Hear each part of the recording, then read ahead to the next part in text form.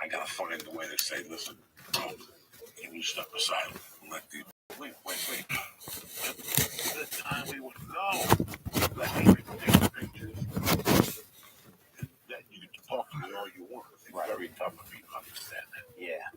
It's weird. Tough. That's where I'm getting it's getting I've been struggling a lot with this because it's like, I love, it's like you work so hard to get people to come out, and then people start coming out, and it's a lot of my audience is dudes like me, that struggle with stuff, or just regular people, good people. I feel like a lot of our audiences are probably similar, like good people that come out to enjoy themselves, and I want to be able to spend time with each one of them afterwards, like sell t-shirts afterwards? As a regular person, yeah. See, I don't. Right. Because I want them to be able to come to me and talk to me. And not have to do that, yeah. Yeah, I saw it. You want a t-shirt, go online. Yeah. I'm not carrying t-shirts across the country. I'm not. If I don't carry all this shit. I'll mail it there and sell it. Still the same fucking point. Yeah. Because then again, you have a different complication. Now, you have people that feel. Now, I bought a t-shirt, so now I'm going to give you a fucking beat. I see what you're saying. I don't have time for any beat in between shows. Yeah. I need to focus in between. You want a good show from me? Yeah. Or you want a fucking t-shirt? Right. You want a good show? Let's forget about the fucking t-shirt. Yeah, I'll tell people, don't feel obligated to buy a shirt to come and say hey or to. But yeah, just think about it. Would you go say hey and not buy a shirt for somebody? No, I'd rather you not sell the fucking shirt and let them come over and shake their hand. Yeah. It's like when people pay for VIP packages. I feel bad for you. Yeah. I feel bad for you. For two reasons. I would never charge to do a VIP package. Because now I'm forced to talk to you and you're forced to talk to me. That's not a relationship. Right. That's bullshit. I would never sell a VIP package. I want you to come up to me after the show, take a picture, tell me what you got to tell me, get the fuck out of here. Yeah. If you pay me the $85 for the VIP, that means I got to hear your fucking ear beating for 2 hours. Yeah. We don't have 2 hours. Right. I want you to come to the shows. I want you to enjoy yourself. I want you to take a picture. We're going to communicate while we're taking a picture. And then you got to go. There's 200 people behind you. Right. You know what I'm saying? I don't want to take money from somebody to feel that I have to talk to them after a show. Yeah. It's like they come to a certain gated area. I think that is the most grossest. Is that how they do that? Yeah, like you sell VIP package and 20 people come in the back afterwards, talk to you, and you take a picture with them. Listen, how about we do this? How about I don't sell you dick? You shake my hand, we take a picture, you go your way, I go my way. Yeah. We talk for 2 minutes. You got to be considerate of other people. Right. And that's it. And most people are, but here's the thing that I'm running into, right? And so this is a good thing that I can ask you, actually, because you have experience, is I'm noticing, so I'll go out after the first show, right? And there's a line, like you say, there's 100, 150 people want to say, hey, want to meet me, and I want to meet them. But then by the end of that, I am so just exhausted emotionally, bro, that then it's like the second show, I find myself being more temperamental because all of your kindness and you just feel a little empty, and I don't mean that in a bad way. I don't care about those people, or it just gets hard. You know what I'm saying though? And am I complaining? Is that just a... No, you're not complaining. But people who are listening to this have to decide what they want. I have to decide what do I want. Yeah. Me, I want to see a fucking great show. Yeah. When I go anywhere, to a concert, anything, I want to see a great fucking show, man. That's it. Yeah. I want to leave there going, you know what? My $26 was worth it. My $27.50 was worth it. So for me to do that, guess what? Sometimes, number one, the shows are sold out. Yeah. The staff, as soon as I get there Thursday, they say to me, listen, you sold out Friday and Saturday. We only have one exit. Is there any way you can't come out in between shows? Now, you know anything about me, that breaks my heart. Right. Yeah, that's how I feel. I know you got a babysitter. I know you drove, you paid to park. I'm aware of all these things. Yeah. But guess what? I got to do what's best for the club and for the people for the second show. Yeah. Somebody talked to my wife and me selling t-shirts. And I noticed that emotional hour in between was, by the time I got on stage for the second show, there was nothing left. Yeah, that's what I'm starting to notice a little bit. People, there's nothing left. There's nothing left. The hugs, the kisses, the pictures. You go back in, it's showtime.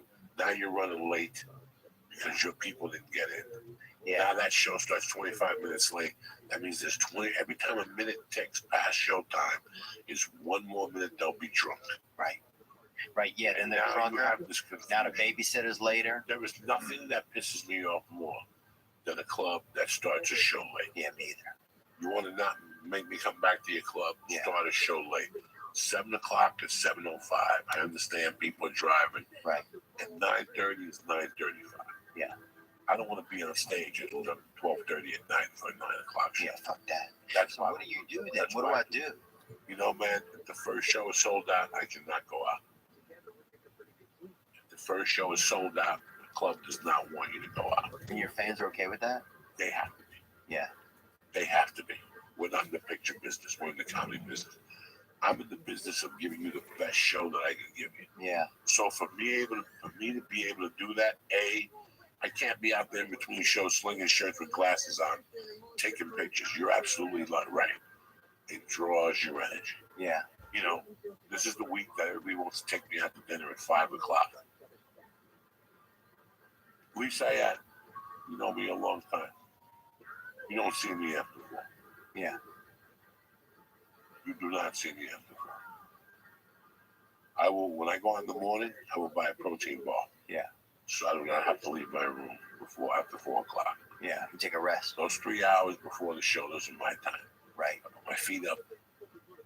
I watch an episode of Sons of Anarchy. Yeah. I hit the vapor pen, and my notebook is wide open.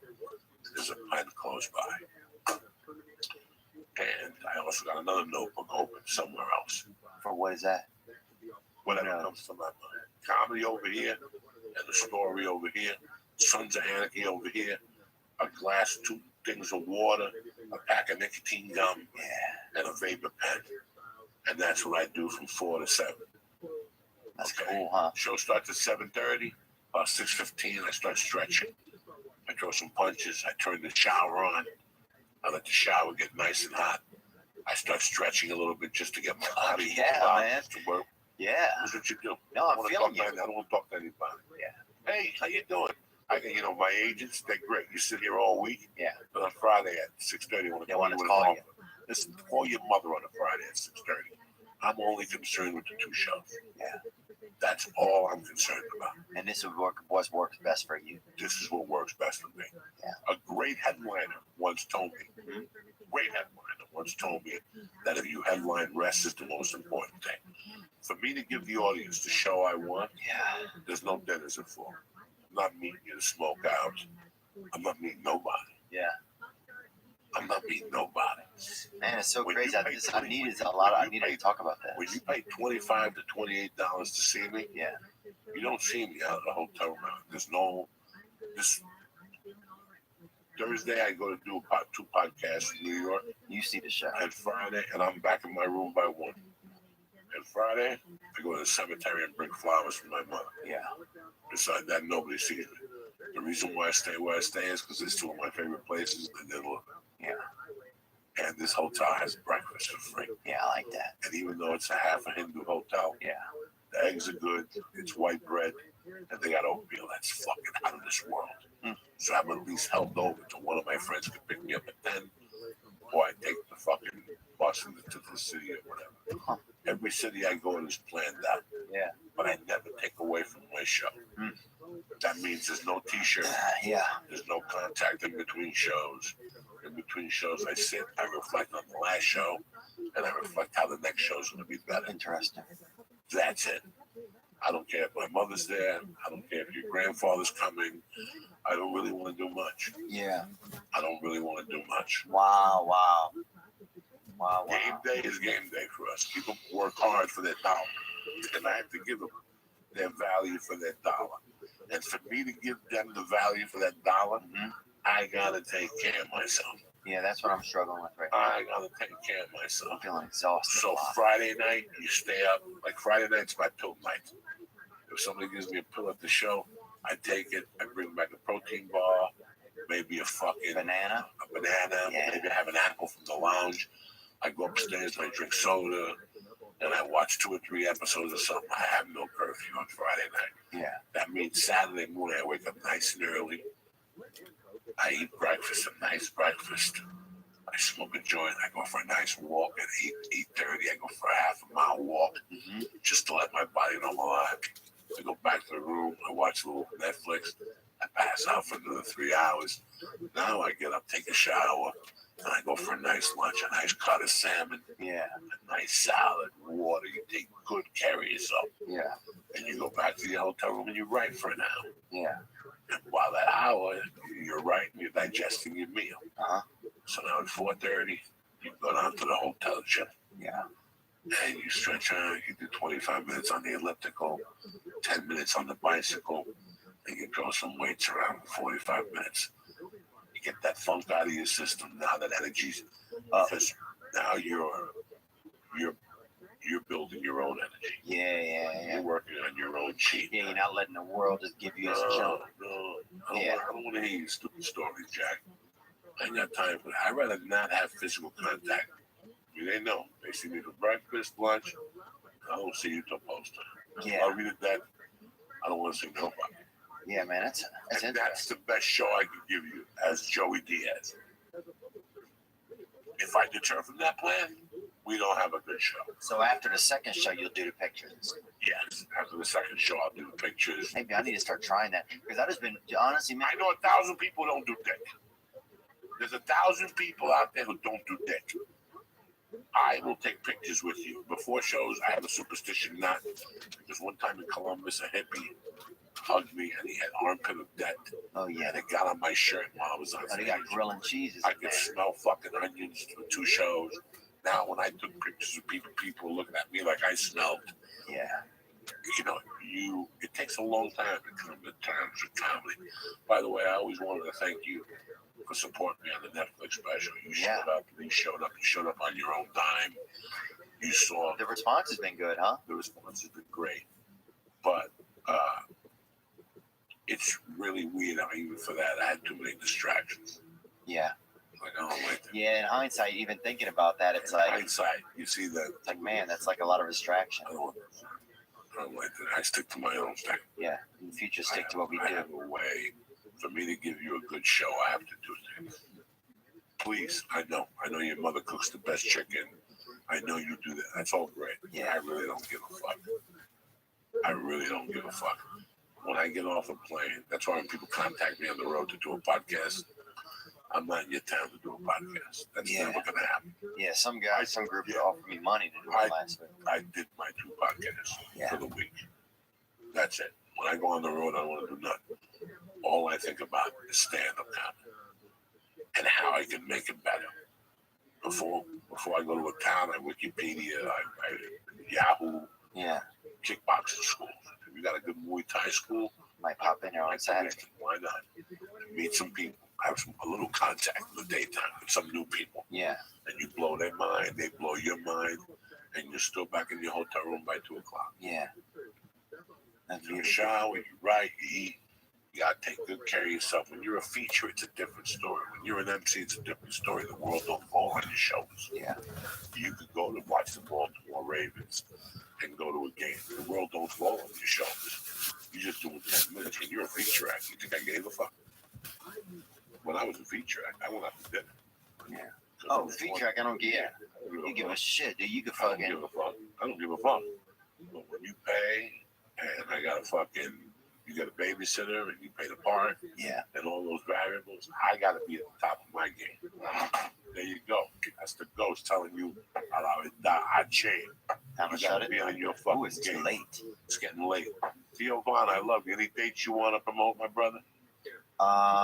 Any dates that I want to promote?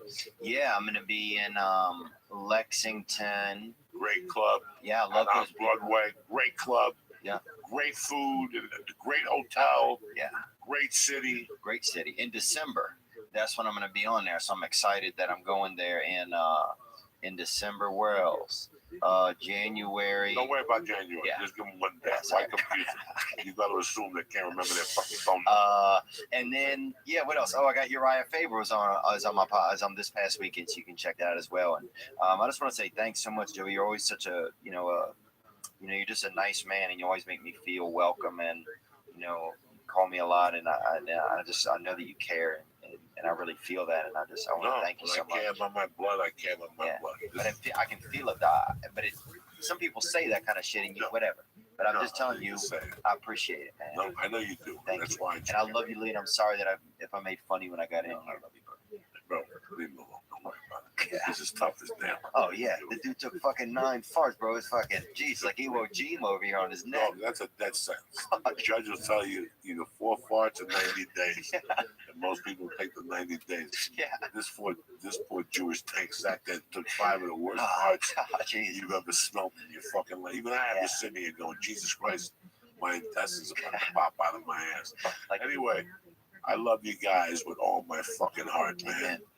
I want to thank Theo Vaughn. I want to thank my main man, the Christ Killer, who I love with all my heart. I hope I didn't offend you with the comedy line tonight.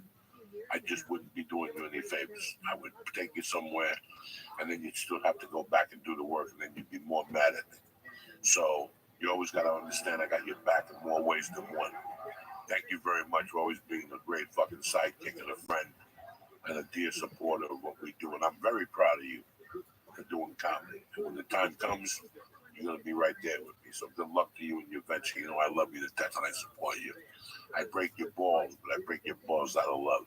Oh, no, I understood. A lot of people don't break your balls. They break your balls to be evil. You know I love you with all my heart. But anyway, forget the love I got for this fucking Jew. I love him with all my heart. That's my problem. I got a soft spot for Jews. I don't know why. Jews and black people, I'll do anything for you.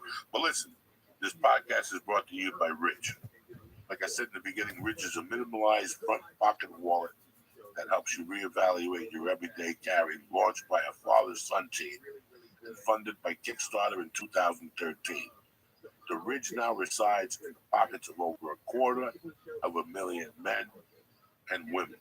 Listen, my old wallet was stacked with shit, the kind of bullshit where you're carrying around for months and years. Say whatever you want to hear, you got to get rid of that shit.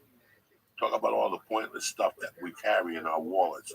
Receipts, hotel room keys, hookers' addresses, spent gift cards. Get rid of all that shit. The leather blindfolds men use resemble suitcases more than wallets. The Ridge helps you carry less, but always what you need, right? Listen, I love the Ridge personally.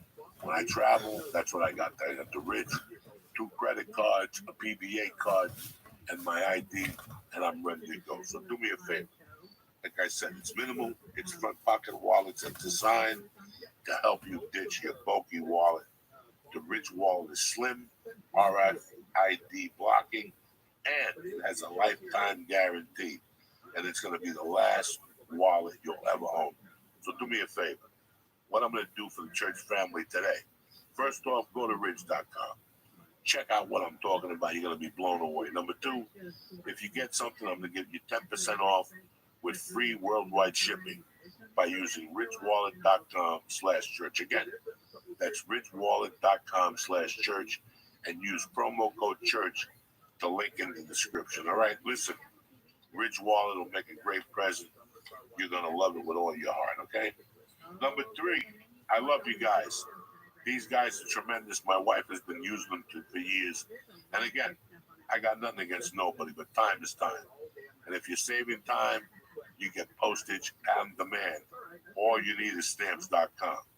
With stamps.com, you got all the services you got at the post office right up from your desk.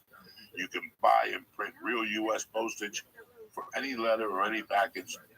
All available 24 hours a day, 7 days a week. Just click, print, and mail. Ba-boom! You're done. Stamps.com will even send you a digital scale. You can weigh your letters and packages and print the exact amount of postage every time. I love it. My wife uses to sell out the cups, the T-shirts. We've been using them for years. And I'll tell you, I give them 100% recommendation, whether you have a small business or a large business. I'm telling you right now, whatever you're doing, and if you're mailing out stuff, stamps.com is what you need. So right now, your Uncle Joey is going to give you a special offer. You ready? Grab a pen. I'm going to give you a 4-week trial. Includes postage and a digital scale. But don't wait. Go to stamps.com before you do anything else right now. Right now, while we're sitting there, click on the microphone at the top of the homepage and type in Joey, Joey. Again, that's Joey, Joey on the top of the homepage. Again, that's stamps.com and the Joey. I want to thank Rich. I want to thank stamps.com. And I want to thank Quip, okay? Because Quip, again, the best toothbrush I've had in years. Quip was designed to make brushing your teeth more simple and affordable, but most importantly, enjoyable. Like I said, I've used it the last 4 days. My mouth feels cleaner. My teeth are still chartreuse, because God knows what I put in my mouth. But everything feels fresh and clean. My breath smells like dog shit. There's nothing you can do about that as long as your teeth are clean. Why do you use Quip? It's sensitive sonic vibration, gentle enough to use on sensitive gums. People who brush too hard sometimes electric toothbrushes are too abrasive. It's built with a 2-minute timer that pulses every 30 seconds to remind you to switch sides, helping you guide a full and even clean. Why? Because up to 90% of us don't brush for the full 2 minutes or don't clean evenly. It's a multi-use cover, mounts to cover your mirror and unmounts to slide over bristles to go on to brushing. 3 out of 4 of the bristles that are old, worn out, and ineffective. Quip is one of the first electric toothbrushes that it's accepted by the American Dental Association and has thousands of verified 5-star reviews. Why I love Quip? Dependable, it's right there, and I can take it on the road. And that's what you're looking for with a toothbrush. So do me a favor. The big favor is this. I love Quip so much, and they're backed by 20,000 dental professionals. Quip starts at 25 gazines, and if you go to quip.com/joy right now, you get your first refill pack for free with a Quip electric toothbrush. Who's better than you? You're going to have a nice smile at the holidays. You know what I'm saying? You don't got to go to Thanksgiving and cover your mouth because your teeth are green. You're going to get a nice, clean, fresh face, more confidence. So do me a favor. Go to quip.com/joy right now and get your little fucking Quip toothbrush for $25. No, they start at $25. And if you go to Quip right now, you'll get your first refill pack for free with a Quip electric toothbrush. That's how Uncle Joey takes care of you before the holidays. I want to thank Quip. I want to thank Stamps.com. And I want to thank Rich for sponsoring the podcast. But most importantly, I want to thank you people for 2 things. For supporting the Degenerates and for supporting our podcast for the last 7 years. You know who you are. From Bob Langis to Bobby Sharon to Goose to fucking my man, the Greek up in Canada. I'm watching you. I know who the fuck you are. My little comedian in Vegas who I love to death, Freddie Correa. I love all you motherfuckers. So if I forget to say somebody, my man Scott Cunningham, I love you all. Thank you for the support. Thank you for the support on the Netflix special. And I'll see you motherfuckers next Tuesday, ready to motherfucking rock a great weekend's podcast. Lee, kick this fucking wheel. Stay black, baby.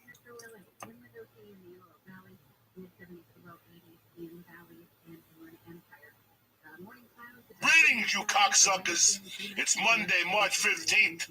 I missed you little dirty bastards. Anyway, from the heart of Jersey, the joint is brought to you by DraftKings. I don't know if you're living in a fucking coma or you're hanging out with Ichabod Crane, the guy that went to sleep and woke up 40 years later with a beard. I think that's his name. It don't matter. The biggest college basketball tournament of the year is eating up. The brackets came out yesterday. Listen, get your fucking hemorrhoid ass off that bench and get into the tournament action. For $4 on an underdog. If they win, You're up $264. Did you fucking hear me? That's 64 to 1 odds. That's fucking crazy. Who's gonna win? I don't fucking know. You think you do? All it takes is $4 to get a winning $256 fucking winner.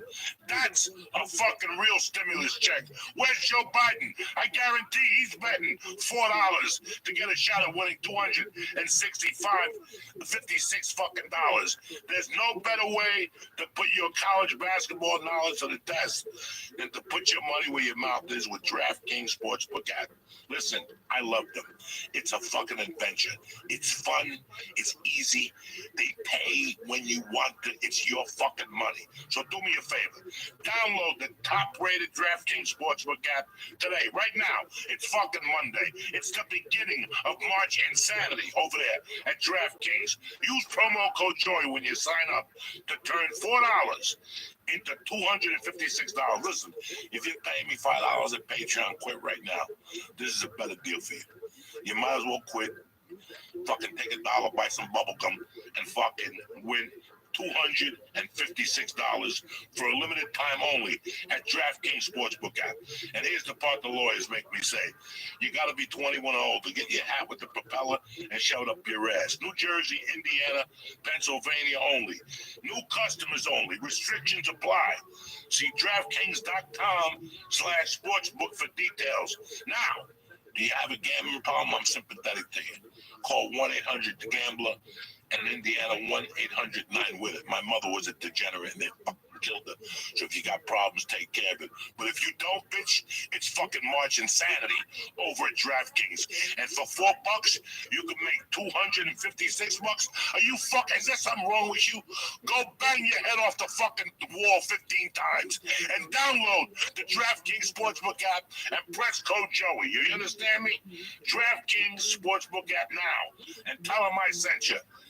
The joint is also brought to you by CBD Lion, the fucking masters. They have put me through this fucking surgery. I am off the fucking pain pills. I'm tip-top Magoo. I'm ready to stab 3 fucking anybody's. I don't care who the fuck they are. CBD, whether it's a kinesiology tape, the chocolate, the extra strength CBD, unscented lion oil, and capsules, and the body. Listen, however you want CBD, it's given to you by CBD Lion, vapor pens, gummy bears. I mean, listen, they have helped me dramatically. I'm on the tincture now. That thing works wonders. And for pain, let me tell you something. I'm off the fucking pain pills. That's all that matters. CBD Lion is battle tested through Uncle Joey for fucking surgery. So put that in your fucking pipe and smoke it. The joint is also brought to you by one of my fucking favorites of all time, Manscaped. You gotta take care of your balls. You gotta take care of your balls. It's tournament season. It's gonna be balls to the walls everywhere you look. Avoid the upset and trim that fucking nutsack with Manscaped. Their trimmer is the real champ. Listen to this. You hear that? That's the Lawnmower 3.0, the best trimmer known to mankind. I would shave an eyebrow off to show you how effective it is, but I need it to fucking browbeat cocksuckers. The only ball trimmer with advanced skin technology that won't snake or snag your nutsack. Protect your little basketballs of life. When you get Manscaped, you're also helping give back to Testicular Cancer Society. And they're supporting their families and the survivors. Manscaped wants to save all the balls, particularly balls of guys between the ages of 35 and between 15 and 35 who are most at risk. So work with me here, guys. This ain't a fucking joke. Take care of yourself. Take care of yourself inside and take care of yourself outside. Shave that fucking Eddie Munster looking dick of yours. Get some fucking Manscaped to the fucking nutsack. No fucking anxiety. Fondle your balls, cocksucker. It's for science. And buy some Manscaped. They got everything. They got the crop preserver, the crop reviver, the crop ball wipes. They're little ones. You put them in your fucking wallet. You bump into some cocksucker that needs a fix. You turn around, you take the little ball wipe out, you wash your balls real quick. You don't want somebody sucking a bad taste in your dick. You get a bad Yelp review. Anyway, clean out that stinky nose hair with the weed whacker, and now your balls can smell as good as you with their cologne. Name Refined. I fucking love it. It's tremendous. I spray it on my neck and spray it on my ball sack so they match, you understand me? So the balls are connected with the soul. It's a beautiful thing. Nobody treats your balls as good as Manscaped. So do me a favor right now. Get 20% off with free shipping at manscaped.com/Joey. Again, that's manscaped.com/Joey. It's March. Check your fucking balls, cocksucker. Do me a favor. Now, without further ado, let's get this motherfucking party started. Welcome to the joint.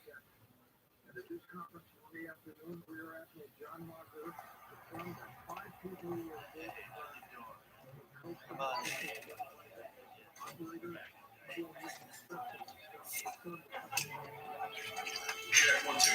Welcome to Uncle Joey's joint.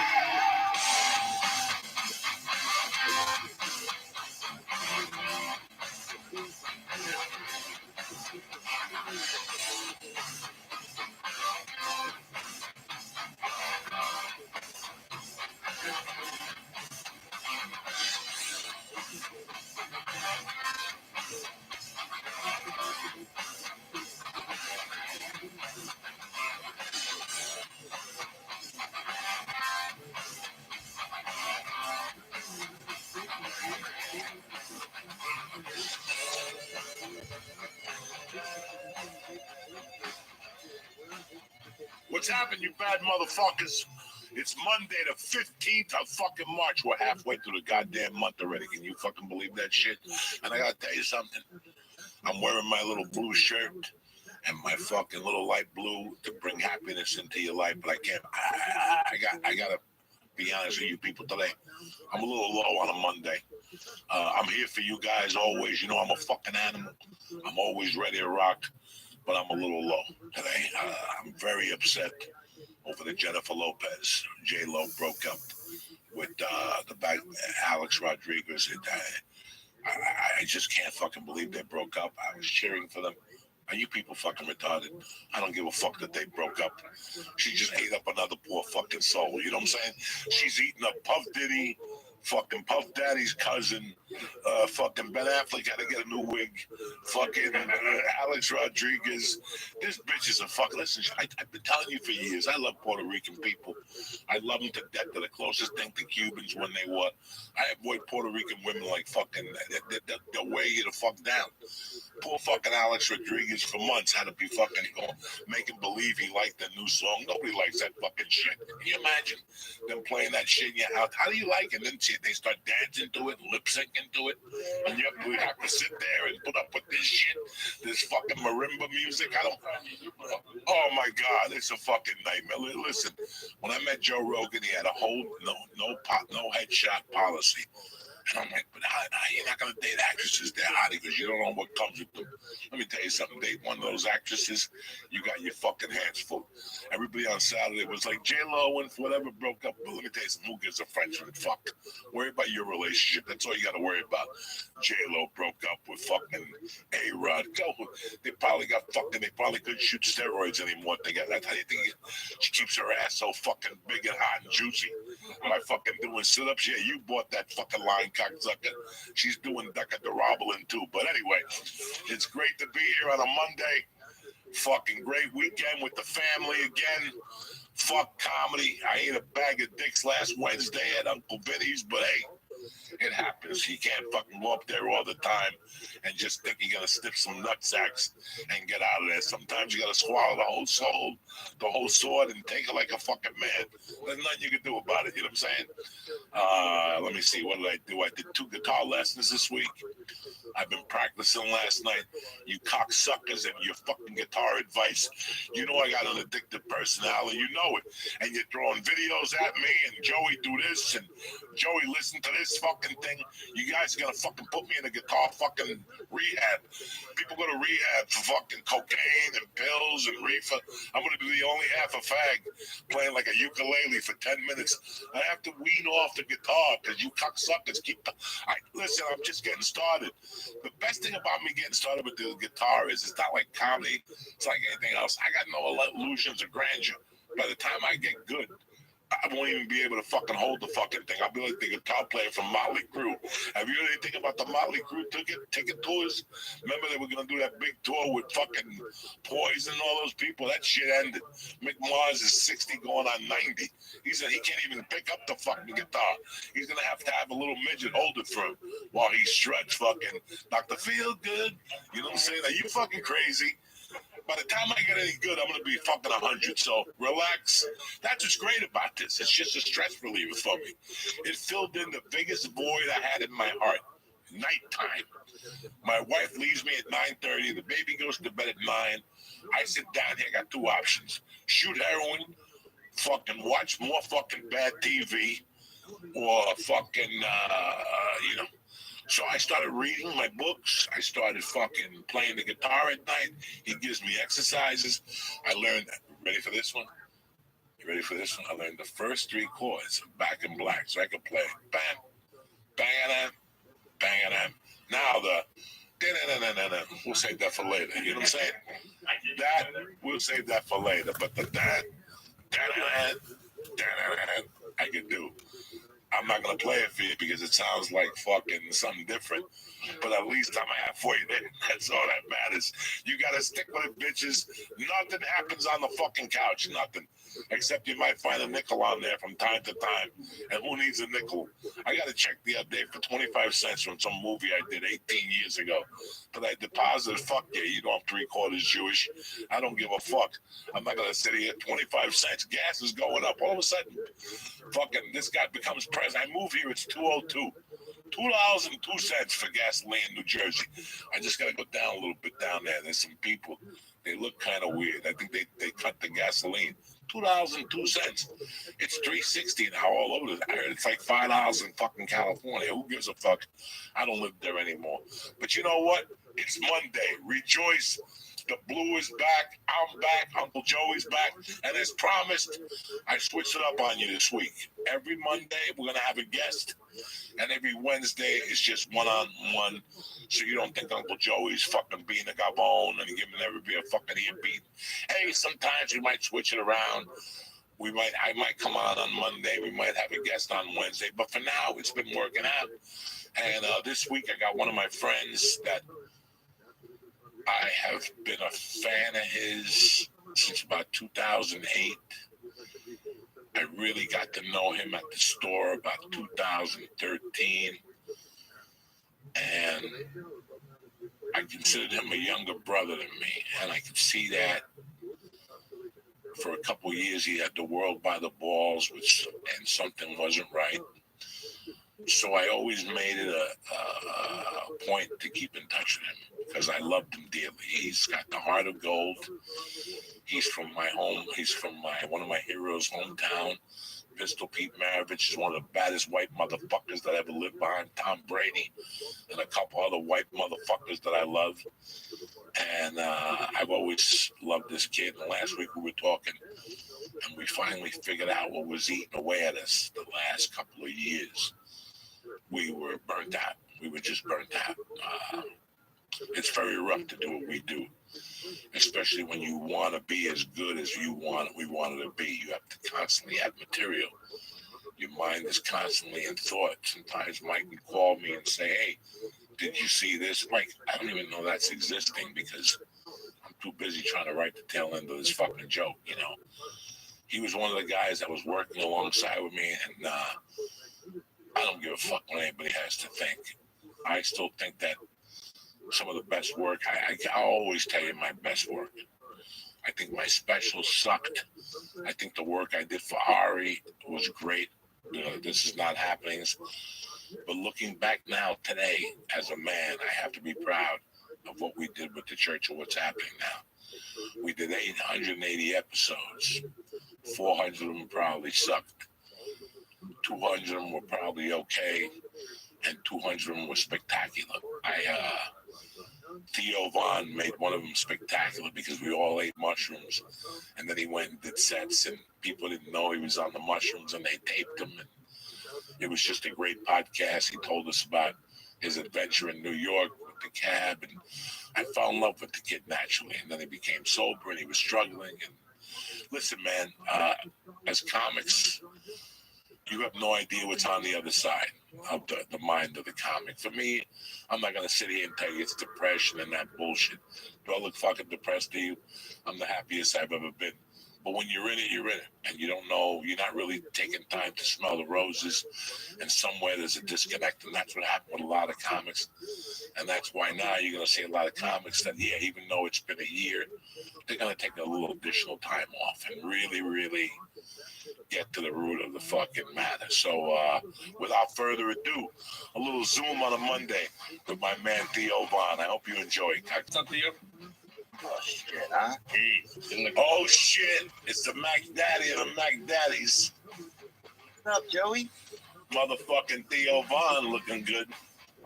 Come on, looking decent. Let's go. You got a nice haircut and shit. Let me see. Oh yeah. You're looking all young and shit. The mullet's gone. Yeah, it is, baby. There we go. I ain't going. Let's do it, huh?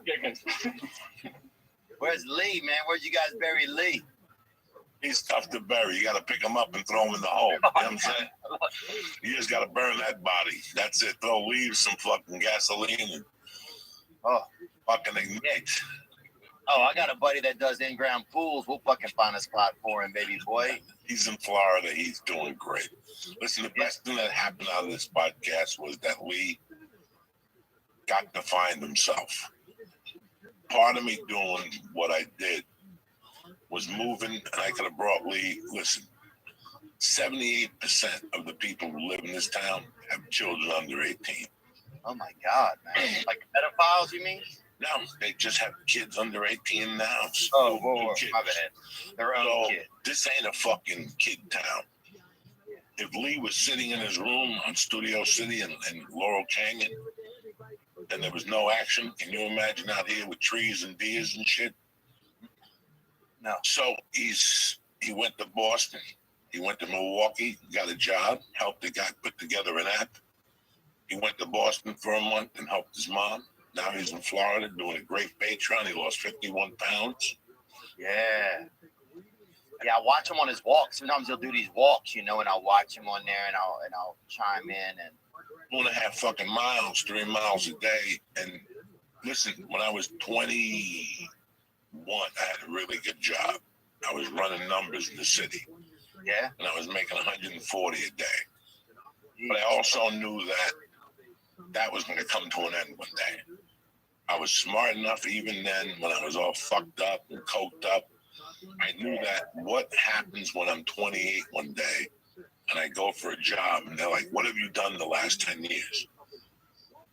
Well, I've been running numbers. So when you run numbers, it's either you're running numbers to open up a bank eventually, or you're just going to be a numbers runner all your fucking life. And I had no money to open up a bank. So one day I picked up and left because I knew I needed to fucking stretch my wings. You know what I'm saying? Like I needed to find myself and prove it to myself that I could make it on my own. Oh, yeah. When I started the podcast with Lee, I thought he'd come to me 5 years later. Look, I started this podcast. I started a business consulting. I'm out of here. I felt that Lee he got soft, like I got soft. We both got soft. We were caught in a fucking carousel and blah, blah, blah. And look at him now. He's living his life now, Theo. He's making it happen. He realizes he's 32. He's got to get a piece of pussy pretty soon or he's going to bust. Oh, yeah. He needs a woman in his life find on his own. That's what a man does. They go on a journey. They go, fuck this shit. I could sit here in Medford, fucking Louisiana, where you're from, with Icy Mike, tasting different waters from all over the world. Yeah. Go out there and venture and find out who the fuck Theo Vaughn really is. And that's what people need to do every once in a while. Oh, yeah. Sometimes you got to set down kind of where you've been at and go. No, I love, like, I remember, like, Lee. Because, look, for me, man, Joey, it was like you guys and Fighter and the kids There was only 2 podcasts and Rogan, you know, and then outside of that, on YouTube, it was just Kimbo Slices just beating people up. You know what I'm saying? There was nobody else out there. I remember, you know, except for funerals. I remember I used to be able to watch funerals online. Dude, they got these like not Nairobian, but like Arabic funerals or something. Dude, like 6 hours of fucking funeral footage on there. There's no audio, but it's still, you know, it's, you know, but anyway, it's like yes, I remember then it was like you guys were the only shows in town, man. Dude, the church, bro, going in there, man, you guys were, dude, you remember the time, so I come in there one time, bro, I gotta tell you this. And good to see you today, man. I didn't realize how much seeing your face was gonna make me so happy. That's what I said to you. I go, been doing this the last 3 Saturdays with different comics. It's Saturday. Right now, we would have been in a fucking hotel room thinking about our lives, thinking about the 2 shows tonight. Drawing pictures of cocaine. I used to draw pictures of cocaine. You know how hard it is to draw cocaine, bro? You know what I'm saying? It doesn't even make any sense. But dude, I remember I came in one time to the church. And in the beginning, I said, "Hey, Lee, there's like a squeal or something. There's like a high-pitched sound in the headphones. Can you just check and figure out what it is?" And so he's over there tinkering. We get into the episode. I think we got into a bag of mushrooms or something. About 3 hours later, I hear the sound again, but I look over this time, and it's literally Lee is unconscious like this. He's like, now he's making the sound in the headphones. In the beginning, it was like an actual electronic audio deficiency. And by the end, man, he was just like a possum just playing fucking high, you know? The fucking drug abuse. I almost took Lee to the vet. One time I was leaving there. I said, I got to take this guy to the fucking vet. I said, damn, the hospital can't help this guy, bro. You have no idea that we grew as the edible era grew. Like, we got into the podcast as edibles were fucking, like, for years it was the lollipop and the bread strip. And then we got on board and all these fucking places started coming up with little edibles. And I'll never forget, it started with a black and white cookie. There was a company that made a black and white cookie that was 200 milligrams. I would break it with Lee and tell him it was 15 milligrams. And he would tell me, this has to be stronger than 15 milligrams. I'm building his tolerance. I'm taking Chiba Chews out of the 170s and putting 70 milligrams in there, right? I'm taking the 70 milligrams and taking them out and putting the 180s in there. And it was like stealing. I would wrap it a certain way so he would know that I actually fucked with it. Yeah. And he would go, I don't want that one because you messed around with it. Well, he actually was taking the one with the 180 in it because I folded it perfectly and crazy glued it and did the whole fucking thing. I mean, it was just months and months that he thought he was taking 10 milligrams and he was taking 2,000 milligrams. Oh, yeah, dude. And well, you know that we were leaving there just fucking lit. People have no idea how many people walked out of that room at the end. I saw Theo Vaughn, poor Owen Benjamin is walking and is still fucking walking. You know, it was just a fucking, Gabriel came up the first time. For years, Gabriel wouldn't come back on. For years. He said he left there and he couldn't stop eating turkey sandwiches. He said he went home. He must have ate 15 turkey sandwiches. It was just, and it was fun while we did it. Because listen, Theo, I felt this. Rogan was always very intelligent. Bill Burr was witty. I couldn't beat Mark Maron's interviewing styles. So for me to get up there, I had to do something from the outrageous. So I figured we'll go out there with my strength, which is fucking my tolerance. And we'll smoke dope and we'll fucking eat edibles and we'll do ketamine and whatever a guest shows up with, except fucking blow. I'll do in that fucking studio, and heroin. We never did heroin on the podcast. I remember one time I dropped the butt of reefer, and Pete, I had it in my sweatshirt, and the bud, the canister fell out of my pocket, and the 2 buds went into the pee, and I took them out and saved them. And I saved them there for like 2 months. And I brought them in one night and I rolled them up in a joint and smoked them. And he's like, this pot got me really high tonight. I don't know what it is. I'm like, you know what it is? I dipped it in fucking THC piss from the night before when my piss levels at the highest THC levels. And that motherfucker crossed it on. And then we smoked that number. His eyes are red. He's like, I can't taste the pee. I can't believe he made me taste the thing. There's no pee involved. The pee disintegrated. It went right into the fucking bud. It was too much. It was just too much. Listen, when I decided to end that podcast, it was one of the hardest days of my life. But What happened to the studio, Joe? The studio, I gave it up for rent. Wow. Was it hard to do? Was it tough? Did you guys have a day where you moved everything out, or kind of, what went down there? What was that day like? Was it just you? Was it Lee? What happened? It was July 12th when I made the official decision that we were moving. And it took about 4 or 5 days to think of what I was going to do with the church. And I had a decision to make. I was either going to leave Lee, which I would miss him tremendously, or I would drag Lee to South Jersey. And I took a look at the big picture. I was starting to get emails for 2 years about that I was enabling Lee. And I was starting to feel guilty. I was starting to feel guilty because I felt that, just like Mike is helping me now, I like Mike. And I like that he helps me. I like that he's here twice a week. But in 3 years, I want Mike to say, listen, I'm doing this. I'm doing this. I'm doing this.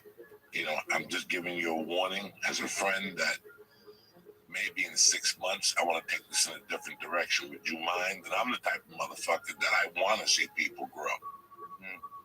Do you know what I'm saying? I'm the type of I'm cheering for you to grow. That's part of, I took my daughter to kickboxing this morning. Oh, yeah. And some little new kid got a white belt. And you have to clap for the kid. And on the way out, I told my daughter, I go, what they're teaching you there when you're clapping for the kid is for genuinely be happy for people. That's part of this whole thing, that you can't, no jealousy. We have to be happy for people, and we have to push people that are around us up a little bit. Like, you're having a rough day, Theo, let's talk. What's the matter? I don't know, my material. Theo, you're going to do great. Don't think about what's going on. Just go up on stage. Next thing you know, Jeff Scott, RIP's calling Theo up, and you go up there and kill, and you fucking destroy. I just lifted you. I just told you it's going to be okay. Before we go on stage, that 1 minute before we go on stage, we get hit with every doubt that we can in the world. Every doubt. All kind of stuff fly in my head. I shouldn't be in the same room with Bill Burr. I went to prison. I'm not a good joke writer. This guy's way better than me. You get all these doubts in your head. Then you got to pick yourself up. That's what I'm there for.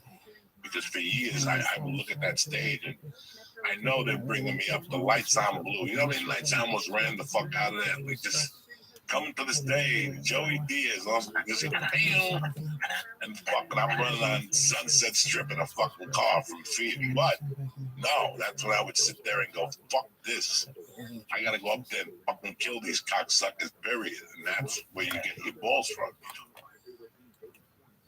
Yeah, I think I gotta remember that sometimes too, just to lift people up and be a part of, just like, you get into this space sometimes where you get in fear, where it's like you don't even realize you're in fear. You're just trying to hold on to everything you got going on.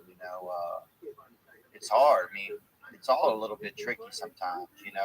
When your career changes, when the landscape changes.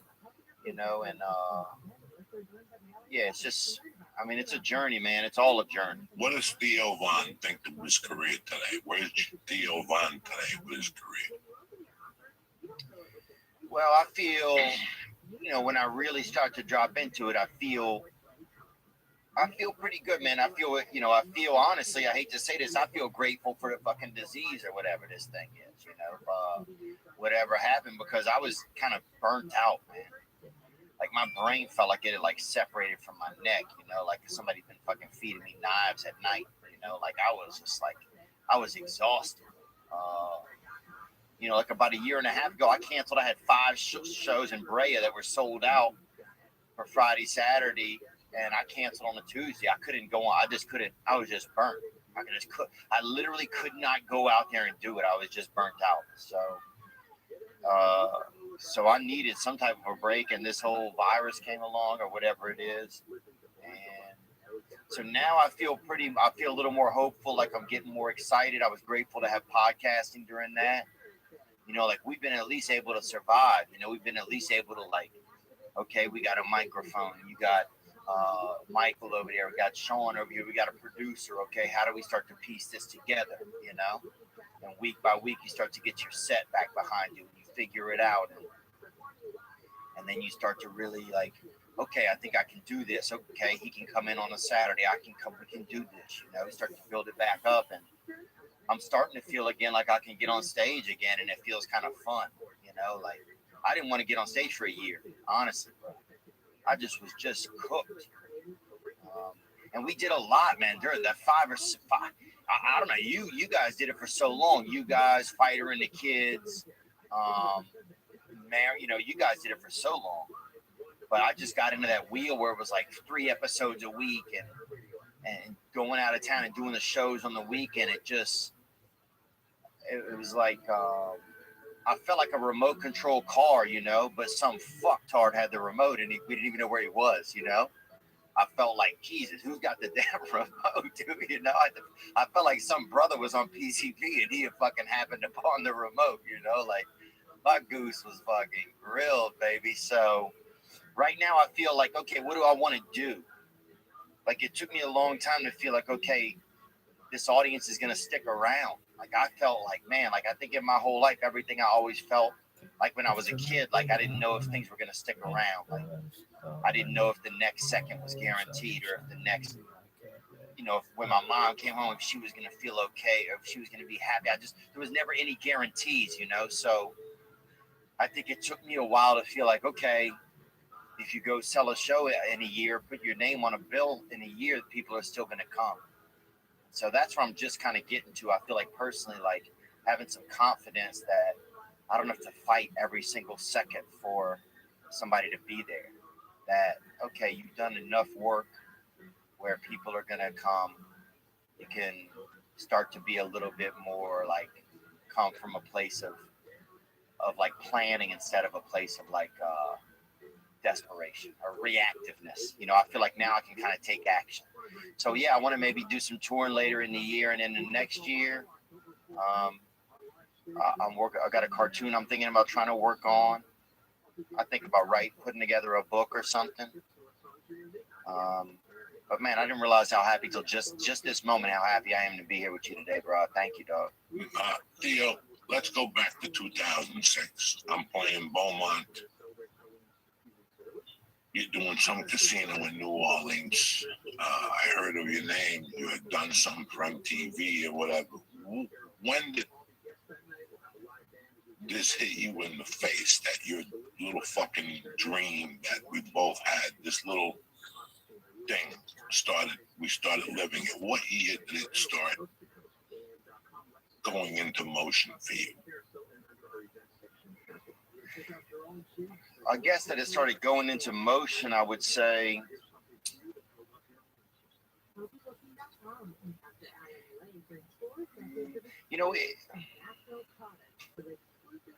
I think there was probably a night I was in Kansas City, man. I was at the Funny Bone there, I think, or Improv maybe. And I wasn't really selling any tickets or anything, but I remember the building was burned. I was in a hotel. Somebody had set it on fire, right? It's always a good sign. Yeah. Well, it depends on what religion you are, but yeah, some religions maybe.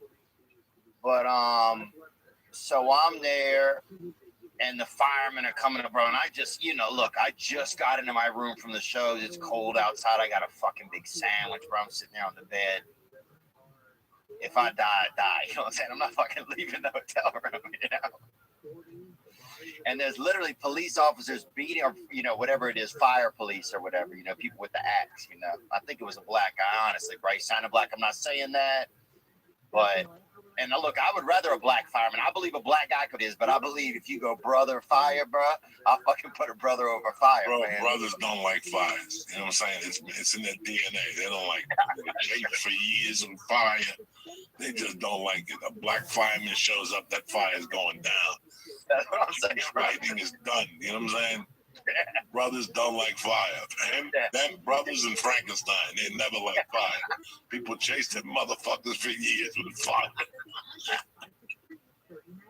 Yeah, dude. So I knew when I will be canceled by Wednesday. You know what I'm saying? What are we gonna do? Cancel me, son. They can't take nothing away from Nothing me, bro. they can't do already. What are you gonna do? That's it, baby. I hope they can. We'll start a new show called fucking Welcome to Cancel, baby. Welcome to Cancelville. Greetings from Cancelville. That's it. Fuck you, motherfuckers. Kick that mayonnaise, Lee, you know? Yeah, fuck it. We'll show up with a fucking picture of Weinstein hanging on a rope behind us and shit. Fuck it. Somebody gave me a car deodorizer with Weinstein hanging. I don't know if I should put it in my car. I feel weird. I'm a Catholic. I can't have people hanging around bad espíritus. Yeah, that's a risky hanging around me. That's a risky move, man. But I remember they're beating on the door, bro. They think that, I don't know why. You know, Kansas City is still a smaller kind of city, and so I don't know if they think the fire's in my room or whatever. But they're beating. Everybody else is evacuated from the hotel. You look out the window, you can see the flames downstairs. You know, on the first floor, and I'm on like the 12th floor. They got me out at one of those landmark hotels. You know, you're outside of the city, and they're beating on the door, and I'm not going anywhere. And that's kind of when I realized, you know what, like, I'm not going anywhere, you know? I did my shows. I got a sandwich. I'm sitting here. I'm at the tallest fucking Hampton Inn in America. You know what I'm saying, bro? Like, I don't care if they burn this bitch down. I don't care if there's fire, if there's fucking brother with axes and fucking buckets of water at the door. I'm not going anywhere. And I think there was a little part of me in that night that was like, just like, this is it. This is where you're going to be, man. No matter kind of what happens. And I still felt like in my head at that time and in my spirit, I felt like I was capable. And I knew I was doing a good comedy show, but nobody else knew it yet. And that's kind of, but that's when I felt like I was committed, bro, when they're beating down the door, you know? And the brother was cool, man. He actually came in. They finally, they came in because they jimmied the shit open or whatever eventually. You know, I don't know if these guys also do pop a lock or whatever during the day, but this motherfucker, you know what I'm saying? He was in there and in about 10 seconds, man, he was in there and he saw me and I said, hey, man, I just got back from work. You know, if I'm really going to burn, double back around. And he said, I got you, fam. And it was, I don't know, it was just kind of cool. So that's when I knew I was in. When did I know my career was going to get better? Honestly, not till podcasting, man. Not till you guys, not till Fighter and the Kid, man. Until I went on those podcasts, I didn't really have anybody that cared. We believe that for years we got to LA and they told us we had to have a show. And you have to do this and you have to do that. And next thing you know, you go on somebody's podcast and you tell a story about Icy Mike or how you had to drive your father to the liquor store when you were a kid. And next thing you know, there's 80 people at your fucking show that said they really like what you do. It was mind blowing. The growth of the podcast was a connection. You know, when I got to LA, it was get on a TV show, recur on it, and get people guaranteed to come out. Yeah. Tons of people on TV shows that can't sell tickets now, you know. Podcast legitimized this. It made us put our money where our mouth is. It told, for me, it was telling the story about mugging a hooker and lighting a wig on fire. Oh, yeah. The next week I'm out there and I'm selling tickets. I had done Adam Sandler movies, Spider-Man 2. I did everything I fucking could except go to Montreal. They never wanted me as a comic. So I went to the back door, and look, we ended up going through the back door because we were not from the Comedy Central cut. Where the fuck are they today? They're all hiding for cover because for 20 years they provided services that 1 out of 5 comics were fucking the real killers. They were giving you fluff and whatever the fuck they wanted to give you. So they lost credibility when all of a sudden you and Ari and Bert and fucking Tom and all these comics that were unknown to the audience and now became known, Comedy Central lost face. They're over there jumping up and down with the three same comics. I have nothing against them. Nothing at all. I love Daniel Tosh. I miss going on the road because I would watch the Tosh one after the other, 2.0, whatever the fuck. Love that shit. But it wasn't just Tosh. They were giving half hours to people you never even fucking heard of. Oh, dude, some dude in a week, they had some guy in a coma. They gave him a half fucking hour, dude. He had it was like 8 beats. One defibrillator went off because the battery was low on it. That was his half hour. Yeah, because he was allegedly transgender. We don't fucking know if he is. We don't know that. And Comedy Central was forcing these comics down your throat. The special would air on Friday, Saturday, and Sunday. Then you'd move on, and that was it. Now, you know, when people come to see you, let me tell you the other problem was that let's say you were on a show that was like, think of what's the guy that was coming to the store that did America's Funniest Videos. Bob Saget. Bob Saget. Think of some guy like Bob Saget that was on a family show. Then you see Bob Saget talking, watch him, talking about putting 2 fingers in your asshole and smelling your fingers. People were running out of those places because they expected to see the fatherly figure that was Bob Saget. Podcast changed that. Podcast let you know exactly who the fuck we were and where the fuck we were coming from. And if you don't want to come, you don't have to come. You know what's on my mind.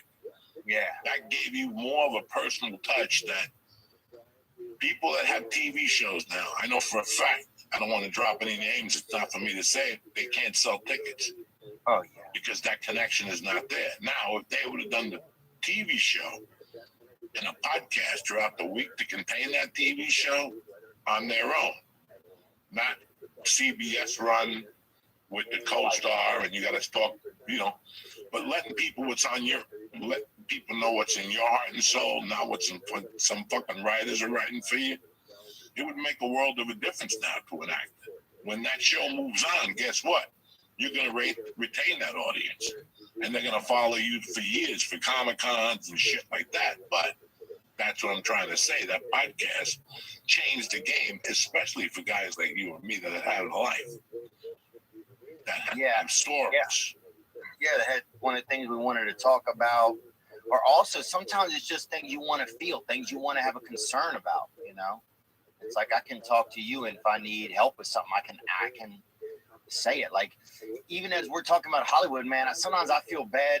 Not bad, but I get angry at Hollywood, but I don't want to be carrying that anger around because Hollywood's still a good, you know, it's just a business. You know, it's just their business, and sometimes it's an old model, but it's obviously a killer model, you know? You know, sometimes I have this chip on my shoulder about Hollywood, and I wish I didn't have it sometimes, you know, because it doesn't do anything. Then I'm just carrying this kind of angst, you know. But yeah, man, I'm grateful.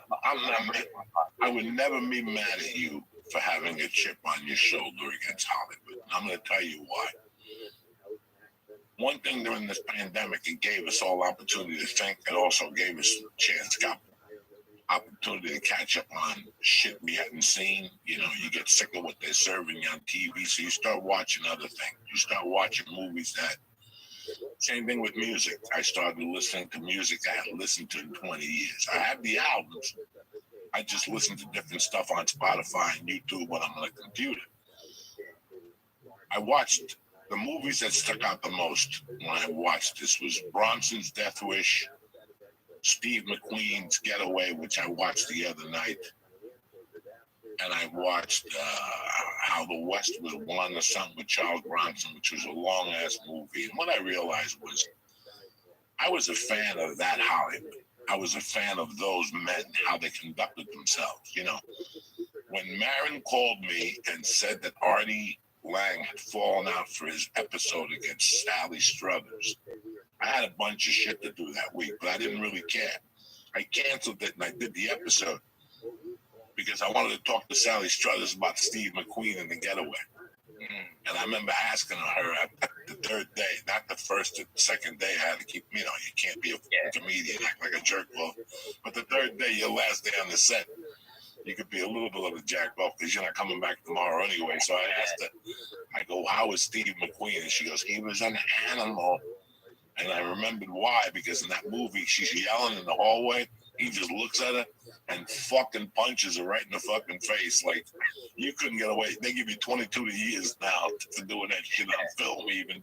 You can't do it on film, but that's the way I treated Hollywood. I went to Hollywood. I wasn't a formal actor. Neither were you. We did not go to Russia and learn for a year or to some accredited whatever. Oh, but I could act in some ways. I could act. No. I've been acting at school when a principal said, "You guys buying weed over here?" Oh yeah, you know me. For you know me. If you can use an agent's credit card, you could act. You know what I'm saying? Yeah. If you're gonna take my daughter out for a nice time, yeah, of course I am, sir. If you can walk in an Apple store and walk out of there with an iPad with Johnny Woo's credit card, that's acting. Everything else can suck my dick. You know, Shakespeare theater and all that, you can suck my dick. Ain't nobody fucking watching you. But it's really funny how, you know, those are the style of guys I liked. Sinatra, which meant that they were going to be not bad guys on the set, but they weren't going to tolerate shit on the set. Outlaws. Do your fucking four takes and let's move the fuck on. Right away, everybody wants to be Johnny fucking artist with the little lens, and they're seeing something. You're not seeing dick. And when we shoot the movie, they're going to show 10 seconds of this, and you spend 2 hours on this fucking thing. You know, difficult on the set. That's the word I'm saying. People think it's difficult. You know what? When I did comedy my original question for you was, when after 2006, when I saw you with Josh Wolf, and when did you move to LA, and when did you realize that you were living your dream?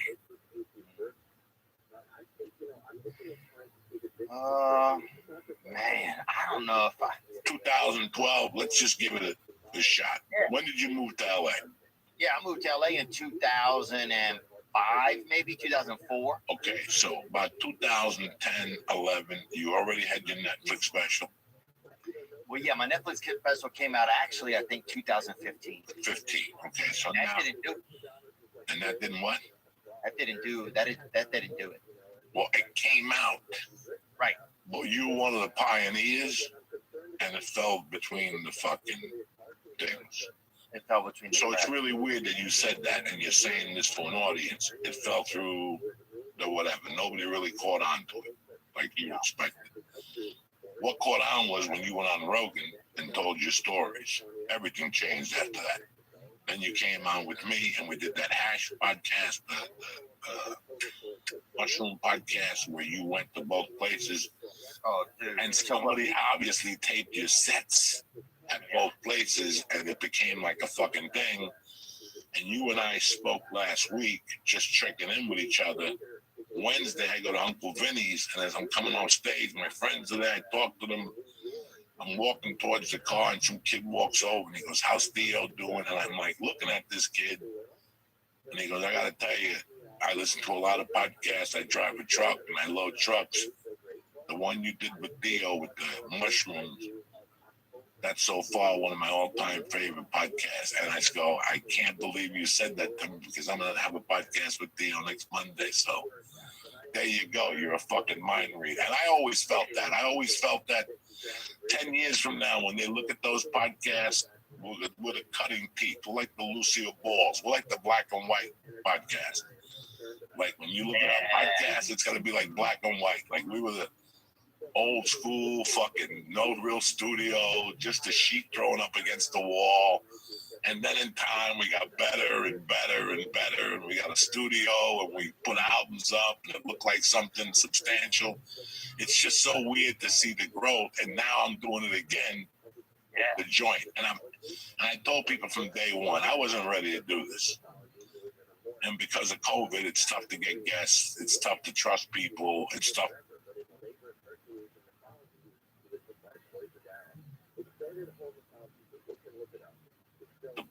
Compromise other people who are in the room, like Mike has children and whatnot. So I learned to do this on my own. And then we have Zoom, you know, and once I did the podcast, I fucking hate Zoom. I fucking hate it, you know, because I think it takes away that personal touch that you and I have. It removes it. But I also feel that if you have a prior relationship with somebody, the Zoom works a lot better. I have seen that. So yeah, the part I miss is coming into your studio, dude. If you're already sitting down, I got to go around you to get into my seat, you know? right. So what I love is, bro, always kind of leaning in on your back and just putting my arms on you, you know, letting you know I'm happy to be there, you know.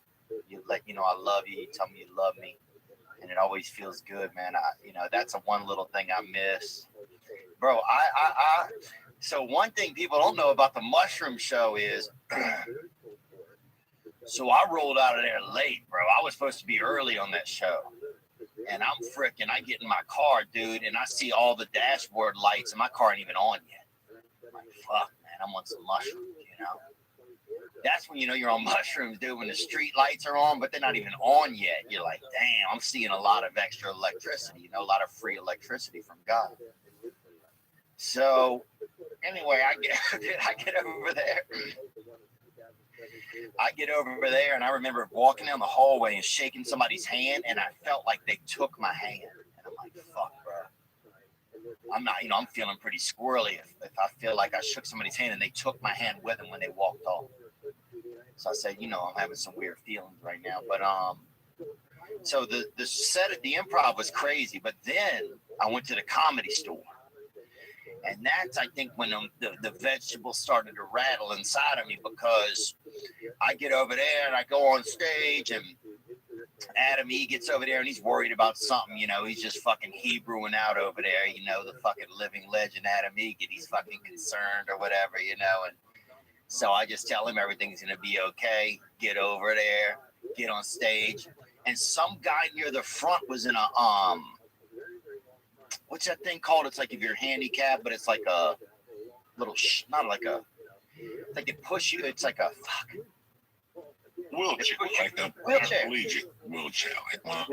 Yeah. Sorry, wheelchair. Yeah, he's in a wheelchair. Yeah, wheelchair. It has a little squeak on it, bro. And I'm just fucking, you know, when you're on mushrooms, some sounds are amplified and shit. So I'm on stage, and the wheelchair makes a little squeak, and I thought somebody was making a funny noise and making fun of me. That's where my head went. So I stopped my joke. I said, what'd you say, man? I got in this negative place, and the guy's just laughing. This guy can barely, you know, the last muscle he got's working is his throat muscles, and he's fucking chuckling with him. You know what I'm saying? This dude's 90% to heaven. You know, this dude, he got nothing, bro. But for some reason, whenever he laughed, it made one of the like nuts or bolts in the wheelchair wasn't tight, and it made it squeak. And when I heard that squeak, I thought somebody was saying something and making fun of me. So I kept stopping the show and like accusing this wheelchair guy of something, and this guy couldn't get a mouthful of milk down if you gave him 2.5 hours. You know what I'm saying? Like, and I just keep roasting this dude and ripping into him. And it was, thank God that set isn't on recording, because that shit went downhill fast, bro. It's basically a half hour of me yelling at a fucking rescue guy, bro. It was bad, man. I fucking went to Ralphie May's Thanksgiving party like 2007, right before I stopped going to the store.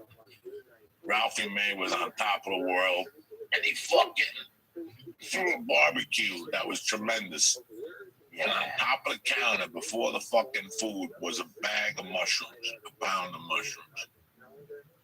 And only 3 of us ate them. Me, Ralphie, and Marilyn Martinez, God rest her soul, ate like 2 of them. Me and Ralphie kept eating them in between turkey bites. She's still alive, guys. She just tripped really hard, so that's why she fucking died, but not. Oh, my bad, bro. But fucking, I went down the store. You know, it was Thanksgiving. I was gonna cancel. Like when you're having a good time, you're like, fuck the store at 11:45. I'm not going there. Oh, yeah. And in those days, I wasn't getting 11:45 spots. I was getting 1:15 spots. But it's Thanksgiving. Fucking 10:45. You're like fucking ready. I fucking went down there, and as soon as I walked in that original room, everything turned purple. All I saw was purple. And I just did as much time as I could. And I think after 9 minutes, I just ran the fuck out of there. It just turned purple. Everything in the room was purple. I could hear the neon lights sizzling and shit. Jeff's trying to play the piano and improv with me. I'm looking at him like he's a fucking Martian from another planet. I'm like, this is too fucking much. I could deal with the edibles and shit, but this mushrooms at this. And then in those days, you gotta remember, there was only 18 people on a Thursday. It wasn't no 3,000 people yelling your name, clapping, blue cheese and wings, go fuck your mother. I'm up there dying a slow death, and everybody's fucking purple. I'm like, this is not normal. This is not going to continue. My career is not going places. I could handle the edibles up there. I could not. You know what? Listen, I got into comedy July 16th of 91, and this weekend, St. Patty's Day, 1992, I was cute, and I went down in the headliner, had a reputation for doing coke. So I figured I'd bring a package with me to try to be cool, so the headliner would hire me for other gigs. Yeah. Dog, I started doing bumps at the headliner. This guy was an animal. He could do an ounce and fucking go talk for 2 hours like nothing happened. I remember punchlines. I went up there stuttering. You should have heard me. I was like fucking Spider in Goodfellas. I said, never again will I do a line of coke and get on stage. So I learned early on not to do coke and get on stage. I've never done lines. I'm a coke fiend. Yeah, I had it in my pocket when I went on stage. I'm not gonna lie to you. Many a night at the store, I was on stage with a coke pocket burning in my pocket. You could see the fucking light coming out of my pocket, but I wouldn't do it till I walked off the stage. And in those days, I used to go right down those steps, right into the original room bathroom, do 2 bumps. Then I was ready to talk to people. How you doing? All right, yeah. Good to see you. All right. Dude, I got on stage a couple times, man, on coke, and it was so hard to do. No. Dude, I remember I remember some guy in college came out with or he said a buddy or something. He was Chinese. I don't know if he was Chinese, but something was going on with him. And he said that they came out with like a cocaine suppository, right? This is when, people were excited about cocaine, and you're like, well, I'll try it however I can get it, And so I remember putting one of those in my ass as a college kid, and trying to do it different ways, man. I just wanted that buzz in my system, and it burned the inside of my ass, I remember. And it was not, it wasn't USDA approved or whatever, But anyway, man, I remember the other worst time I ever had on cocaine outside of that Chinese time was when I was on stage at the Comedy Store, and that was the worst. If you were buying coke, you wanted the coke guy to get there after your set, bro. Because if you got there before you got your coke, you're like, oh, I'll save my coke, but you can't save your coke, bro. You could tell your coke, I'm gonna save you, but then your coke's like, no, you're not. And then you got to do a little to make sure you still know how to do it, So I would do a little, go on stage, and then like I couldn't get the timing right of I would be too quick on the punchline, and my chest felt small, and I felt scared the whole time, bro. That's one thing I don't like about coke. I just wish if I was a tougher guy, I could handle. I think you got to be cocaine to me. It's so strong that I can't meet it halfway sometimes. It takes me over. You almost got to be like fucking Rocky Marciano and meet it halfway. Let me tell you something about cocaine. Cocaine's great when you're trying to put some chick together. You're trying to have a good time. You're trying to have a long conversation with yourself. But the problem with cocaine and comedy is this. I wish Pryor was alive today so I could ask him. Maybe I'm wrong. For me, when I did coke the night after let's say I did a fucking snowstorm on a Friday night, and I went on stage on Saturday, and I still had coke in my pocket, and I hadn't done it yet, I could blow up a room. No, I'm lying to you. I could have a great set, joke-wise. What am I saying joke-wise? Straight from the notebook, right from my memory, straight from my mouth to you. Set up punchline, you're gonna laugh. It's got a detour. That when you say a joke, for a joke to really connect, it's got a detour through your heart and through your soul. The cocaine detaches that soul and heart. That's why you feel mechanical. That's why you feel very mechanical. You know, it's bad enough. You ever do 3 shows in the night? Oh yeah. The old school improv, 7, 9, 11, or 12, Midnight Madness or whatever. By the time you did Midnight Madness, you didn't even know what jokes you were saying. Because you're like, did I say this already? Didn't I say this already? You felt disconnected. When you got off stage, you would always say, I'm not doing that fucking midnight joke anymore, on the midnight show anymore. Because it's too much on you, and you're disconnected because you just did 2 shows and you don't know what the fuck you said on both shows, what order. Now the 3rd show, you're sitting there going, I said that already. No, that was the 3rd. No, I said that the 2nd show. Fuck it. I'm not doing this show no more. Well, that's the same way it was with cocaine with me. Oh, yeah. But for a joke to work, they got to feel it through your emotion. You have to become vulnerable.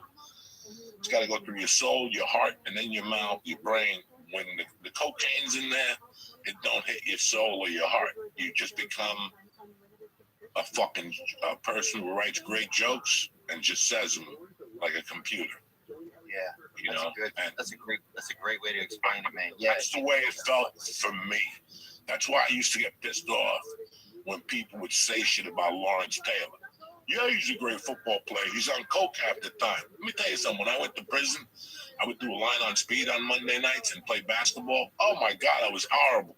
My heart would be beating out of my chest. I couldn't focus. So I think people were wrong about Lawrence Taylor. But years later, he did say he did it and went on the field and blah, blah, blah.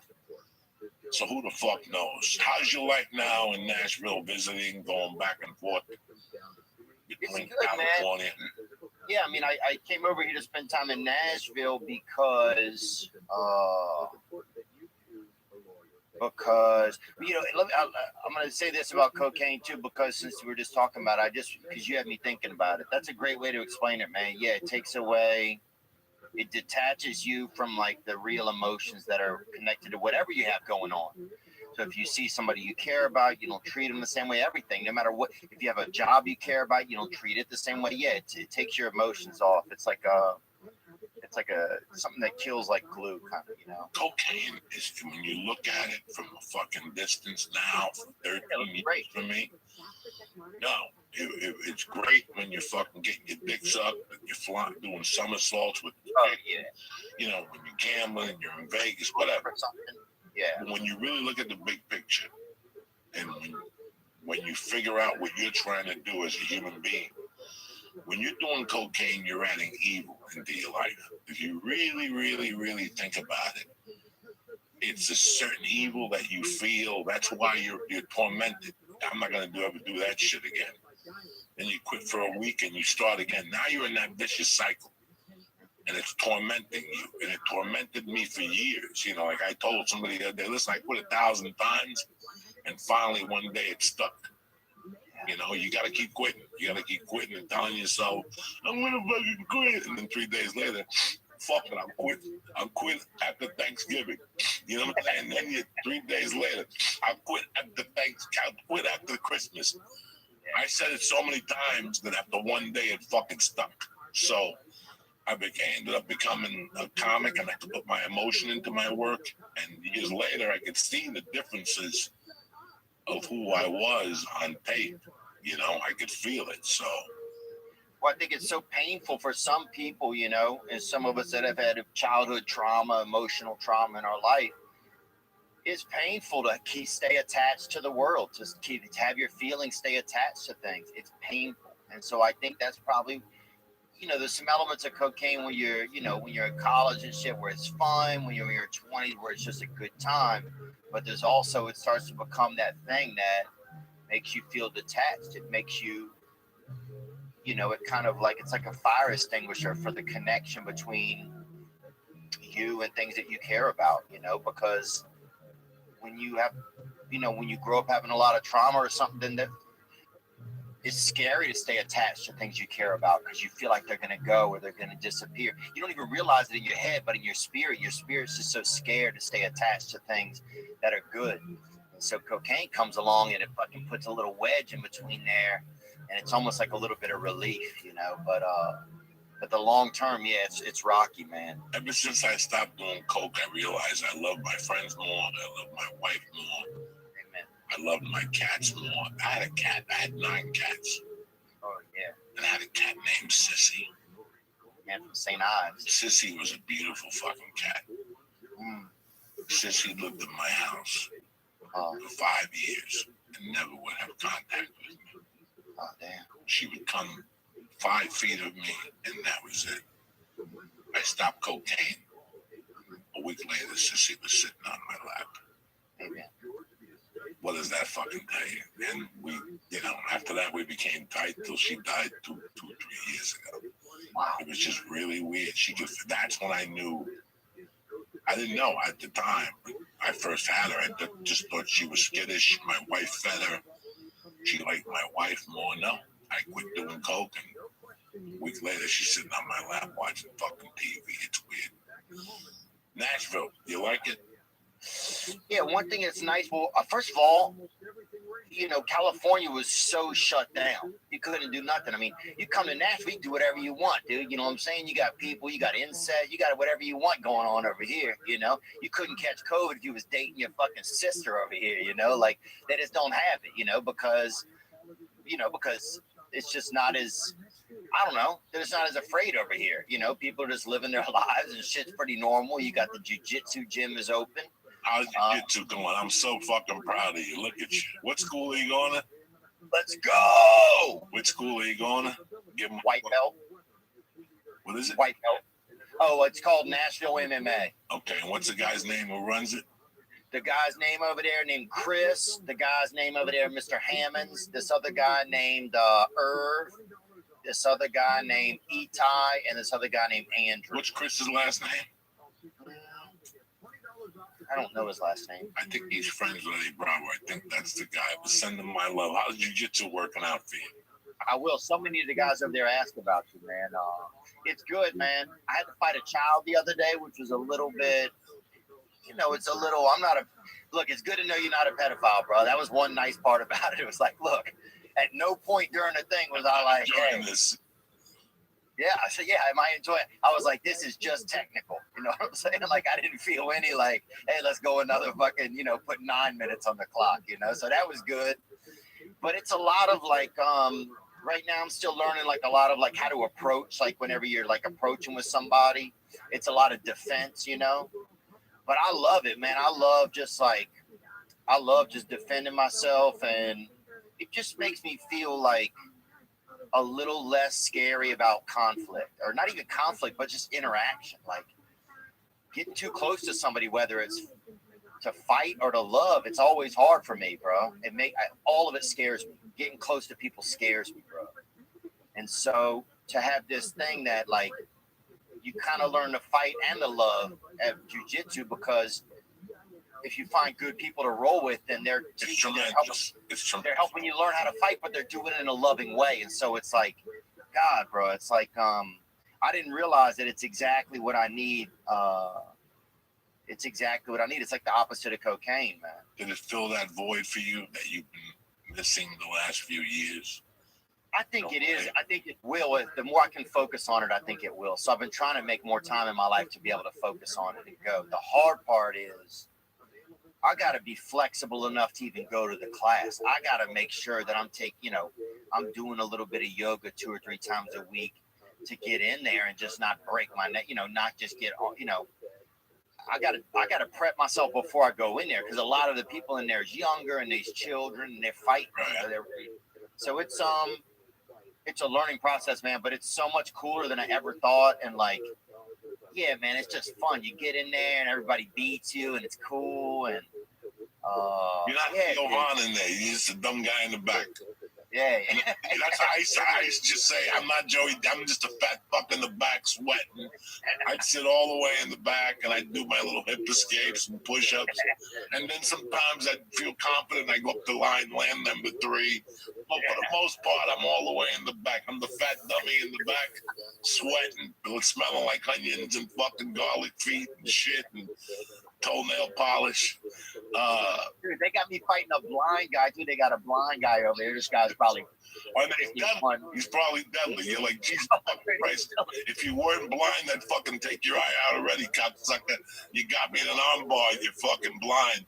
No fucking touching. When you wrestle him, he's got to have little dots on his thing.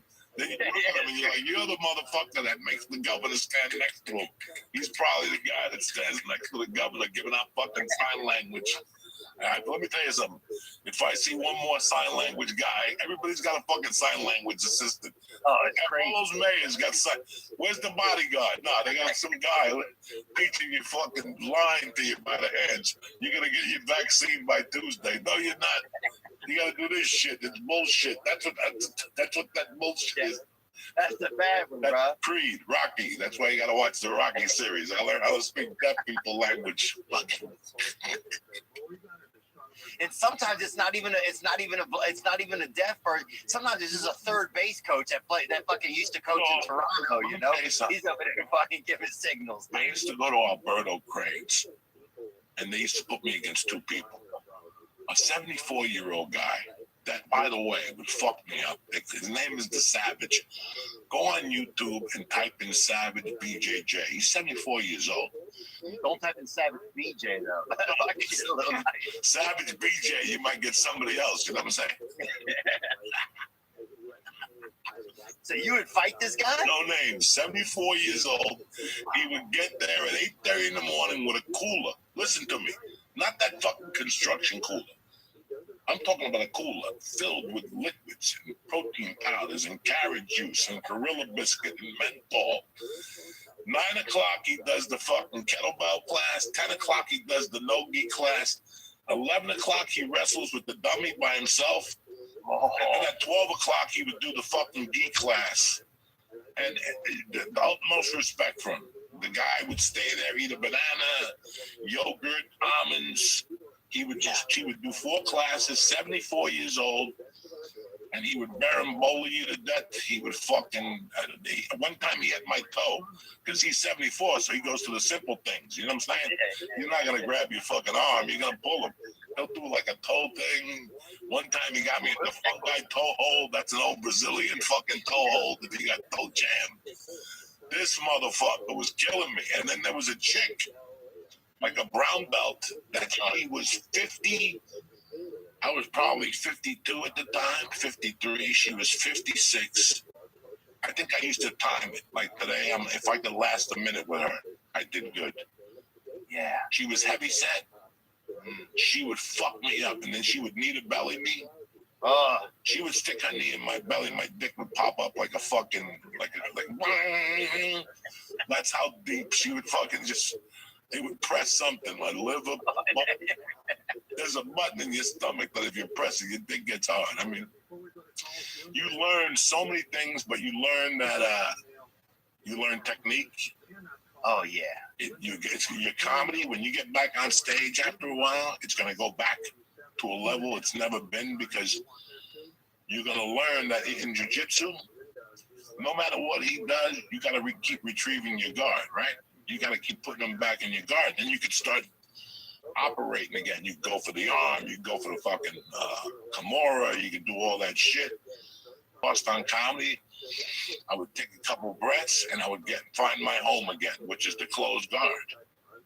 And then I would attack from there. Let me get this arm, let me pull, so he thinks I'm pulling, but I'm really gonna get him with a scissors sweep. It's very interesting. I'm very happy you got into it, brother. And you know, it's crazy because for 4 years, you and I have been having discussions that something was missing from our lives. We had comedy, we had podcasts, we had everything we wanted. That's why I tell people, be careful what you want for, because it might just happen. You know, and we got what we wanted, but there was always something missing. And you and I had this discussion last Saturday on the phone. For you, it was the burnout process. Yeah. You were burnt out. And now in hindsight, I don't want to say it because my persona is to be a fucking, you know, to hold on. I was also burnt out, but I wasn't burnt out on the stand-up comedy. I was burnt out on the business side. I was burnt out on the numbers and the fucking theaters and what the theaters were charging you. And it never ended. It never ended. It never fucking ended. So it took away that love that you have for stand-up, like that natural fucking love. Everything was based on money. You know, I want to be able to go to the pizza parlor down the corner and sign up for the open mic and be number 8 and get off. Yeah. When I'm able to do that, that's when I go back on the road for fucking comedy.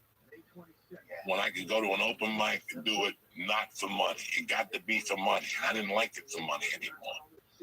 Yeah. I want to fall in love with it because I'm in love with it, not because you're paying me a certain amount of fucking money. I don't want to do anything in my life for that.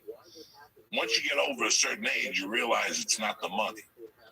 It's what makes you happy and what keeps you happy while you're doing it. Yeah, no, look, I think, and I think that's one thing, Joe, that during this whole disease or whatever, that people have realized a little bit, like, what am I doing on this Ferris wheel, on this money go round? Like, who am I trying to put? Like, I'm not doing it. I'm just working for somebody, doing this for that. There's no, like, where is my reward as a human? Where is my value as a person? Like, what is this rat race? You know, like, I think a lot of us are like, you know, I don't have to do all of this. I can slow my life down. I can tell people no and enjoy my life with my children or my family, or, you know, we don't have to, you know, you got everybody in the world thinking that they can buy a yacht one day or something, watching all this Gary Vaynerchuk online and shit, all of this bullshit. You know, you could have a fucking Monte Carlo, you know, like, bitch, you probably can, you know. You might be in a fucking Ford Escort the rest of your life. But it's about the other side of the coin, is just enjoying the time in the Ford Escort, you know, like, why am I on somebody else's schedule all the time? You know, like, I think hopefully we turn it a little bit more like Spain, you know, they take a break after lunch, you know? That's good. You know, it's weird that I also got sick of the making plans to do comedy and then something pops up socially that you would really like to do. Yeah. You know, like, you would really like to do that socially, fuck it. And you can't because you have a date in fucking Des Moines and you don't want to disappoint them and you don't want to cancel nobody. But the good thing is, brother, we're 3/4 past this pandemic. We all made our decisions on where we're going to end up and what we want to do. You obviously did, which makes me fucking happy by talking to you. I obviously did. I'm going to finish my shows at Vinny's, and I'm taking the fucking summer off till The Sopranos comes back. The movie gets released to Many Saints in Newark, and then we'll evaluate and take it from there. But I'd also love for you to stay in touch with me and let me come on your podcast. Yeah, I'd love that, bro. We could talk about I See Mike and finish up today. I know your producer had plans and you've got plans. It was just a Saturday afternoon checkup with you, brother. You know, to let you know I love you. We made history at the Comedy Store. You know, we made history on the podcast with fucking eating the mushrooms. You weren't even there. The next night was the night Rain and Bosnia was on. And we ate the mushrooms again. As Lee and Dean were walking out, fucking Lee just barfed all over his shirt. Thank God we had extra shirts. He kept telling me, he was like,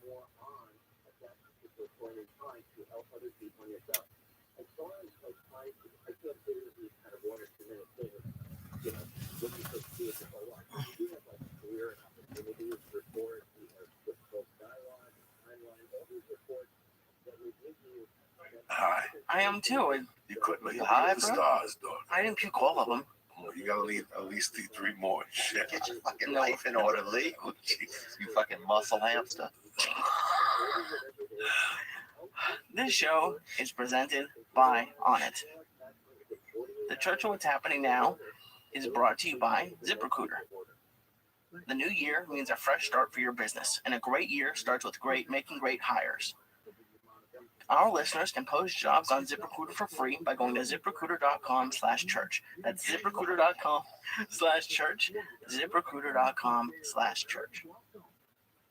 The show is also brought to you by Lyft.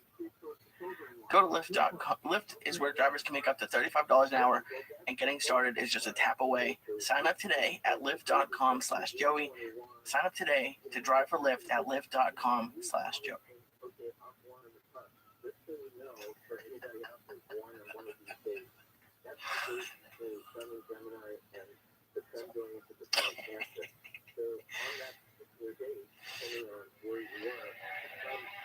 Oh shit, kick that mule, motherfucker.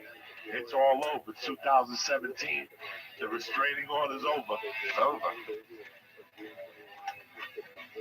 We're kicking this mule with Theo Vaughn, my nephew Lee Sayat, and your uncle motherfucking Joey. Kick it, Lee. Blast the fucking speakers. I want the speakers to blow up, Lee.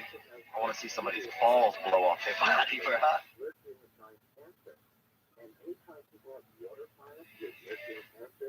I want to see my dick try to fuck my ass, bro. Let's party. Oh shit.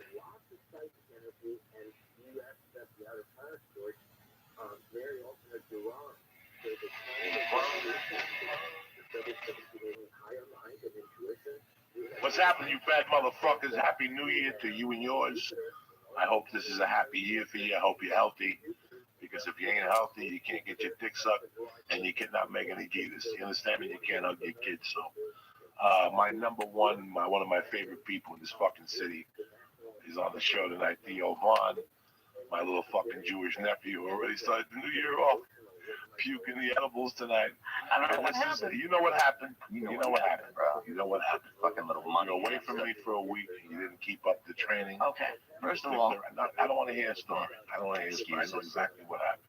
10 years you've never puked around me, except that one night on the acid. That night we went deep. I even burped in my own mouth. Wow. You know what I'm saying? Did you really? Yeah, you burp a little mushroom, you piss and all things together burping. A little bit of belly A little cum, bit, bro. a little bit of fucking yellow acid and fluid. But Keep your we tongue were warm, going though. 4 or 5 hours that night, Lee. I took you to fucking SEAL training that night. I had you going under fucking barbed wire and shit. That was something that I felt horrible about. But tonight, you didn't even let the medication hit you, and you fucking. those chocolate Luna is. But you told me you bought 4 of them and took them down to Long I Beach. did. You can see. I have video evidence. That's why. This is why. Did you eat the whole thing? Of course I did. What do you mean eat the whole Did you thing? eat it on camera and do magician tricks? Like No, you I did at the end didn't. of the I camera? never do it. I used to have to watch him. He would put these at you. Yeah. You got those fingers, they move real. Best magician in the Jews. Not a big living. Oh, they keep 10% of the trick in their pocket. They invented the fucking magicians. Fucking Jews. That's who invented the magician. Beautiful. The black top hat and shit. Yeah, they're all magicians out of the womb, bro. So, Lee, man. No, Yeah, no, last time I saw Lee, he was over here squealing on the panel. yeah, we bro. fucked up. Bro, and the craziest part about that, Joey, was when I came in, I thought I heard I'm like, there's kind of a squealing in the microphone at first, and Lee's like, I'll fix it. And by the end, it was him.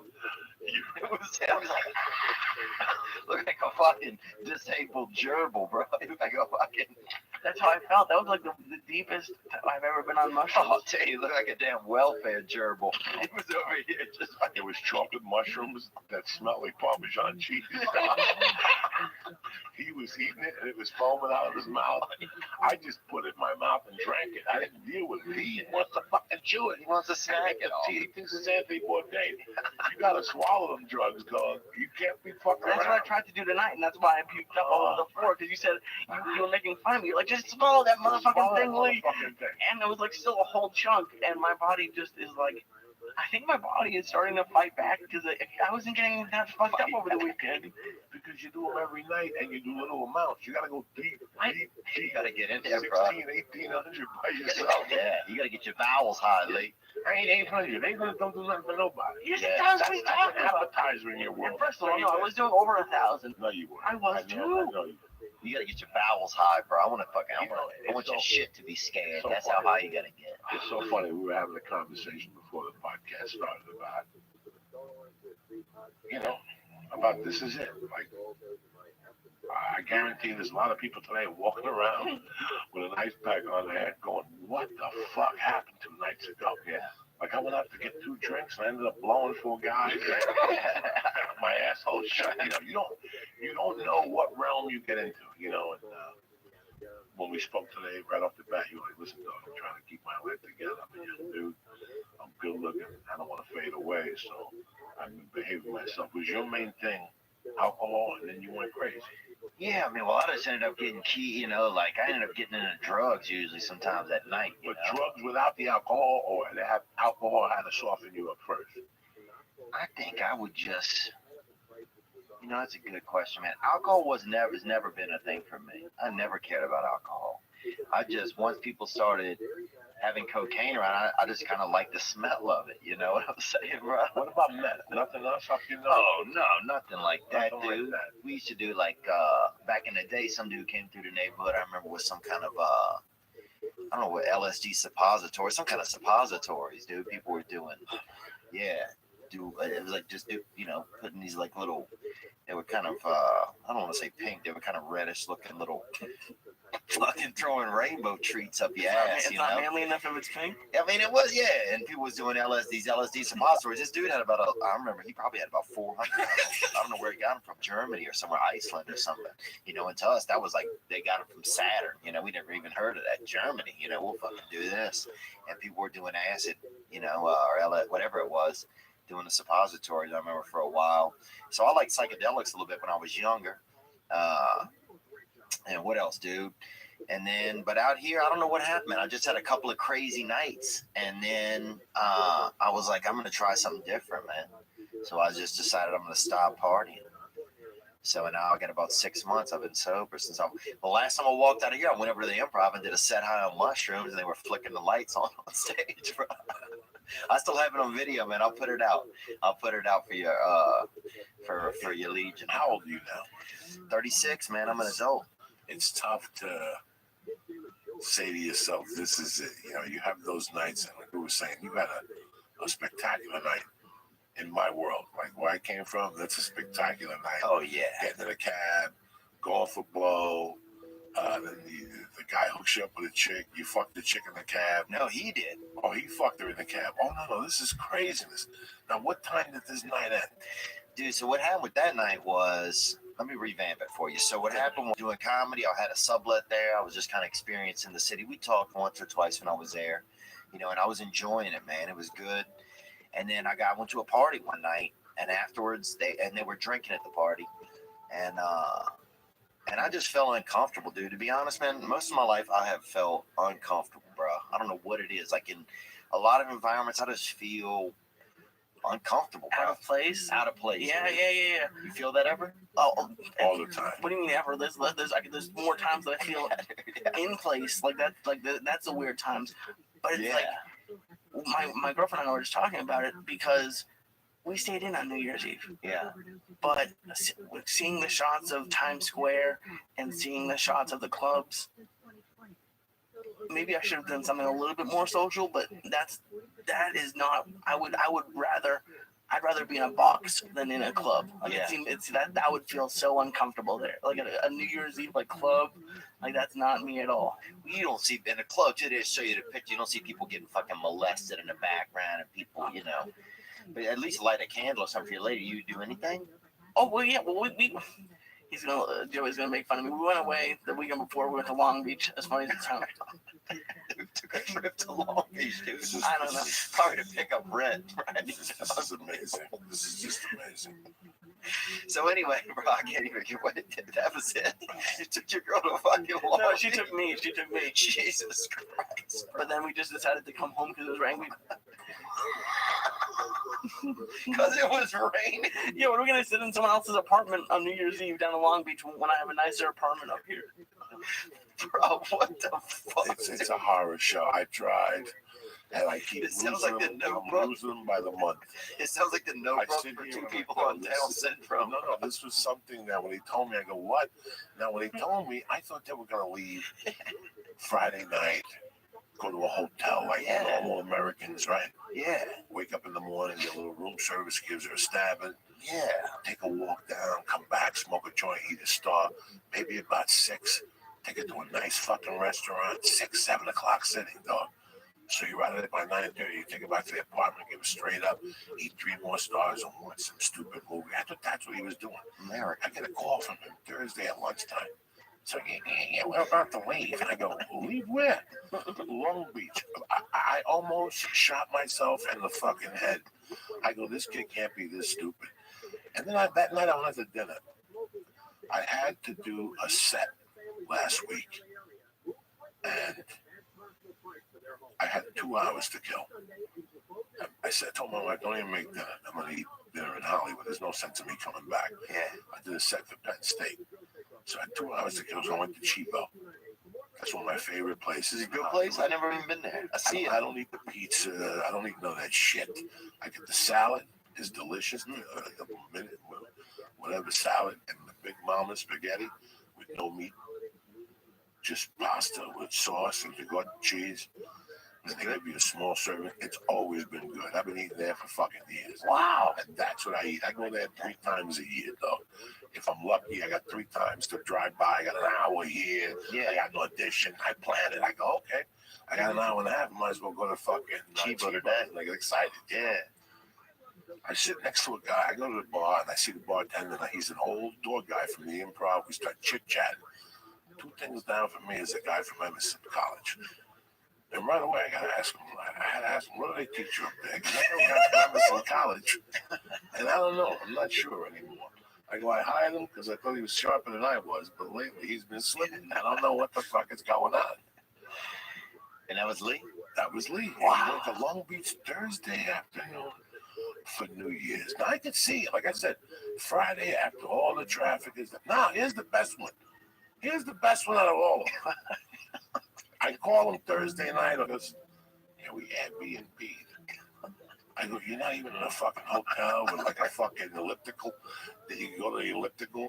You've been home all week with her, and now you go down there for 2 more fucking nights with her to do nothing, to look at each other and eat cookies and shit. At a stranger's And apartment. watch really bad TV in a stranger's apartment.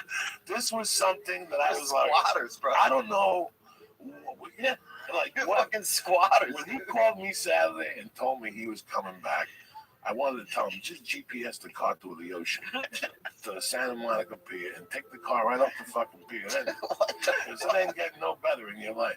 He went away to Long Beach. And every morning when I woke up since that, today there was a burglary in Long Beach where the guy shot the burglar.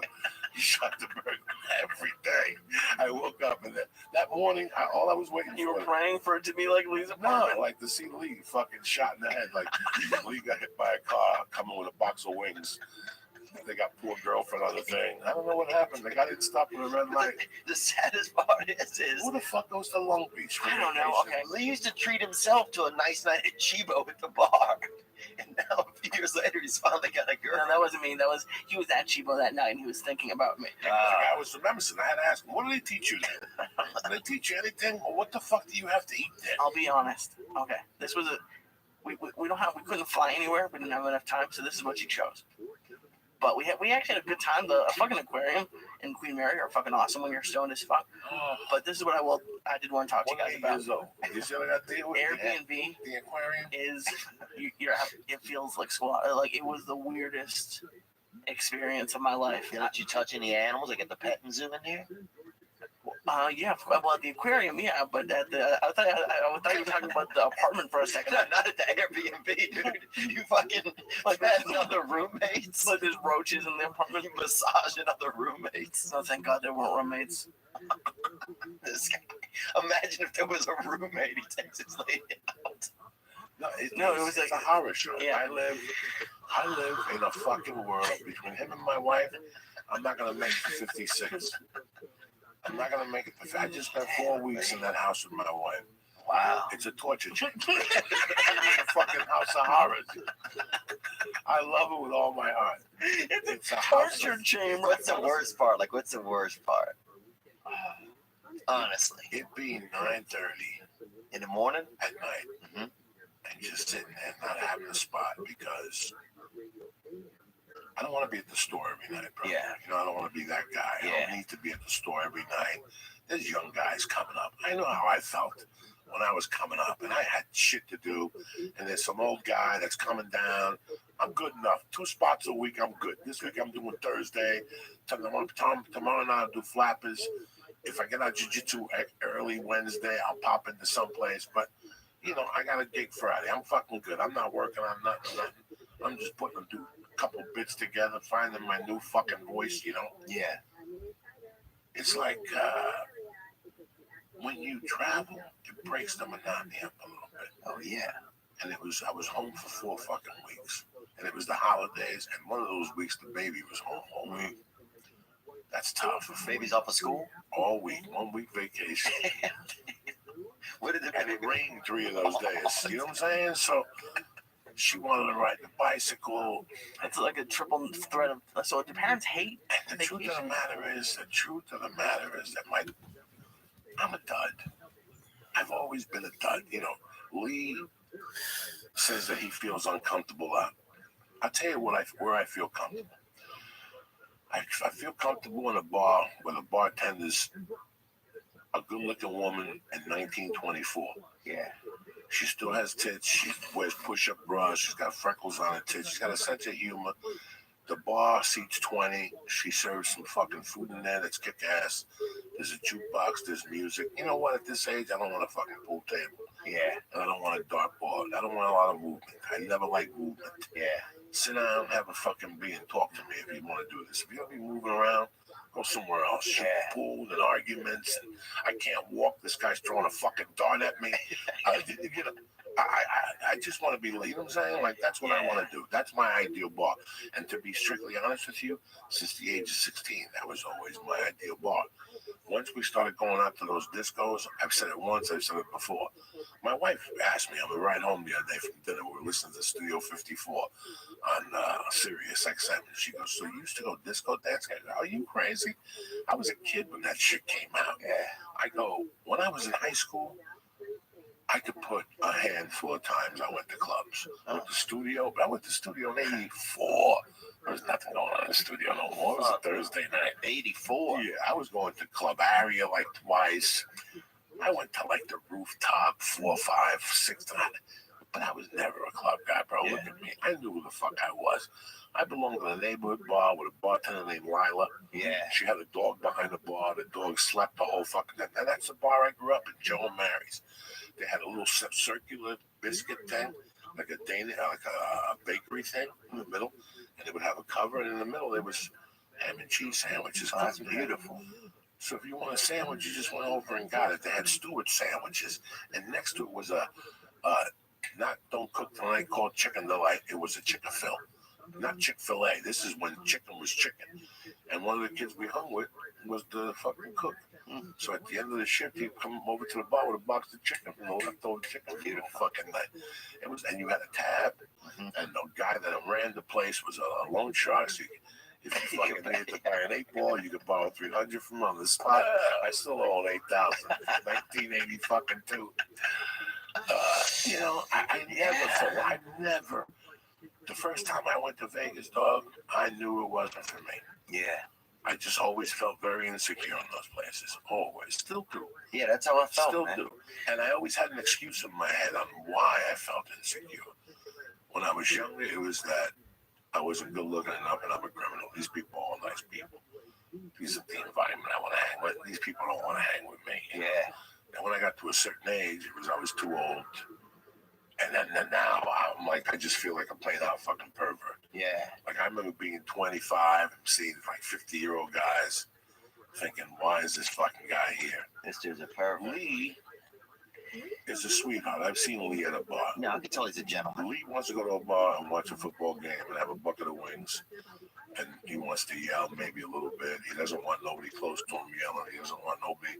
Lee will pay $3 extra just to, you know what I'm saying? Yeah, to sit in the white section. Lee wouldn't do good in Studio 54. No. Lee, what's he going to do? Have one drink? People are trying to talk to him. I never liked going to a place where the music was loud. That's where you lose Uncle Joey. Yeah. If I can't talk to you the way we're talking, I don't want to be lost. I'm lost. You know? Yeah, see, that's the same as for me, man. But I would, for some reason, I kept making excuses that made me like less than, you know. So like, oh, it's my fault that I don't fit in here, instead of just being like, oh, this isn't my environment, you know. Now, why didn't you feel it was your environment? I just felt like you you said. Older? No, I felt like, you know, like these people were rich, or these people were better than me, or these people, I'm kind of a bit of a miscreant, you know. I grew up on the other side of the tracks, and these people. But they don't know. Like that's the thing I always thought, because my whole thing comes from like I've always been chubby and short. You're like a tall, in shape, good looking dude. I'd look at you and I think There's nothing wrong in his life at all. Like, there's no way he's self-conscious about anything. Well, that's what goes wrong, man. I look at you and I think this guy's fucking What environment? got it all. What you know? environment do you feel comfortable in? Just a more real environment, a more just calm, just an 10 environment. people, 50 people, 100 people. Yeah, as long as, I can feel okay in 10, 50. When it gets to be a little more than that, sometimes it's just too much. But when the music's loud and I can't communicate with people, then that's where I start to feel like, That's my end. That's my fun. But I kept going back. I kept thinking there was something wrong with me, that the environment was okay, but it wasn't, man. And that's what happened that night. I went to this club, and they had a party for my friend's fashion line, and then I got in this taxi after this girl gets in with me. I left early because I was going to be on Opie and Jim Norton. This when Opie and Jim were still together. And this beautiful girl gets in the taxi with me, this Asian girl. And she just started talking about the night. She said that she had fun at the party, but that her boyfriend wasn't in town. Then she goes, her boyfriend's never in town. Then she's like, what happens in taxis stays in taxis, right? That's what she said. So I'm thinking, fuck yeah, like, she wants me to make a move on her. So I make a move, shut me down. And I don't know if that's what made me feel weird after that or whatever, but the taxi dropped her off after that. And then it was just me and the driver, bro. And this dude spoke another language, something fucking fancy, something that could play soccer, like this dude fucking, like this dude was betting on fucking foreign soccer games on his phone for sure, And he said, I thought he said drugs, dude, and I just said cocaine. That's what I said. And next thing you know, we're in North Harlem. He bought some cocaine for us. He comes back in the car. We're doing cocaine. And then he's like, I got a gift for you. I got a gift, And I thought it was going to be, I grew up in like a troubled area. I thought it was going to be his dick, like that's what I was expecting anyway. And then a prostitute knocks on the door, This lady gets in, and I think it was a man, honestly, in hindsight. She had these big sunglasses on. Kind of a man's face that was under the sunglasses. Do you have cocktails in you at this point? Yeah, had a couple tequilas, dude, and so now we're partying, bro. Me and the driver were first partying for about an hour. Dude, I got so high, I remember thinking, where is the driver? That's how fucking high I was. And he was sitting next to me doing cocaine. Yeah, at what point does this become not a taxi cab ride? Like, when does the meter get turned off? Like, the meter's going, bro. The meter's at about 270, bro. No. So he's got to fucking be positive because I'm paying for this experience, bro. So then, dude, this hooker gets in. She had kind of long hair, huge sunglasses, covered about 60% of her face. And the 40% of her face you could see, to me, looked like a man's face, right? Like, I'm not saying there's anything wrong with that. I'm just, like, if I were on a game show and it was like, guess 40% of this person's face, I would have guessed man first, right? You know what I'm saying? Like, look like a man's face, Or it looked like a woman had just shaved recently. That's what it looked like, So anyway, we're all getting high together, and the hooker starts making advances towards me. Bro, this sounds ridiculous. And I got out of the car, man. I felt uncomfortable, dude. So then, you feel like sliding. You don't understand. In my world, I'm thinking you're a Louisiana boy in fucking Harlem. No shit do you feel out of place. I feel out of place, but no. I always felt comfortable in North Harlem. Yeah. Right, I know that neighborhood where you're at. You know what I'm saying? You're not in the Bronx yet. Right? You're not in the Bronx. I don't know where we're at. Oh, yeah, it doesn't matter. I don't know where we're at, dude. Was it dark? It was a dark. That's all that matters, yeah. You ain't having a good time if you got in the dark neighborhood one part of the night. I was raising when I know when I'm back. Oh, my God. I know when I'm back. Now, what time is all this going down? It's about 3:30. All right, so what time? So you walk out of the cab. Where are you now? You getting another cab? No, I'm in the street. Luigi comes out after me. That's the dude I was partying with, the driver. And dude, you know what's crazy is he had even one of the lights in the taxi wouldn't go off, and he made like this little paper mache thing and put it over the light, bro. Like, this dude was, I mean, I don't think he was homosexual, but this dude was about the most romantic fucking cab driver I've ever spent time with, dude. And dude, it was more romantic in that taxi than it was at your fucking Airbnb, bro. That's the saddest part. So, dude, I get out. He comes out after me. He made me give him $100, right? And I gave him the 100 because I was a little scared at this point. And I'm thinking he's going to pay the hooker and she'll go. But then I look back over there a couple minutes later, a minute later, and they're kissing on each other's necks. He's spending $100 with this hooker, dude. He fucking just got this $100 out of me, bro. Wait, so your taxi driver bullied you into buying him a hooker? No, he owed him money anyway. But right away, he took the money. Luigi took the money and said, hold on 5 minutes. Let me go get $20 worth off this hooker. He took that money and reinvested it in the neighborhood. You know what I'm saying? And look, I respect hookers, man. Like, you know, I've been through some tough nights, man. Not in fucking North Harlem. All right, but still, man. I don't give a fuck. Well, I respect women that are out there if they got to be out there selling their No, bodies. I don't have nothing against that. I know you don't. But in North Harlem, you ain't getting into nothing good. You understand me? You keep saying North Harlem. Are there Harlem, parts I don't know. Like East Harlem? Listen, all I know It is was north. I used to go to Harlem to buy coke, and I'd see women out there, and dog, let me tell you something. It's an illusion. Yeah. It's an illusion. First of all, 4 out of 10 of them got bigger dicks than you. Oh, damn. 4 out of 10 of those chicks We don't like those in odds. those days. It was, you got to remember, up in Harlem in those days, the Bronx, it was open fucking corral. In the 90s, the Russians came. Oh, yeah. And I never saw it, but I had friends tell me, you go to Queens, and there'd be 6-foot Russian blondes with leopard miniskirts that you'd give them 300 just to eat the assholes. They were that hot, banging, like they took over, so all the other ones, the crack hoes, disappeared. Yeah. All that, you know. But in those days, even when I got in trouble with my buddy, you know, Dodger, and we were going over there, those hookers, yeah, those city rat hookers in those days, you had that takes a certain nerve. Yeah, a lot of them work at the Popeyes during the daytime. No, they don't work. They're at the clinic in the daytime. Oh, damn. Getting blood transfusions. Dude, we used to have this lady Victoria, Miss Victoria, in our neighborhood, bro. You could pull up, bro. You could eat her ass for like $40, right? She'd sit in your car window, dude. Just basically put her ass in your fucking car window like a fucking to-go box, you know? You could, if you had somebody driving, you could even have them drive the block, and she would just sit in there like a little side item, bro. But so this dude Luigi, I give him the 100. He gets back in the car. They're making out. I'm kind of pissed, dude. I don't want to bring that negative energy back into the car, right? So I deal with my feelings out in the street for a minute, kind of process through that. Why do you want to bring negative feelings back into the car? Just because I'm really extremely high, man. I'm under the influence of cocaine. It's almost 4 a.m. And I don't know these people that well, and I still need to get home. And for some reason, at this point, I feel like Luigi is responsible to get me home, right? So I get back in the front seat, right? And they're hooking up in the back, little blowjob, like it's getting wild, you know. And I want to still do cocaine, you know. But I don't want to interrupt them, dude. So I remember trying to quietly do cocaine in the front seat, just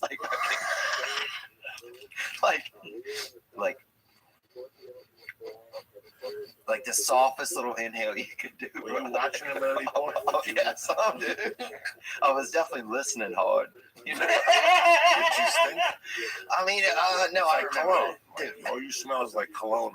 Like when you walk in the middle of them, all you smell is like fucking heavy duty perfume. Cover it I'm up. trying to remember. She smelled like violence to me and tattoos. She was a tough lady, or man. I mean, I thought she was a man. The face looked like a man's face to me, but she had big sunglasses on. She could have been one of those taller Vietnamese people that kind of look black at night, you know. So we're in there, and now I'm in the car, and I'm trying to quietly do cocaine, dude. Like, just like a fucking, just like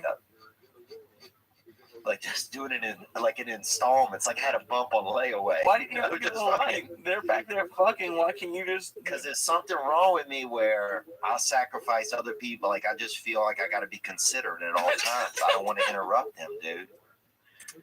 I guess I don't know, man. I was fucked up, bro. So they're partying. At one point, I remember even turning my head back and just dumping cocaine quietly into the top of my nose, like that, just as quiet as I could be. And a cop goes by, dude. Cop goes by. I get scared. I tell Luigi I'm scared, bro. And he don't give a fuck, dude. This one I realized like he didn't care about me as much as I cared about him, I guess. And he's like, "You drive." And that's when I got into the driver's seat, and I drove, man. I drove us about 1.5 miles, dude. I don't even know where I was, dude. And then I pulled over because a voice in my head, bro. First, a voice in my head is like, dude, at least you're It was like, you're out here, bro. You're high. You know, you're doing cocaine, but at least you're making money. You know, like I was working, like I was the cab driver, and that's like, dude, my brain's fucked up. Like this ain't my cab. You know, I gotta pay for this. And then my brain was like, you don't have a commercial driver's license. And that's what got me to pull over, dude. That technicality that if a cop stopped me, that I wouldn't have one. And I pulled over. I got another taxi, got back to my hotel room, finished doing my cocaine, and I had to be on Opie and Jim Norton that morning. And it's 5:30 now, dude. I took 3 showers, bro, in 10 minutes, right? I have one question. Yeah. Did you pay Luigi, or did you just kind of get out and just get into another cab? We ended up in a little bit of an argument at the end. I left $100 on the car seat and yelled adios at him really loud, bro. I don't even know if he spoke Spanish, dude. I'm just screaming adios at him and this fucking hooker who had the smallest tits I've ever seen, bro. Looked like a man's chest. But then I go to Opie and Jim, dude, and the other guest for the day is Daryl Strawberry. And I could not even feel my face, dude. I couldn't even think. And that's when I was like, this is a bad look. You know, I couldn't even talk. They were asking me questions, dude, and I couldn't even, like that. I couldn't feel my face. All my thoughts was coming out of my neck. Like I was running on neck thoughts, dude. I'm fucking thinking with my neck, bro. So I fucking sat there for 3 hours, bro. Just roasting. Now I know how you feel, kind of like.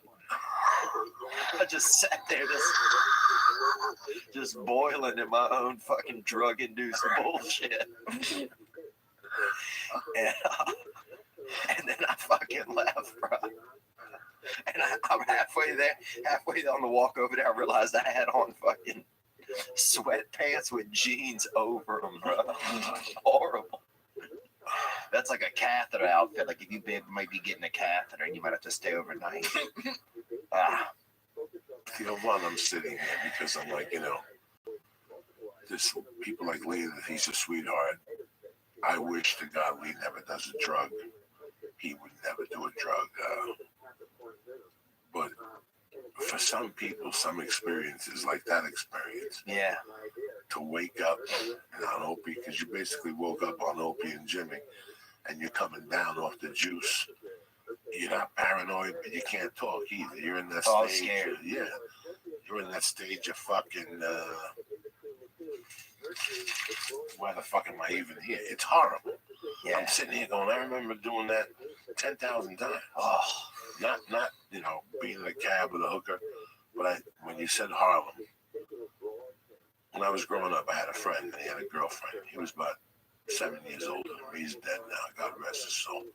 But he had a girlfriend dog who was fucking banging. Wow. And I saw her naked once when I was like 18. That shit stayed with me. Ooh. That was jerk off material for like 6 months. I go ahead, I disappear, I do my thing. I go to Colorado, I do a little time.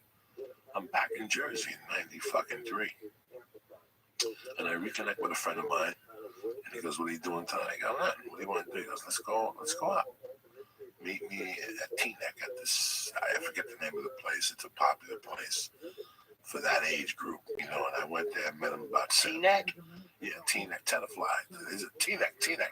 It's Artist Cafe, something like that. Mm-hmm. Something like very chic. So a lot of kids from my neighborhood thought, you know, as they got older, they went there for a few drinks. I was at this time, I'm 31 years old. I'm doing comedy already. I'm not getting nowhere with it. You know what I'm saying? I'm not knocking on no doors and shit, but I'm doing fucking comedy. And I hook up with them, and at the time, I'm a fucking fiend. You know, it's 35 a gram on 178th Street. 25 if you want it clean. You know what I'm saying? I go in and get 3 right off the bat, Jack.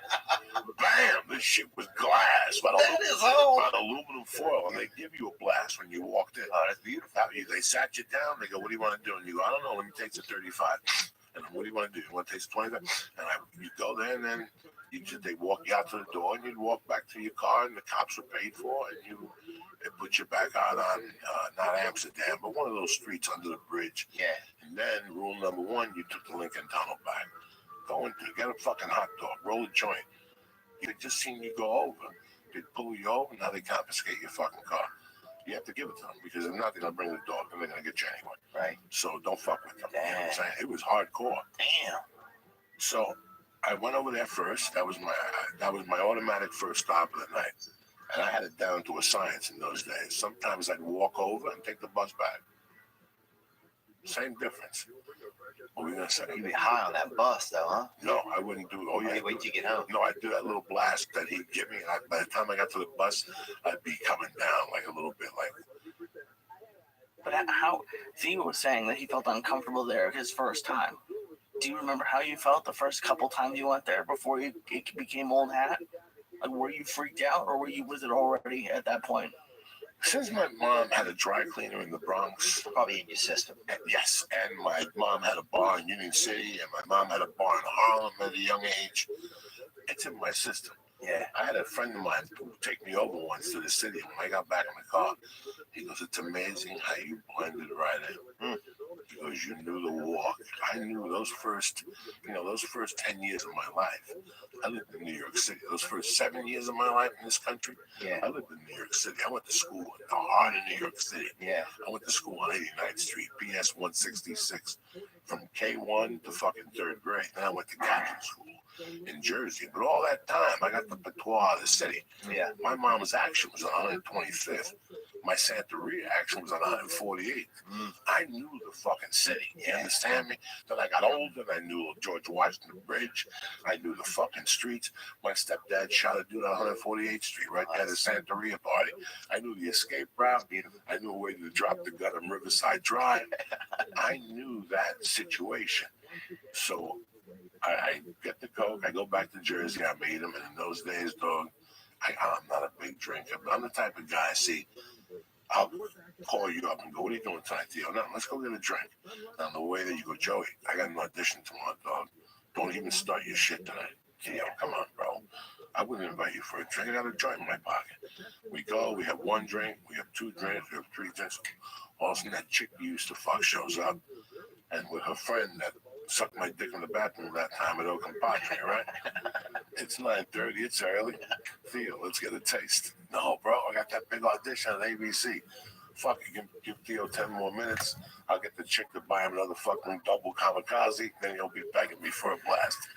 And that's right there, that would break me down. Yeah. I went out with the intention. And I got a good, I'm pretty good. When I tell you, listen, we got to do shit tomorrow, I'm pretty good about it. Towards the end, I wasn't good at all. I would snort an hour before a fucking audition. Damn.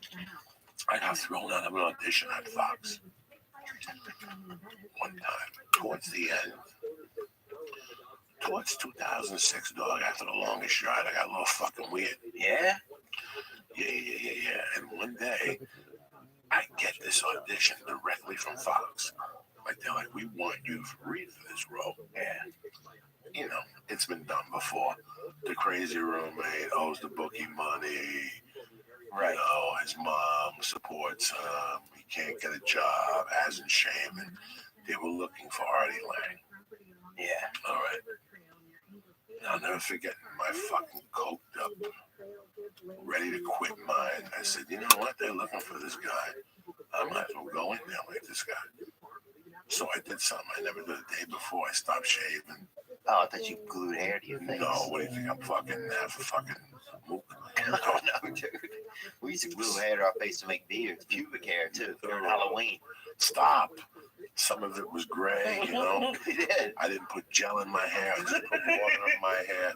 And I fucking went in there like 2 hours after doing coke. And I went in front of the camera. It was the casting director, me, and the camera, bro. And after the first read, she goes, "Stop." She goes, "I think you better go home. I'm gonna make believe this never happened." Really? Yeah. She knew you were high? Yeah. How did she know? She must have been grammed up occasionally. Yeah, I can tell, but it was very disrespectful. She never said a word. Wow. She never called the agent at the time and said, "Hey, this kid was fucked up."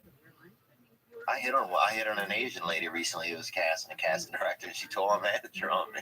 Really? Yeah, I get back home, and he's like, she said you did a pretty good job, but she said he was hitting on her the whole time. Which casting is? I don't even remember. It's beautiful though, too. Down on the south side. I don't know. Oh, this The is it. west side? No, this was in out here in Burbank somewhere. Okay. There used to be an Asian girl in office here that was something out of a fucking movie. Yeah. She used to cast on the west side. Her and her partner used to have a cat, and the partner was no fucking slouch either. Yeah. I walked in there one day, I was like, Jesus fucking Christ, what's going on with these casting directors? Yeah. I don't know where she is now, but it's probably the same one. This girl was stunning. I didn't mean to hit on her. I was just being a natural man, you know? Like, I can't help it. Like, oh, what's offensive? And I wasn't saying anything like, you know, touching my crotch or anything like that, you know? I was probably just saying, oh, you look nice today or something like that, you know? Like, I can't help it if I got a little fervor in my voice for a woman. You know, they act like that's a sin out here these days, you know? Oh, you want to bust a nut on a lady? You're a fucking, you know, you're a deviant, you know? You're Charles Manson if you want to do that, you know? Charles Manson studied Scientologists. He still studies Scientologists. How crazy is that shit? He's a little pussy, dude. I'll beat that dude's ass. I swear to God. You let that dude out for 1 minute in a fucking used car lot, I'll beat that motherfucking dude's ass, bro. Why do you hate Charles Manson so much? Because he's a pussy, dude. He made hot chicks go out and kill people. I mean, it's kind of romantic and shit, but at the same time, he's a pussy. Let me tell you something. As a child, I read that book, and that book fucked me up. Did it really? When I was about 13, after I got left back, it really fucked with me. Because I wasn't left back material. I had just gotten caught up in some fucking fantasy world. Yeah. But that teacher, Mr. Kingwell, who was a fucking prick, He left you back? yeah, he let me back. No, I left myself back. I had summer school, but I went to summer school. I did the same fucking thing. If you have 3 misses in summer school, you're done. You know? I fucking missed 3 classes over this chick because that's the only time I get together with her. It's the first 3. Jimmy, it's the first 3. I was in love, dog. I didn't give a That fuck. young love will get you. And I thought that my dog was going to just say pass him to the 8th grade. Nah, they held me back. It was fucking brutal. It fucked with me. It fucked with everything I had. So, Mr. Kingwall is part of every month you had to do a book report for him. Uh-huh. The only problem was an oral book report. So he would take the book and dissect it. At that time, man, I was so pissed off at myself. He was still my English teacher. Even though I got put in Mr. Barone's class.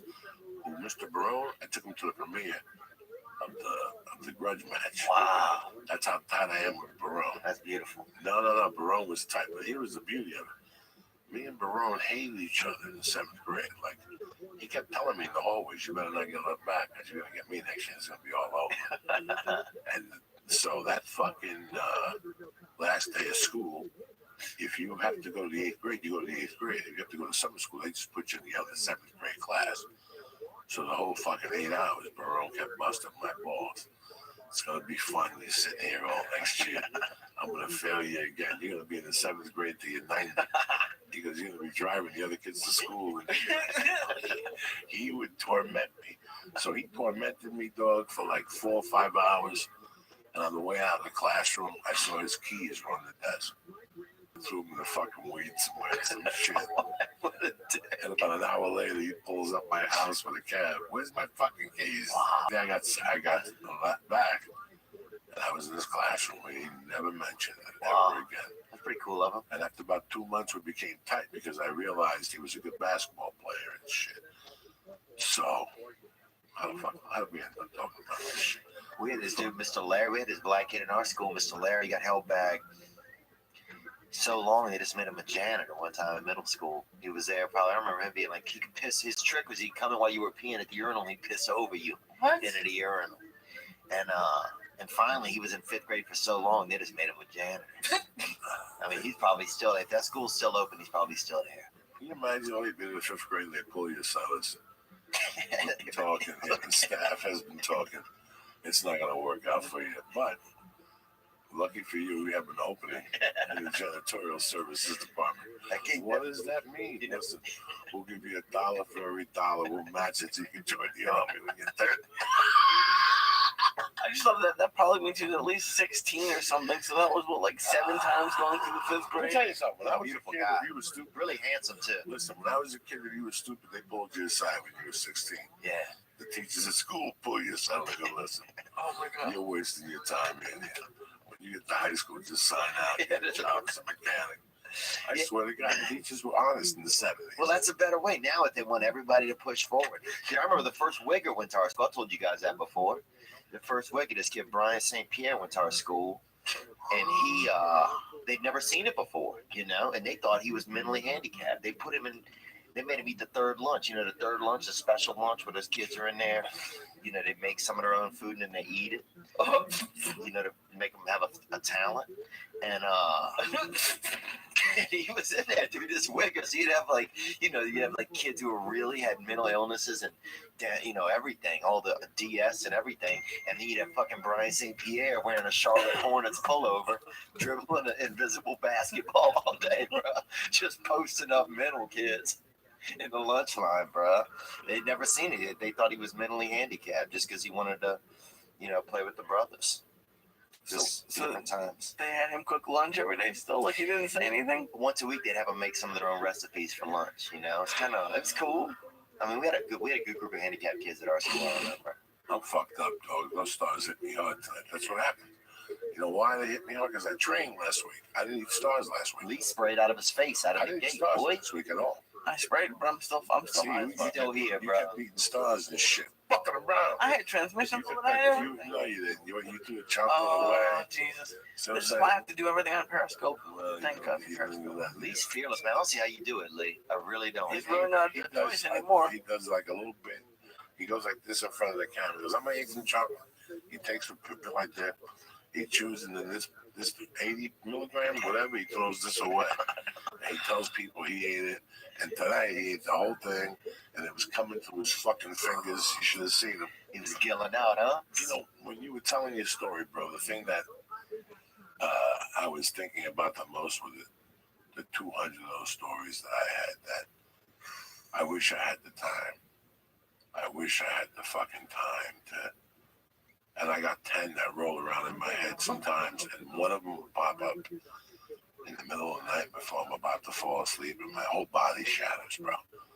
Those are those type of stories, especially when it comes to drugs. Yeah. Especially when it comes to fucking drugs. And the next morning you wake up and you're like, that's fucked up. I gotta get my life together. I gotta call somebody and shit. But, 10 days later it happens again. And, and sometimes it's sex. Sometimes it's crazy sex. You go to a girl's house with her son, her sister, and her stepfather in the room. Yeah. And everybody's banging, and you're like, what the fuck am I a part of? I just want to watch the fucking Nick game. Wait. Is that a real scenario? Lee, you would be fucking surprised what you bump out into when you're out there. Yeah. Especially when I started to do comedy, you'd be surprised what I bump into. And I had you one night talking, my body was shaking. Yeah. My body was shaking, telling Lee, just triple tours, just Boulder, just, I thought life was a certain way when I lived in New Jersey. Oh, yeah, I remember. Boy, was I fucking wrong. I remember trying to fuck this girl on roller skates one time. You ever try to do that, dude? No. At Halloween. Unbelievable, bro. But that was drug induced. I remember. Never been arrested? Dude, I got arrested in Mississippi one time. We're all high at some house. And they brought a kid. The cops show up and they brought a kid from downstairs, right? And they said, this kid is here. Everybody's going in for contributing delinquency of a minor. And then but once you got outside, kids were paying and getting out of the thing. They put us in the slave shackles, the things they put between two legs, and then hook you to the person in front of you. What is it, that shit, dude? And they would have walked downstairs. So it was the dumbest thing ever, bro. It must have taken us 40 minutes to get downstairs in these fucking leg shackles with these two stupid cops. But they brought this kid down, and then later there was a rumor that this was a stage kid. They were paying somebody's kid to fucking. They would sneak him in the back and put him in people's houses and come down in pajamas and then making money because they're busting everybody in the house because now they got to charge on everybody contributing. What else did I go in for? nothing real serious, man. No, God bless you, man. Listen. But that was the thing. I just wanted to get. Part of me was like, 36. You got a fucking career. You're on the upswing right now. You know what? You fucked around. You got your dick sucked. I'm not telling you to go get married, but it's time to start watching your back, because this is when you're a good-looking guy. Shows are getting developed and written. You could be the number 2 dude, pick up a check, 5 years, no drama. You know, you already did it. hey, I've had so much fun, bro. You know, once you get everything out of the way, this place becomes a complete different animal. Yeah. You know, and listen, Lindsay Lohan survived it. The fucking Hilton kid survived it. Some people don't. Yeah. Some people don't, man. I told you when I walked in here, I'm happy about the podcast. I'm happy that I get to see Lee, and we get high and we talk shit, and he makes a living and I make a living, and we sell tickets, and you know, guys like you come on here and people get to hear you. I like doing stand up. I don't think I could do this shit if I was doing blow. Yeah. There's no fucking way. This podcast would have been done. It would have fell apart. Lee wouldn't even been talking to me no more at this point. Lee would have gone. He left me there 4 fucking days in a row. You know, who's gonna come out of the house? Yeah. Yeah, and that was the thing. I was just like, I need to take if this is where I'm kind of ending up once in a while, even once in a while, I just want to get So nothing happened after the cab ride. After that shook you enough. Oh, well, with seeing Daryl Strawberry is what shook me. The next day. Because he was 13 years sober, and he was like, I mean, this dude was eloquent. He had his life put together. He's a multimillionaire now. And then he was pushing the documentary 30 for 30, the new one with Doc Gooden. But Doc Gooden wouldn't show up. Doc Gooden couldn't show up because he's all sick. fucked up. Yeah, he's all fucked up. And I know my life isn't their lives, but it made me think, okay, you just got to monitor what's going on. Because I didn't like to party. I just like to put myself in a crazy situation. Fuck, bro. Yeah, me too. You know? That's what I was thinking about the whole time. You're saying that. I go, yeah. I don't miss the drugs. I miss the 6 o'clock on the diner, or waking up and some girl gives you an Audi to drive home. You're like, what the fuck just happened last night? Yeah, dude, I was in Louisville one time. I came out of a show. They had a big group in a limousine. They invited me to go to an after party with them, right? I was like, I'm only coming if my boy can come. And they're like, who's your boy? And I'm like, LeCedric. They had a brother nearby, right, wearing this Louis Vuitton jacket, dude. Probably about 60% homeless, right? And they're like, that's your boy? And I didn't even talk to this dude, right? I was like, yeah, that's my boy. Like, all right, he can come. So I fucking walk over to him, look him right in the eyes. And I was like, what's up, man? I'm Dio. He's like, Cedric. And I was like, all right, dude, I told these people you're my friend. You ever been in a limousine? He's like, nah. I was like, all right, come get in with us. Just act like you're my friend, right? We're going to a party. He's like, all right, man. So we go in the limo, bro. We're in there, hot chicks, dudes, people fucking. Little Cedric kept saying, we're friends. That's what he kept saying out loud, right? He got fucking not the best actor, bro. When did we get to this house party? It's a nice, cool fucking party, bro. I'm downstairs. I'm in the kitchen. Somebody's making us a drink. I'm talking to somebody. Fucking 6 minutes later, I hear fucking somebody scream. I hear a window break, right? Somebody goes running down. They said some dude just stole like 4 purses out of the coat room upstairs and fucking jumped out a window. That would have been me, Doug. And that was fucking LeCedric, bro. And that was like, and everybody there was like crying and pissed. And some girl was like furious because all her tampons were in there or something. I remember she got pissed. She was a tough girl. She was like one of those, what are those people that slide the thing on the ice, she said? Curlers? Yeah, she was a curler. And, but I was, in my head, I was like, this is the best fucking night ever. No, that's... So just shit like that, where I just love to put life just in precarious situations, man. Did you black out ever? You're never going to get invited to another house party ever. Oh, I blacked out one time here in Hollywood, and that scared me. I woke up in my own bed, had no clue how I got there. I'd wet the bed. I mean, I wet the bed till I was about 30 anyway. So, did you too? Not until I was like a teenager. Oh, that's nothing, bro.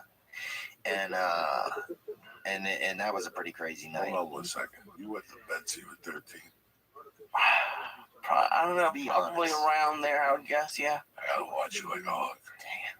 I was those people always arsonists. Yeah, dude. It might have been a little bit like maybe not 13, but close, maybe 10. You're talking at least. Probably fucking.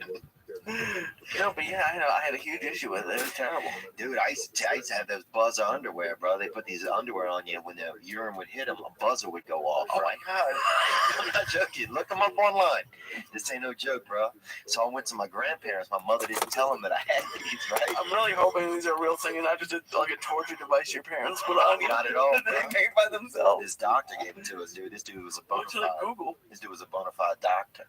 So we went there. I got the electric pants on, dude. You know? Wait, what should I Google? I'm getting my rest. Probably, buzzer underwear for urinators. I'll Google buzzer underwear for urinators. So then, but they didn't tell my grandfather, right? So and they had a small house, bro, a little bitty house. So my fucking crotch is just like he wakes up middle of the night, dude. You're on fire. I'm not on fire, but I'm buzzing hard, bro. Because I had apple juice, man. I piss big on apple juice, dude. I fucking spray out on the AJ. So I'm in there just buzzing, dude. I didn't know. God. And he came in. They still got him? Yeah. Get me a pair, Lee. He didn't I know. want to get me a pair. He didn't know what was going on. Oh So my God, that's he comes in. He's scared, how bro. loud is it? How loud is this? In a little bitty house, you could hear it from down I the just want hall. to wake my wife up in the middle of the night like twice a week. I would just do 2 drops and it goes off. And so my grandfather's in there, right? And he's all scared and shit. And this would have been terrible when I was a kid. and he's pushing me with a broomstick, dude. He thought I was dead, dude. He didn't know what had happened to me. He thought I was possessed or dead. He's pushing me with a broomstick to wake me up, and he was worried. He thought something was happening. He thought the house had short-circuited or the phone company had fucked up. That's what he thought, the phone company had fucked up. So he thinks I'm fucking just laying there buzzing like it's a fucking mystery. But he died, man. My grandfather ended up. Oh, He died. I love people. I love laughing. I love laughing at shit like this. That's, you can't write this I shit. forgot about that. Write that down. I did, man. This has been the bad, man. I appreciate you having me on because I was sick the past 2 days, man. What was wrong with you? Oh, man, I had adult diarrhea, bro, to be honest. It happens. Those fucking flights. You're eating fucking Katrina leftovers still. Oh, yeah. I still got some guys got it in stock. Oh, they're serving fucking crippled pig pussy down there, bro, and I was eating it by the handful. Fucking around down there, Jack. Oh, Oh my God. I'm high on those stars because, like I said, I hate fucking transmission fluid and a couple of these moon things. The night I killed the cookies was the night I ate the transmission fluid and the moon thing. And I was home all night with my wife. Oh my God, I fucking killed those cookies. I want some cookies, man. Dude, I ate half of a pie cookie one time. I never had one. This was a couple of years ago. I invited this casting director, right, out to a comedy show. So she comes, but the comedy show was the next night. I had the nights wrong. So I felt bad, and she was cute. I was like, well, at least I'll get her dinner because she came all this way. I didn't want to be like just like you said, like a mook, So buy this lady dinner. We're sitting there eating dinner. She gave me a pie cookie. And I got high, man. I'd never had one. And I didn't know how we knew each other. It was like a nice restaurant. And I started thinking that this was like my girlfriend, I was like, fuck, dude, I'm the worst. And I tried to make a move on her by the cab stand, dude. And she's like, what the fuck are you doing, And she wasn't my girlfriend, man. And anyway, that was it. That was it, dude. But yeah, stuff's dangerously. I think it's what I'm getting at here. I thought it was a buzzer, like a vibrating. No, it's like a. It makes a sound. I still can't get over. You got the car. Drove an hour and a half to go to an apartment. Dude, yeah, Airbnb is not for anyone. That's When you told me that, Lee, I was like, I can't. This is a horror show. So what happened? What are you mad at Airbnb for? Yeah, you should host a romantic getaway. It was just weird. It was just this person's apartment, and like her stuff was there, And it was just her bed. Like I was like, we should bring sheets. It was just not. You brought your own sheets? I wanted to, but we didn't.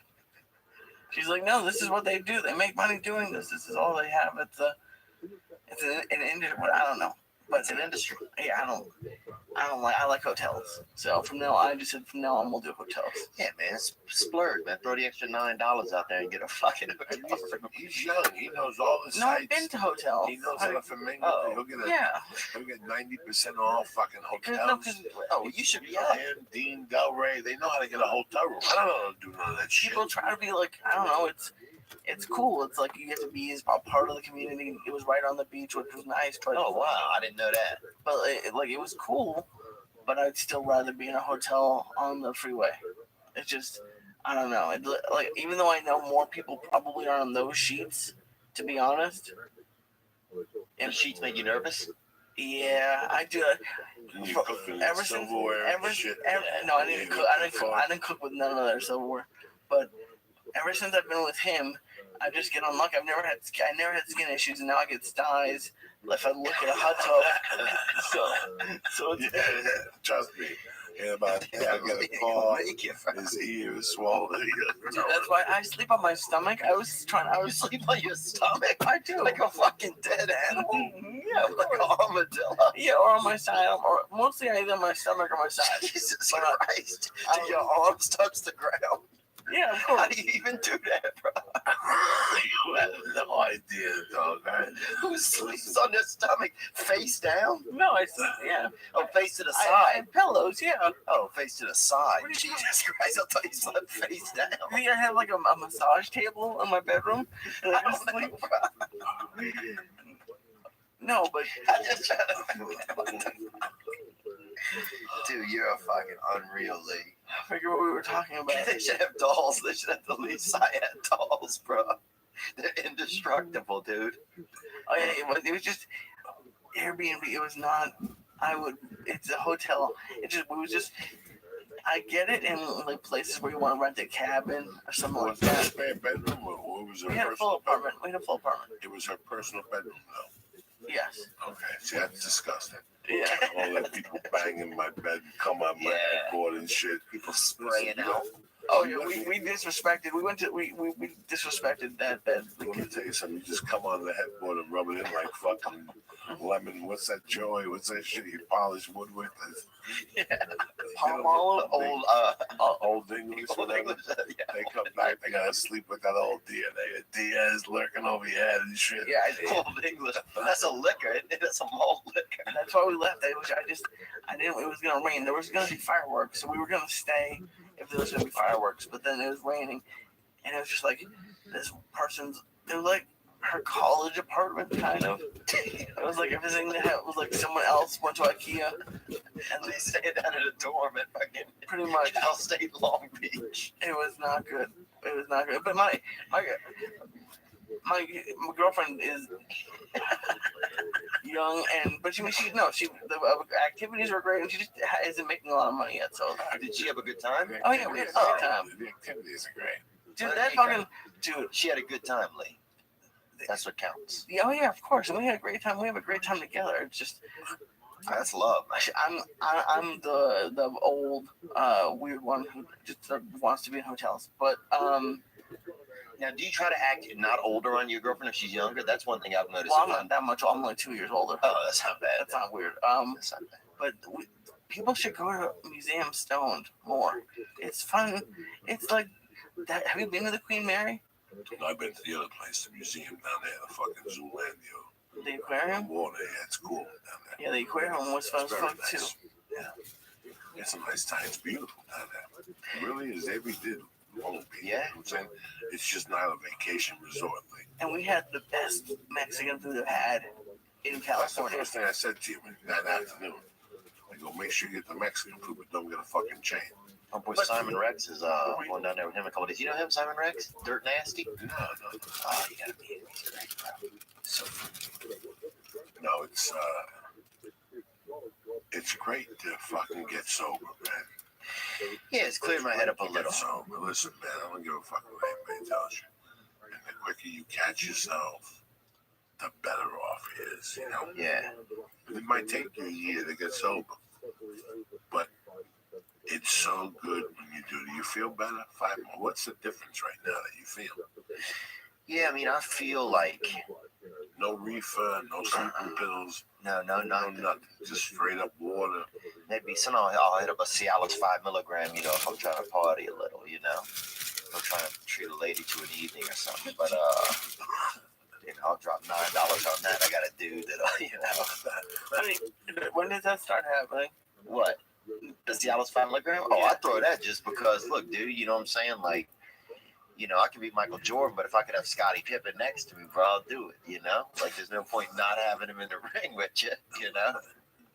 You don't show you got to bring a knife to a bun fight. You know what I'm saying? I'm so petrified to eat one of those things. Oh, I'll throw it, dude. I'll tell you, I'll put one of those in my butt, dude. They go quick to your cock, then, dude. What is this? What? In the last week, we've had somebody who what did she put in her asshole? Coke. Ecstasy. Oh yeah, boofing. These kids are boofing when they blow cocaine in each other's butts. What? I read about that. That's a Colorado thing. What do they do? They put cocaine in the end of a straw, and then they put the other end into somebody's butt, and then they blow it in there. It's called boofing. I did that 25 fucking years ago. I invented that with a dollar bill. You boof with a dollar bill. You get the hepatitis C attached to the dollar bill and shit.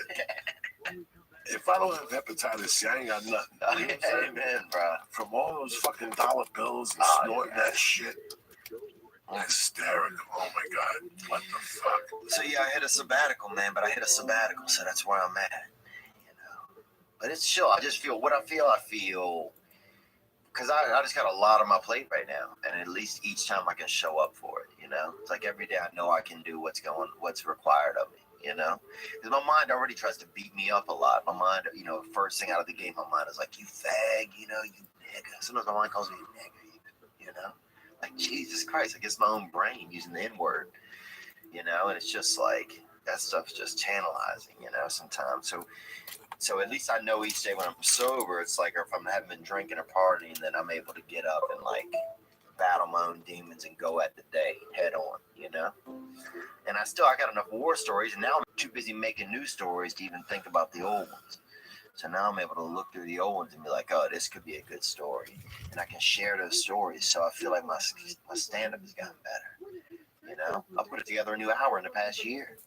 You ready to shoot another special? I'm ready, man. You feel good about it? Oh, I feel good, dude. Where would you shoot this time? This time I would do Chicago, or I would do here in LA, I think, because I got enough friends that understand me.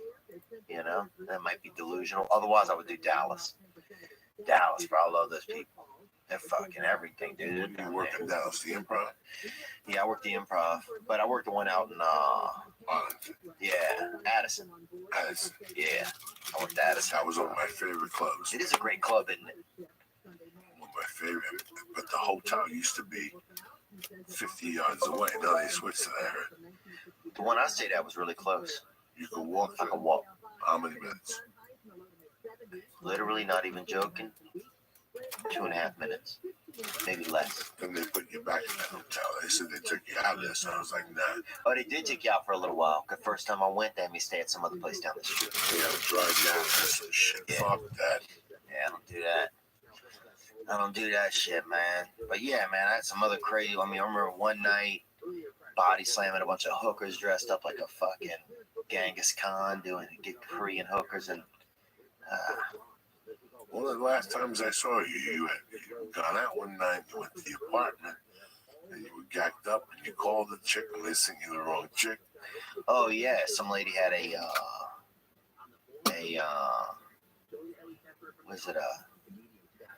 some lady with a mole, had a big mole, and I set her up with my buddies, a dermatologist.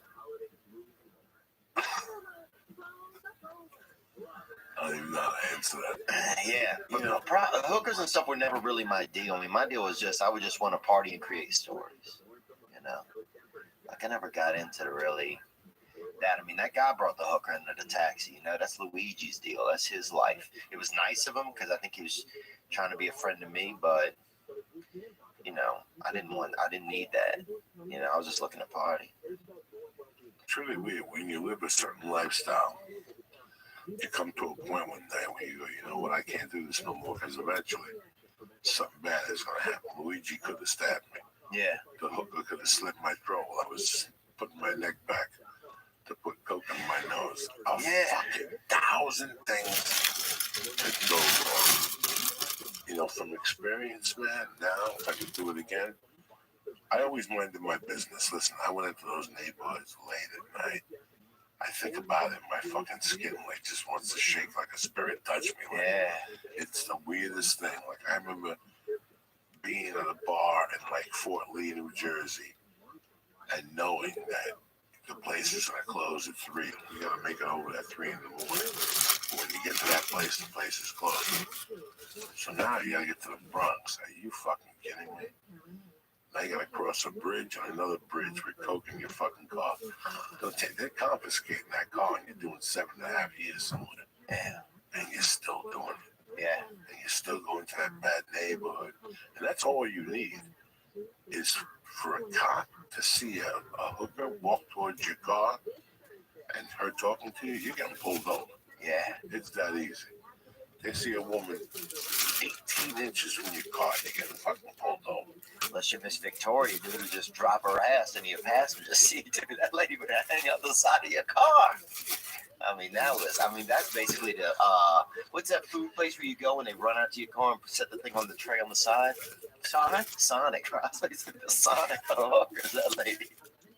I'll tell you better than Monday, the first Monday of the new year. Look at you and shit. Amen, man. Good to be here, man. Good to have you. Happy New Year.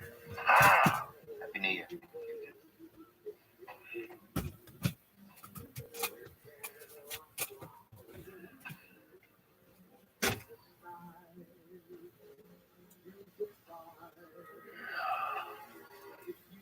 Victoria, I wonder what she's up to now. Who's Victoria? The hooker. What hooker? That lady who would drop her ass in your car. 16, 18 bucks probably. I stopped my old neighborhood the other day.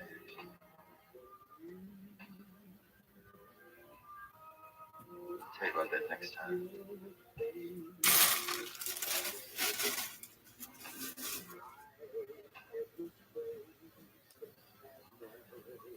How you feeling, Lee?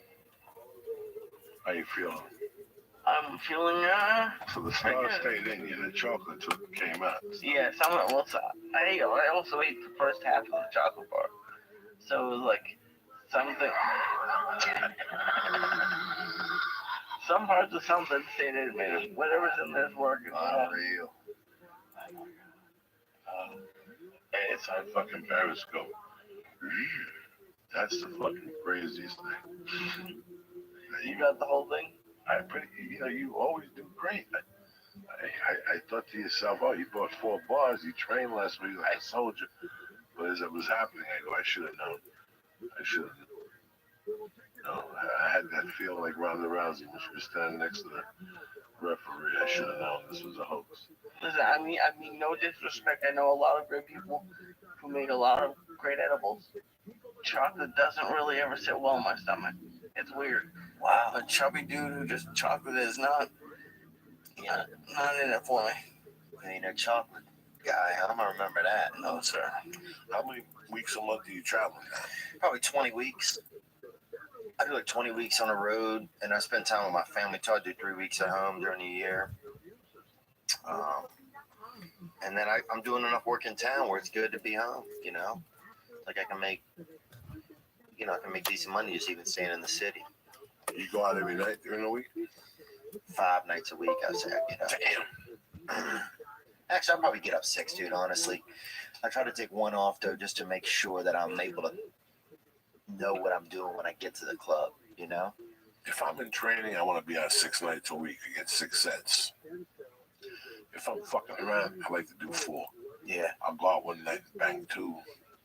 Just so I'm out 3 nights and I can stay Friday night with my family and leave it open. You know what I'm saying? Oh, you mean on the road? Yeah, I have to go out twice a month, man. Yeah, twice a month. That's what I like to do. Twice a month is the most I could do.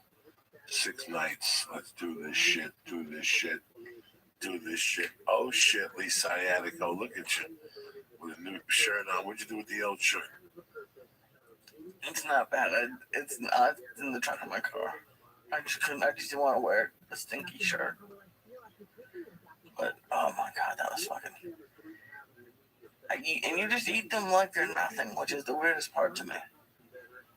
There's no fucking state of mind. Like, there's no state of mind, but things have taste. It's chocolate. It's chocolate. I don't taste nothing. I was thinking about it the other day. Mushrooms have shit on them. And he just told me. Yeah, not all of them. Oh, yeah, they do. All the The good ones ones. I give you, I clean off for you. You don't clean nothing off. Yes, Come I on, do. bro. I personally cleaned the fucking mushrooms off for you. Why would I lie? Before you came in, I was telling Lee that, you know what, man, I really like the holidays. But those 5 days after were just really rough on me, man. Yeah. I just want New Year's to fucking come and go. I had a nice time. New Year's, I'm happy Joe had me open for him down at the Orpheum with Tony Hinchcliffe. Nice fucking people. Wow. We did the show and got the fuck out of there. Nobody hung out, nothing. But, I was home by 11:45. That's beautiful. Bad. Nobody got their feelings hurt. My wife was out, But that's it. I'm not doing it no more. I've done enough. You know what I'm saying? Yeah. 25 years. I've done probably fucking 20 years of New Year's. That's it, man. I bombed hard on fucking New Year's. New Year's is hard.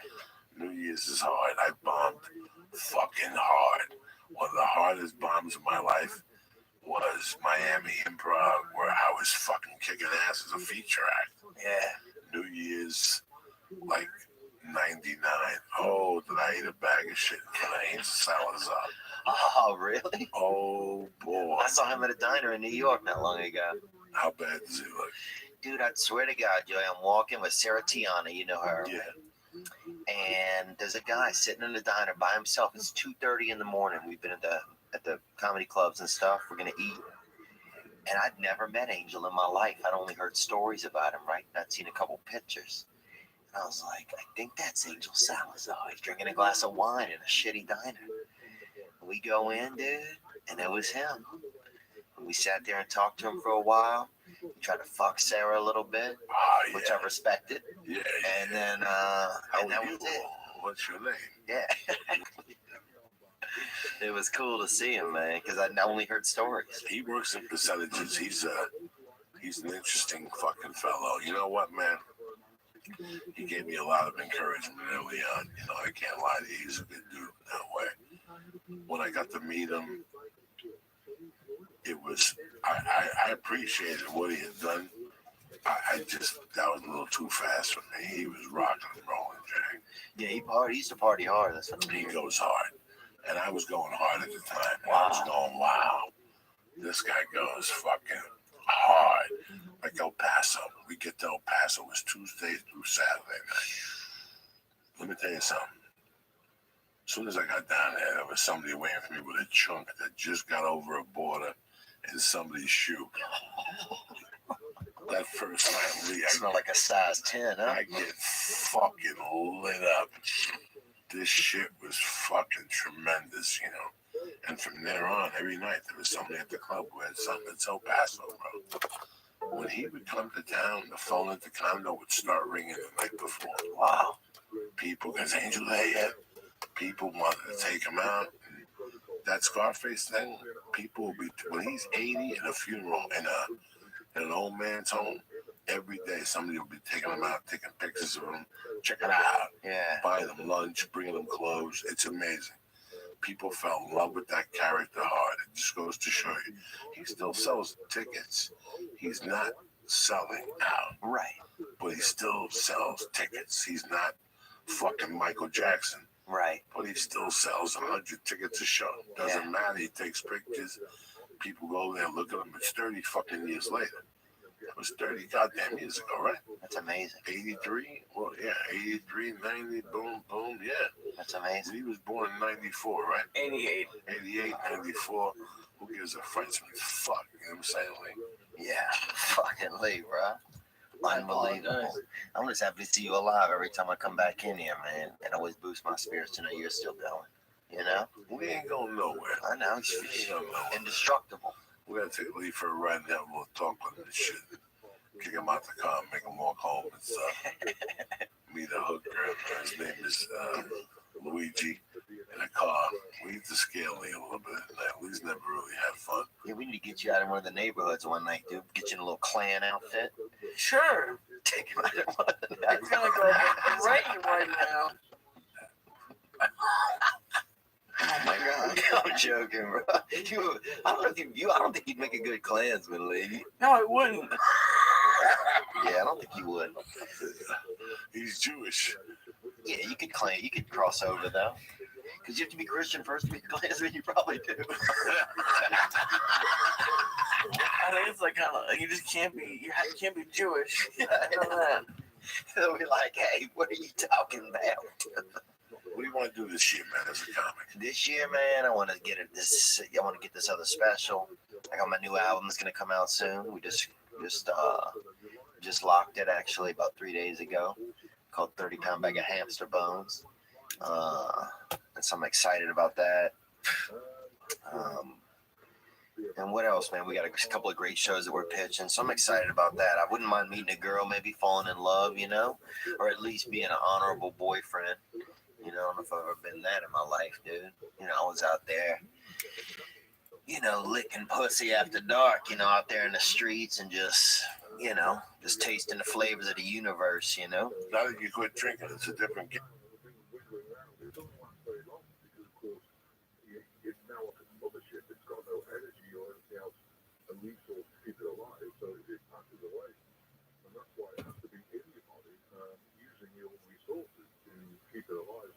It wasn't until just a few years ago that the Centers for Disease Control and Prevention recognized Morgellons as a real disease.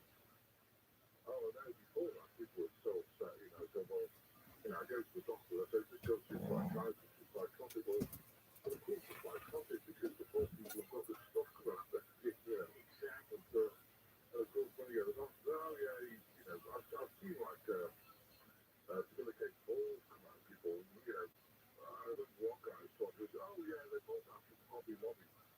No, they didn't. It's just, unless you've ever seen it, unless you've seen someone with Morgellons, you'd probably never believe it. What finally got the CDC to accept the fact that it is real? Well, I think because more and more people were getting Morgellons, and, you can't shy away from it. And I think eventually there was big supporters and doctors who came forward who basically believed in, when you can see things, you believe it, and they didn't get a Hobby Lobby. The stuff's coming out of self-assembly. So I think eventually they pushed the CDC, so they accepted that Morgellons. You're right, I think it was about 4 years ago where they accepted it, the condition. How long does it take to fight it once somebody has it, to get rid of it? It depends on how long they've had it. I let people on the protocol. The protocol strips it out. It's a 20-week program.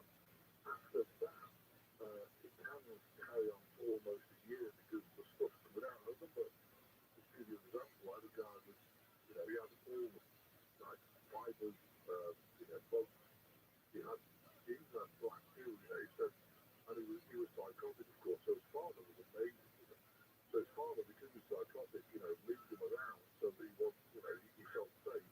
He kept moving around the United States. He was an amazing golfer, so he could get a golf fit. But it was vertical.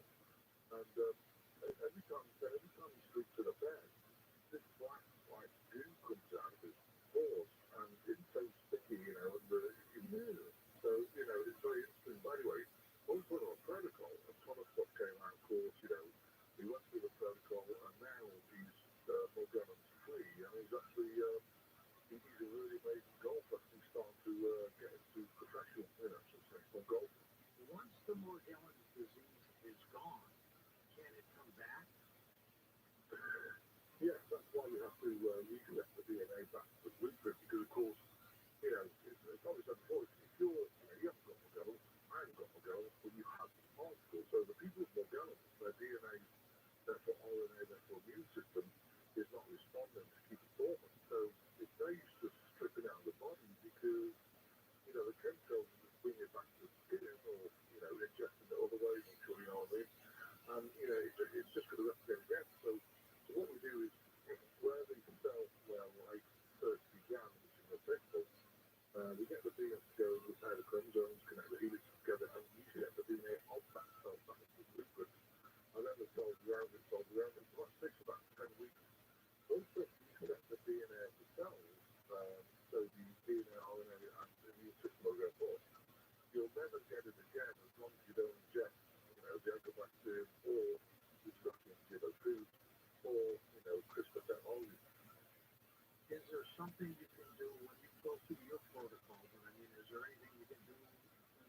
supplements to build up your immune system to fight this? Yeah, vitamin C is always really good, but the problem is it kind of goes beyond, once your immune is damaged, you can enhance it to a level, but because the DNA is damaged, it needs to actually be restructured back to the blueprint. If not, then yeah, you can build your immune system to a certain level.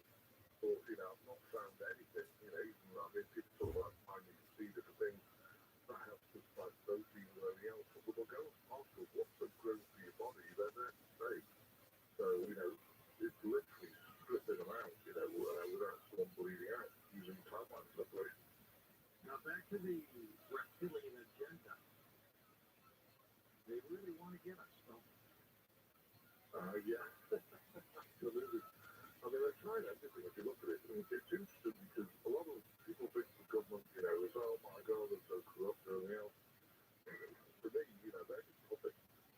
It's the guys on the different planet, like the Anunnaki, the Draconians, you've got the Luciferians, part of the Vatican and Sonic Lodge, and then you've got the Archons. Now, what's interesting is part of this agenda lately, the last 2 or 3 years, is that if you inject particles and CRISPR technology, and therefore the DNA is damaged and the soul lifts out of the body, that creates an empty vessel for a being which is energetic to attach to.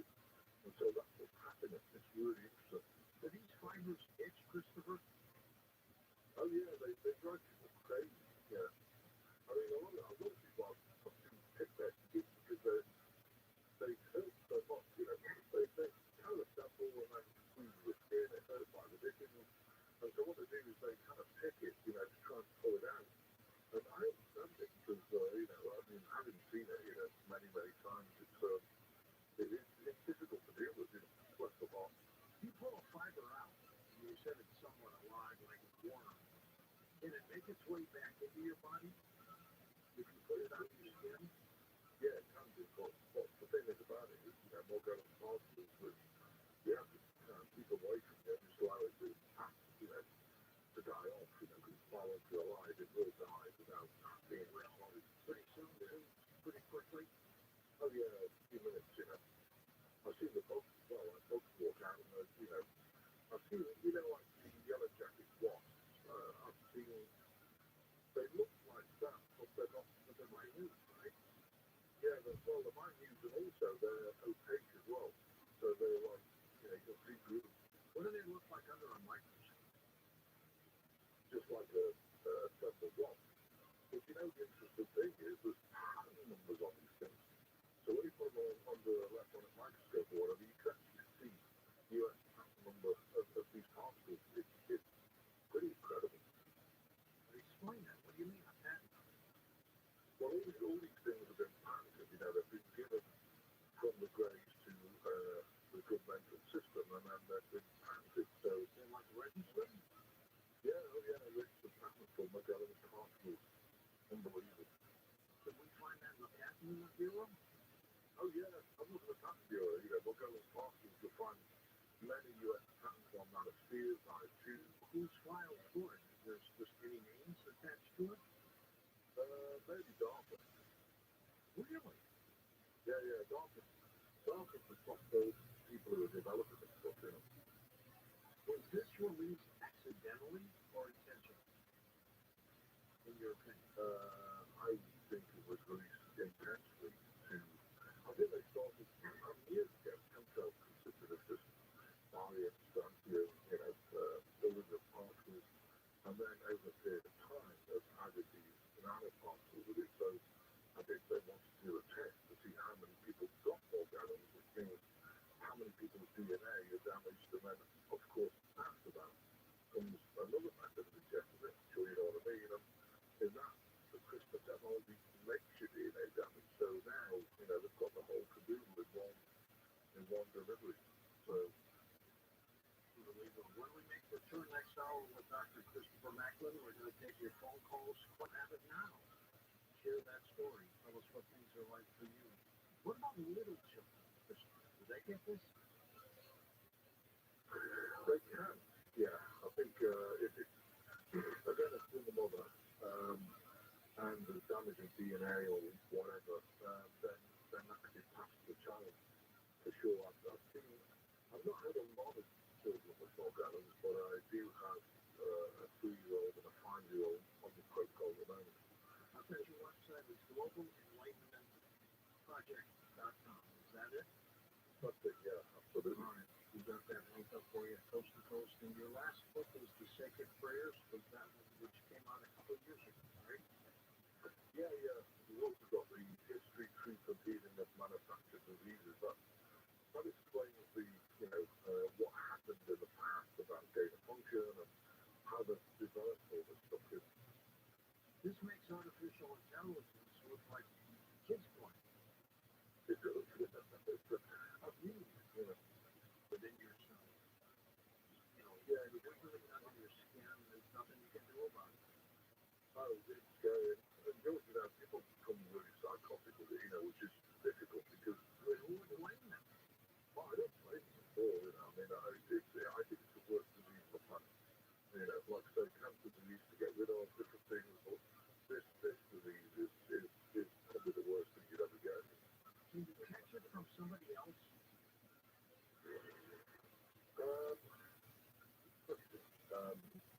You can now with the current new delivery system, but you couldn't before. Again, your DNA was reversed. I mean, each through bodily fluid, whether it's kissing or bodily fluid, sexual activity, yes, you can transfer the particles, but of course, we've all got the particles in it, so it would mean that you would have to ingest other bacterium, GMO foods, and pass things, maybe things to allow the DNA to be damaged. Now, it's different because the CRISPR technology hangs around, so yes, you now can get it off other people. If you're married to somebody who's sleeping next to each other, could you get it that way? Yeah, shedding. Yeah, I mean the new technology, the delivery systems I've got, there's now shedding, and I'm seeing it a lot. So, absolutely. Christopher, when people go to your website and they want assistance about borderlands, what do they look for? Well, personally, I would try a one-to-one session where we can, discuss how it's all operates, how it's all working. You can have a look at the protocol. The protocol is a 20-week program. It's a lot of work. I have to work with your 3 times a day, every day for 20 weeks. So there's that as well. So, have a look. It's a lot of work. I love doing it because I love seeing the results. And, it's more gallons is, like I say, it makes most things look like many problems. It's frightening, isn't it? It's horrible, yeah. I mean, if you think about it, they've got AI and things like, husband or wife, you can get a robot to marry them, crazy things. This is all just like whatever, to me. It's like, to me, it's dehumanizing a human being, because how can you have a relationship with a robot, which is completely logical. It will never have that love element that human beings have. And the same with, robots for war, people have got no empathy, they'll just go out and shoot anything, whatever they want. Yeah, I mean, I think we're in a stage where, AI, robotics, everything needs to actually be looked at, addressed, and some sort of constraints and things put in place so that it doesn't get out of hand. Christopher, we're going to take a short break and come back and take phone calls with you next hour on Coast to Coast AM. The official website of Coast to Coast AM is coasttocoastam.com. Log on now.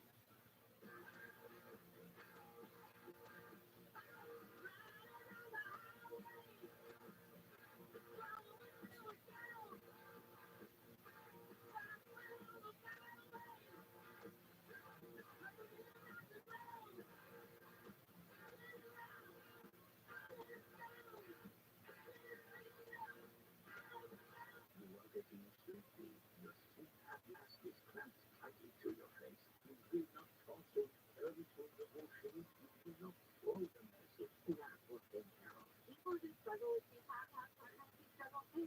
Luckily now there's Inspire. No mask, no hose, just sleep. When I sent you this, you would remember to visit inspiresleep.com.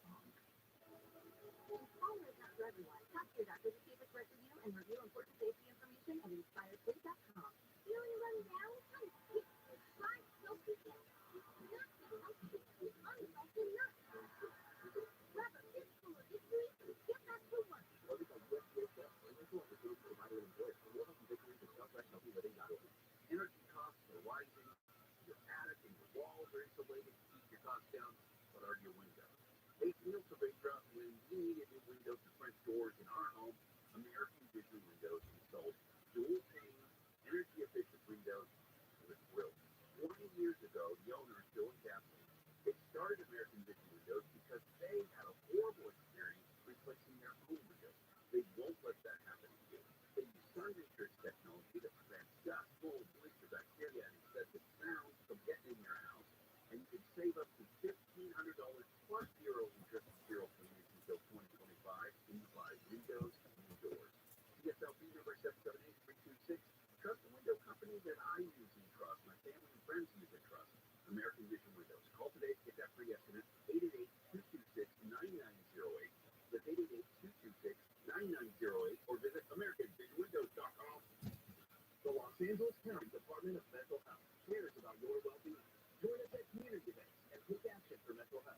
Go to takeactionlac.com to find an event near you. KFI AM 640. KFI AM 640. More stimulating talk. We try more stimulating talk. United Forward.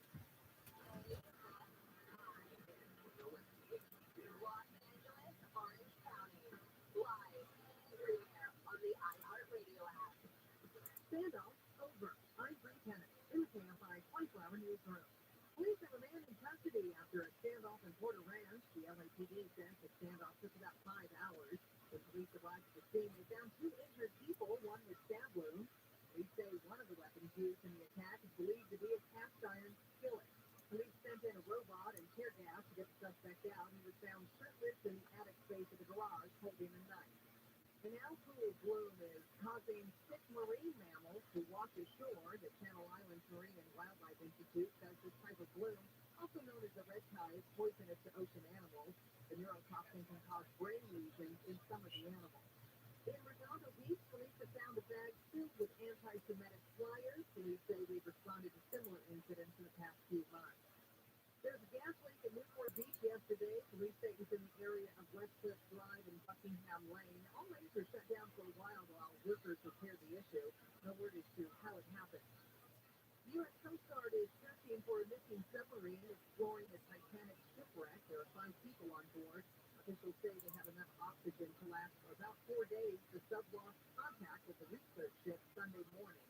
And a new study shows heavy drinkers can't exactly hold their liquor. Trey Thomas has more. Instead, the University of Chicago study says those with alcohol use disorder, previously called alcoholism, tested significantly impaired on typical habits 3 hours after having a drink. The senior author of the study said only about 10% of those go into treatment.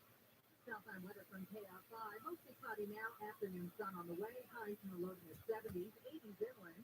Right now it's 61 in Redondo Beach. Brea report 61. 61 in Northridge. And it's 61 in Marina Del Rey. We leave local from the KFI 24-hour newsroom. I'm Bree Kennedy. In Costa Mesa, there is a full freeway closure from 401 northbound from the 73 to Euclid Street. Caltrans has always shut down for road work until 5. And in South LA, this is on the left-hand southbound at Next Division.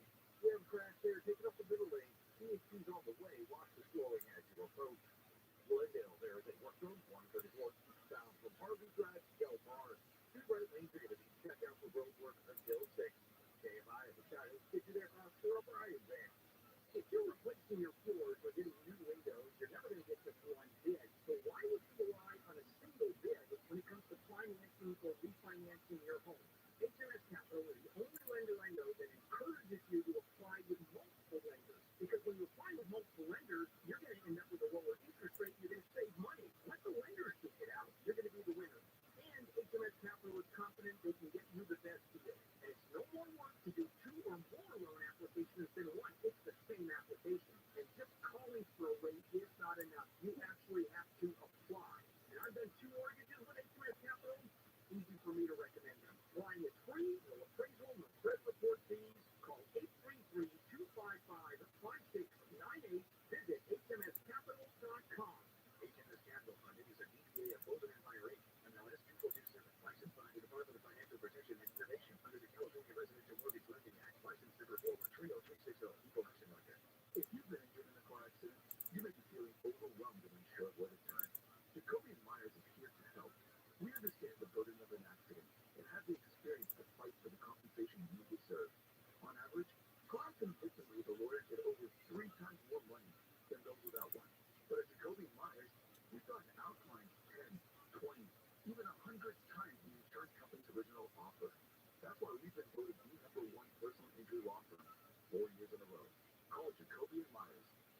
for you since 1972.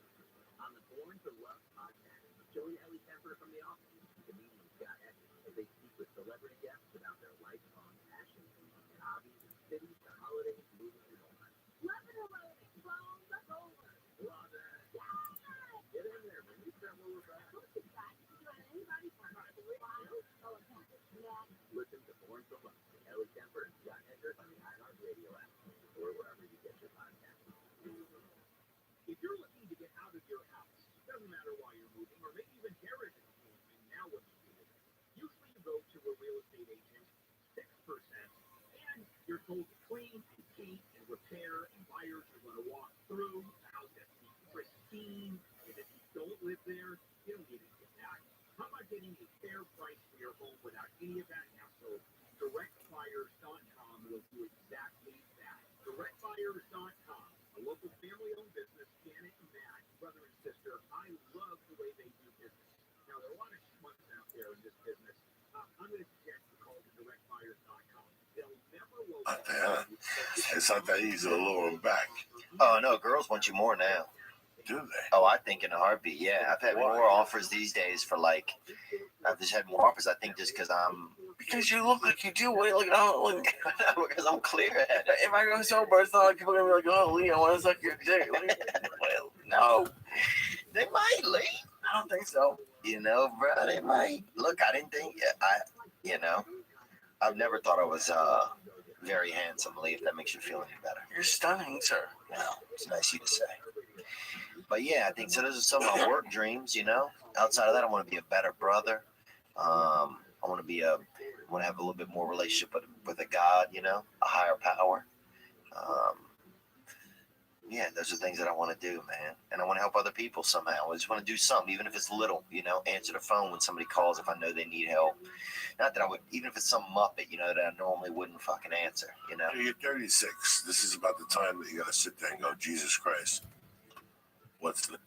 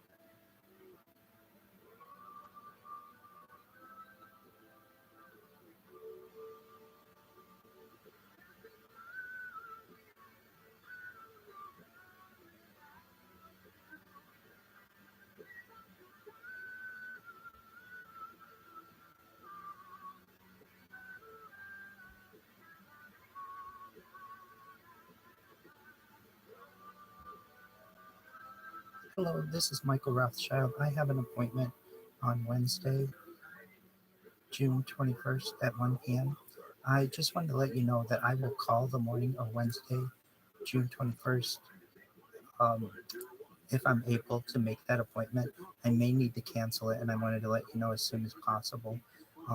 So I may need to cancel and reschedule, but what I will do is call the morning of on Wednesday, which is tomorrow, and let you know if I'll be able to make it in advance because I don't want to mess up your schedule. I'm doing everything I can. If I could tell you any more information, I would. I just don't have any more at the current time, but I will give you a call Wednesday morning if I will still be attending that appointment. Thank you so much and have a wonderful day.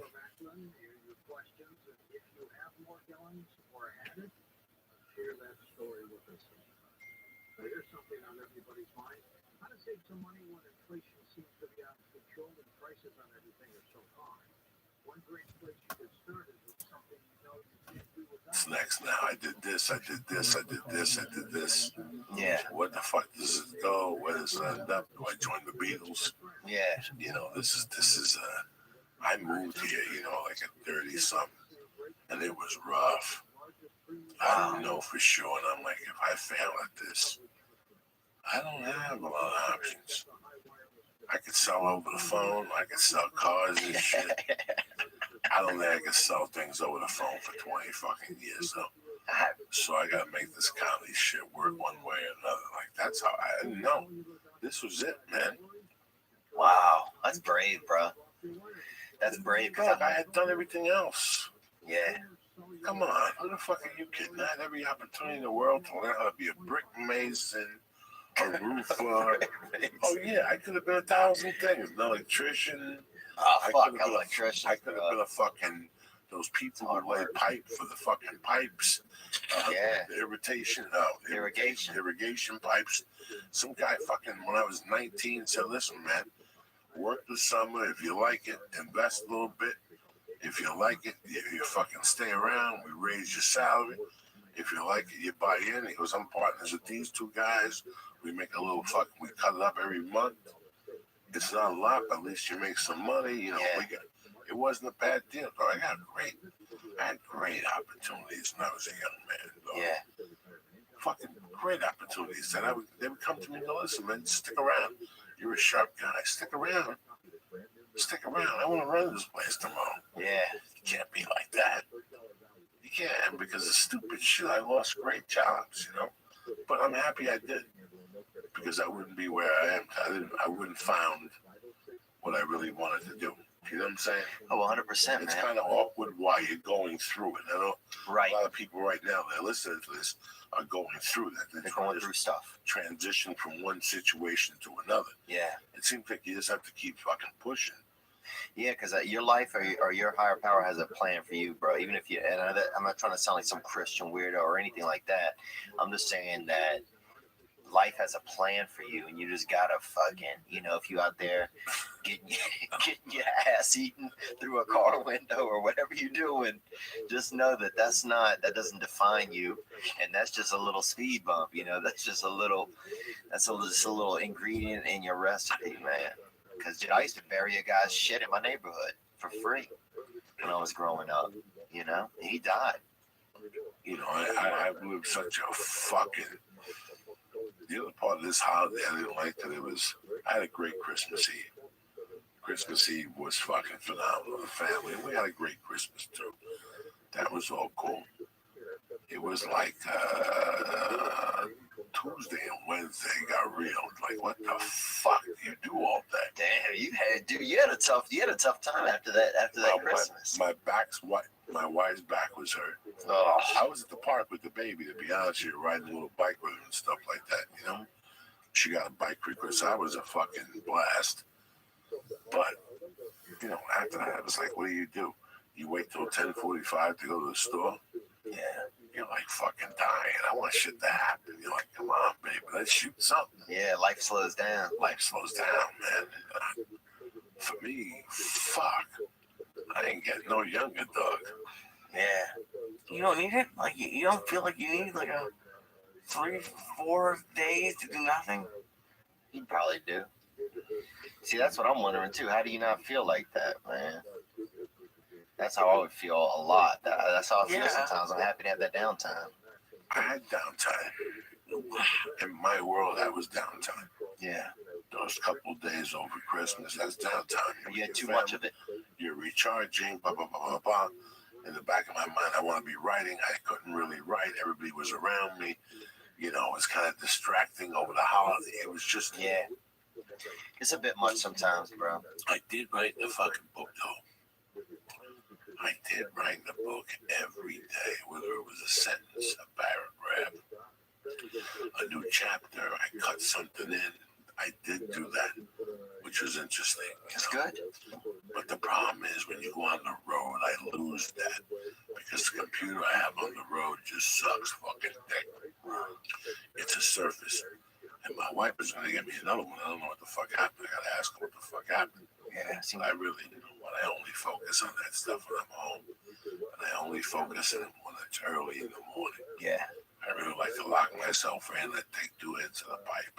And I watch that shit. That daddy work. Yeah, it's good, man. It's when your brain is nice and... Did you get to watch the Ronda Rousey fight? And loose. No, honestly, bro, I don't like watching women fight, bro. I watched a lot of women street fight when I was growing up. What? There's a lot of, these chicks are always fucking fighting around us. So some of it I don't like. I do respect it. I think these women are tough and talented, unbelievable. Did you watch it, Lee? Yes, sir. What did you think?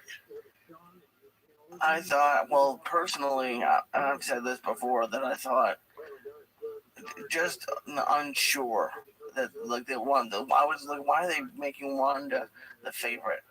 She's been gone for a year, and this other girl has been crazy good for a while. And my dad was saying today that she usually attacks and just gets people down, and in 12 seconds they're done. And she didn't seem like she had the same urgency this time. That's what he said, and he's a very amateur fan. And to me, I don't even know about that. It just seemed like, I don't know if she had a fight was put up to me. I thought it was very sad. Yeah, I watched it. I watched the replay. Like I said yesterday, I said, right before it started, I went to the bathroom. As I was pissing, I said, you know what? Ronda's going to win this fight. Let her win. Let her retire. Vent her frustrations and the media and how she felt and how she was treated. Tell a few people to go fuck themselves. You never see Ronda Rousey again unless she's a spokesman for Fox Sports or something. Yeah. They'll get, you know what? Nunes will fight somebody for the interim belt and she'll get the championship back. Nobody's feelings get hurt here. This couldn't end a better way. I come back, I sit down, I put my feet up, and they're off. And I see what happened.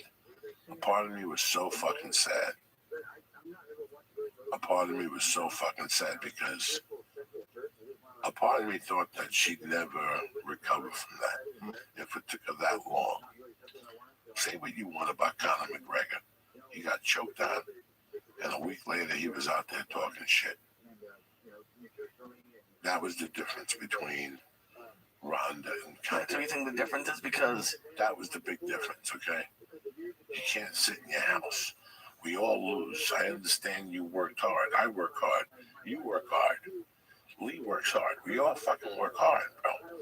To do anything in this business, to make a dent in this business, you have to work hard to excel in your field, whatever field that you do. You have to put that extra fucking hour in that nobody knows about. You know what I'm saying? Like you get to work like, but you want that fucking IT job or whatever job you want. You got to put an extra 2-3 hours on a Sunday. You know what I'm saying? Yeah. That's what life is all about. Even if you do it at home, you wake up 2 hours earlier. We all fucking do that shit. What are we talking about? Rousey. But, now she's saying, they made a statement. And, dog, nobody was sadder than I was. It's not like I bet her or nothing. There was no reason to. I was very entertained with Dominic Cruz and the other guy. If I was going to bet anything, that fight, I was just going to sit back and watch. And while it was going down, man, I thought about everything. And I'm like, again, I saw her hitting pads with the guy. I saw her doing nothing different. Yeah. I didn't see nobody different sparring with her. I didn't see no kickboxer in there sparring with her. No. I just saw her hitting pads. And it all came to me, and I felt sad. And I feel sad that she lost. I can't imagine how bad she feels, Yeah. to lose 2 in a row and like that on national. This one here, I think a lot of people feel the way I did. She wasn't even in the game. Yeah. It seemed like at first when she got hit, it came to her that she was in the fucking octagon. That's what it seemed like to me. And she was all gone from there. Like Rogan said, she threw a couple kicks, which is something out of her repertoire. And the move she does so greatly, it was gracefully, the chick escaped from it and returned the punch in there. So, yeah, I think maybe you could be right, Lee, that it was just a contractual thing, I have no idea, and I have no interaction with this guy, but why do you guys think she sticks with a certain coach who, from whenever you hear, is Maybe they love her. no one likes it. No, well, she's dating someone else who she brought to that coach. I mean, who knows? I don't know. I don't know enough about it. well, man, sometimes loyalty is loyalty, even if sometimes if it's blind. If that's what it is with him and her, God bless her. At least she's loyal to someone, you know what I'm saying? Oh, I mean, they get A lot of the tapes are being released from the fight and stuff. people have said something. Listen, I'm not an expert in boxing or MMA that talk about who's a good coach or who's not a good fucking coach. I don't know anything about that shit. All you know is the results in the octagon or in the ring. You know, I know Freddie Roach is good because the Filipino guy Pacquiao has been champion for 2,000 years. Yeah. I know whoever trains Floyd Mayweather must be good because whoever trains him, I know the guys down in Winklejohn, down in New Mexico, they're good. They got John Jones, they got BJ Penn, they got Carlos Conduit, the list goes on and on and on. I know a lot of camps that are fucking great. That don't mean the people are going to be great there. Why Ronda, after she got knocked out by Holly Holm, why didn't she go start anew? I don't know. I mean, she's been busy. She's done a bunch of advertising. I mean, who knows? It's a good question, man. I don't know enough about it. I gotta fucking piss so bad, man. Forget, go fucking pee. I gotta do some shout outs real quick. Again, this show is presented from my favorite motherfuckers in the world. On it. Let me tell you something about On It. I've been back on the Shroom Tech sport again. I gotta tell you people something unbelievable. Again, I tried to order the Head Force protein today. They didn't have it. So instead, I got some Alpha Brain and I got one of the Club Bats. That's how I'm rolling for 2017. I suggest you do the same. Alpha Brain. Start with Alpha Brain because the money back guarantee, right? And they don't even want the product back. You think you're not sharp enough for 2017? It starts at Alpha Brain, bitch. Go to hunter.com right now and press in Church, CHURCH, and get 10% off your first order. Hunter.com. Again, the code is Church, CHURCH. I want to thank my main man, Rory Oliva, for the badass Bruce Lee book. He brought me a fucking an old Jeet Kune Do book. You know, I love you. Jack Wilkin, Cat Un43, Talking Lair, Nick Ferrara, Ray Majewski, Darren Carter with his fucking push-ups, Ookie Spooky over the holidays looking good, CJ Blake, and Rachel A. Little over there getting more married down there in motherfucking Houston. Close that door for your Uncle Joe. What's the matter?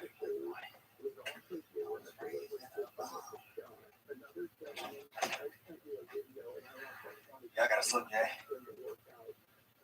What's that? I don't know what the fuck I want to do in 2017. I just want to fucking live, Lisa. I want to do a podcast a couple of days a week with my main man.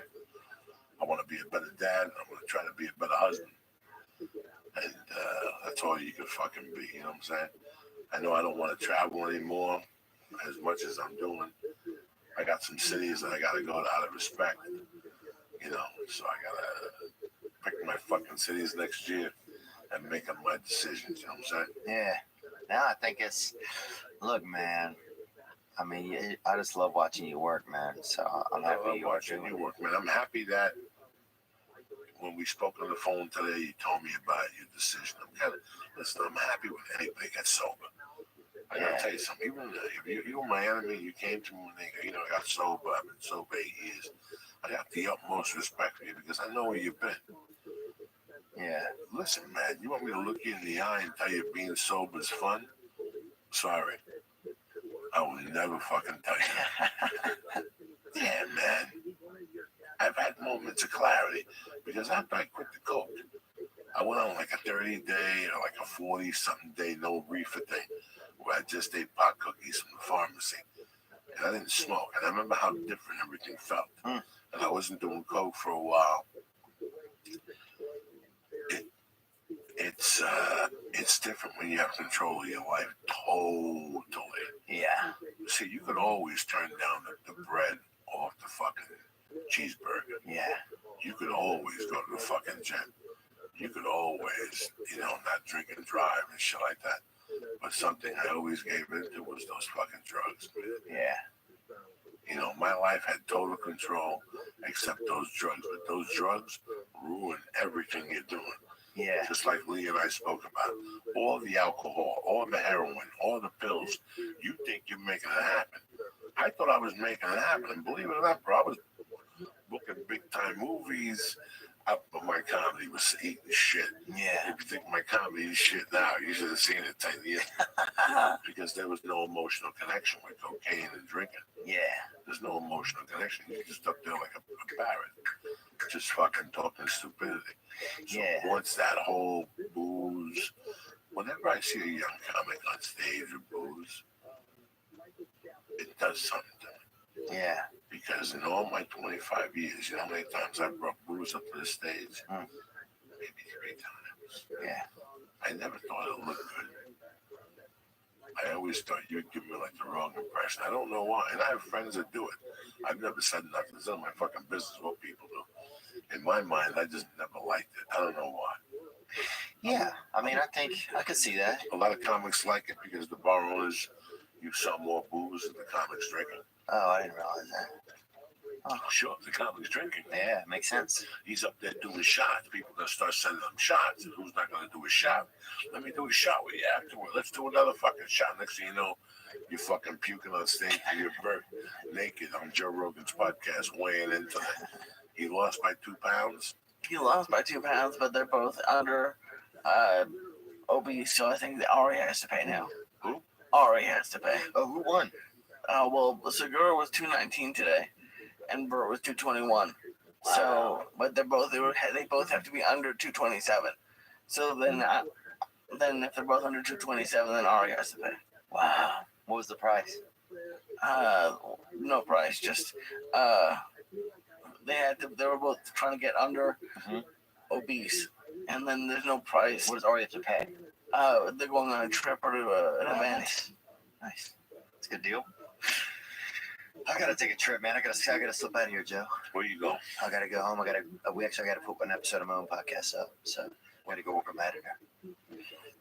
Listen, man, I'm happy you dropped by and opened up the fucking year with us, my friend. Dude, I wouldn't have had any other way, man. No, man, I'm fucking happy that you came come by. So there's a fire out there and shit. Fuck it, burn it down, bro. What a fucking night tonight, my friend. That's what's up, Rocking dude. and rolling. Listen, I couldn't wait to get out of the house and do a fucking podcast. Amen. I did one last night with those guys. It went well. I knew tonight would go well with you. Whatever's burning down, fucking close. Let it burn, baby. Trump, baby. Let it burn, dude. Don't say that. Sorry, just let it burn, dude. So say that we're trapped in here with no bicycles. We're about to borrow your daughter's. About to borrow your I daughter. got no bicycle in here. Look at it. We got a chair to barricade ourselves with no oxygen. We'll be dead within 2 fucking minutes. They bazooka this place. Hilarious. All right, my brother. Where you headed this weekend? This weekend I'm in town. I'm in Virginia Beach in a couple of weeks at the Funny Bone. The last weekend, January 26th through January 24th through the 28th. Are you writing your sobriety down? Are you writing about your sobriety at all? I mean, right now I'm just. I'm talking about on stage. I'm not talking Oh, about. yeah. No. I'm talking about putting in a notebook about you. What are you feeling? What the fuck is different? Why would I go back to drinking or hanging out with characters like Joe Diaz at 2 a.m.? No, right now I'm working. Man, I didn't have a dad growing up, so I still have a lot of emotional issues and stuff from growing up. So some of that stuff I got to deal with. So, I mean, I'm always doing my comedy. I mean, I love my comedy. I'm happy to have it. I feel blessed to have this skill and ability, but at the same time, I'm dealing with other personal stuff first, because that's what I got to get right. But at the same time, my comedies is I feel like better than ever. So, it's all simultaneous. As long as I care about myself to keep working at stuff, then everything else will work itself out. I gotta respect that, man. I love you. Either whatever you want to do. If you want to do bong hits, if you want to do heroin, I love you either way. If you want to stay clean, I love you. What can I tell you? I just want you to be happy and get the best. Like we talked about before the show. Listen, if you know anything about me, bro, I can't drive a BMW. Yeah. I know who the fuck I am, Yeah. For me, living here now and having a great time, like I said, 20 years later, I've seen so many people that had more opportunity than me vanish. Yeah. Vanish. Sometimes I look them up on Facebook, I see them. They're real estate now or something like that, but they vanish from this. Yeah. You know what? This wasn't really a dream for me. This is more like let's see what could happen. Yeah. in 2 years, if I book an extra row, I'll be happy with that. Can you imagine? All I want to do is be an extra. I never thought Mitzi was going to make me a regular and shit like that. Yeah. Just to be in this situation, to wake up and to be with Lee. I'm telling you, man, I'm fucking ecstatic. Yeah. The other type of comedy is too much fucking pressure. If you look at it now from the outside, there's a level of comedy. You can live your life and do great. Margaret Cho's been doing it for years. Yeah. She's just been sliding through. Everybody else is doing this and doing that. Margaret Cho's still selling out improvs on the weekend, bro. Yeah. Well, who the fuck are you kidding? She's been doing this for 30 years. If I've been doing this for 25, she's been doing this for 30 years. You just fucking take 3 months off and reinvent yourself, write a special, do this, do that, you know? And you're good. You're young, man. You got the world by the balls, so. Oh, I've already lived out. I mean, all my dreams, I feel like I've already had almost in a lot of ways. So I feel like I'm fucking just playing around and over, you know? Like I've far exceeded my expectations. How many years you been here so far? I've been doing comedy 13 years. How many years you been in Los Angeles? 13, 12. And fucking deal, man. You know what? Ride it out. Yeah. You might as well go to Hollywood Lawn and buy a plot and say, listen, I'll see you guys in 80 fucking years, all right? Bury me But fucking. it's done right here. Bury me face down. I want that Lee Syed treatment, You baby. don't want to be over in Louisiana. You want to be buried here. I want to get buried over there in Mississippi. I already found a graveyard I like, dude. Did you really? Yeah, they got a brother that cuts it, dude. My brother cuts the grass. He wears a full suit when he cuts it every Sunday, no matter how hot he is. I feel like you probably won't be there when you get there. Nah, this man will be cutting grass forever, bro. And he wears a suit. Wears a It's full that suit type of when the he South. cuts it. And then you got little hills out there, and that man cuts it in a suit. Dude. How do you get home? You take 2 flights? Sometimes I take one in New Orleans and then drive north. Sometimes I take 2 into Baton Rouge. That's where my family's at now, in Baton Rouge. But yeah, man, I had a great holidays, man. And it started off great, dude. Did a show with Amy Schumer New Year's Eve. We fucking murdered it in New Orleans. Now I'm here with fucking Joey Diaz. Who's tomorrow? Fucking Johnny Depp, son? Huh? Let me ask you something. Luther Vandross? Who's next, bro? How big was the Gerald arena? Levert? How big was the theater? I think 2,100. It's at 2,100. But she had downsized from another place because just because New Orleans, you're not going to sell a lot of comedy tickets on New Year's Eve. It's a party city. People go there to drink, you know? People go there to drink. Half the people only have television sets, bro. They chilling, dude. New Orleans, Miami. There's a couple of cities that comedy has always been a hard sell. We've discussed this before. Yeah. That's why it was really interesting that you go, she's doing New Orleans. I kept thinking maybe she's doing a riverboat casino. I don't know if they have those there. Well, she does it because she loves it. All of her friends, it's her favorite city. So she goes there every New Year's Eve anyway. So all of her friends go down there, and it's always a big party. So It's an 8 o'clock show or a midnight show. it was an 8 o'clock show. Yeah, that's how pimps do it. Yeah. You walk out at 10:30. There's no magic ball. Pictures till 11. The car's leaving. I love you guys. See you in a year from now. Boom. Yeah. Yeah, it was perfect, man. I mean, it was fun, man. She's funny to be around. You're on your way up, brother. Man, She's funny to be around. that's good. You're working. Oh, I feel great. I feel absolutely great. I got a slip, Jay. All right, do your thing. I'm going to be over at the Calusa Casino Friday, January 6th, and next weekend, Hilarities in Cleveland. But let me talk to you about something here that you may, I want to talk to you about a smart way to turn extra money and get an extra $500 bonus driving with Lyft. You know, are you in between jobs? Are you looking to earn extra money for your kids' college fund? Are you going back to school yourself? Are you thinking of writing the next American novel? I mean, there's got to be something. You're seeking alternative funding for a new startup. Listen, here's what we're doing. There's other ride-sharing apps out there, but Lyft treats their drivers right. It's a flexible way to make extra money anytime from nearly anywhere. All you need is a car. Lyft drivers can make up to $35 an hour, and get started is just a tap away. You can drive mornings, nights, weekends. Just flip into driver mode and start making money. Plus, Lyft drivers can earn tips right from the app. Those apps add up fast, all right? And you don't have to wait for days or weeks to get paid. You can cash out instantly once you've made $50. thanks to Express Pay. It all adds up. Driving with Lyft, get tips, and it's always there when you need extra cash. Sign up today at lyft.com/Joey. And right now, Lyft has a special offer for our listeners. You'll get $500, a new drive bonus after you complete 100 rides within 30 days. Go to lyft.com/Joey today and start making extra money and get your $500 new driver bonus. Who's better than Uncle Joey? I got your ass out there, pimping, driving, cutting motherfuckers off on Lyft. Again, go to lyft.com. Stop sitting there, you fucking mook. Your grandmother died, left you a nice car, and you're sitting there eating pizza, and you're giving a fuck about who's the fucking kid's father on Maury. Go to lyft.com right now. Is that what it is, Lee? Yes, sir. Go to lyft.com right now /Joey and start making money and get your $500 bonus right now. How's that one for you? Joey's getting your fucking jobs, huh? How bad is your life when Uncle Joey's getting your job? So here's another thing, guys. You own a business, you're looking for the right people. It's tough to get right people. If I didn't like Lee, I'd be looking for the right people. But I love Lee, you know what I'm saying? Amen. When he doesn't train. He's getting better. He's growing. Check in with Ollie Boss. He already has my back. Ollie Boz in Australia. Ollie Boz knows all. No, he doesn't. But listen, let me tell you something, people. You know I love you all.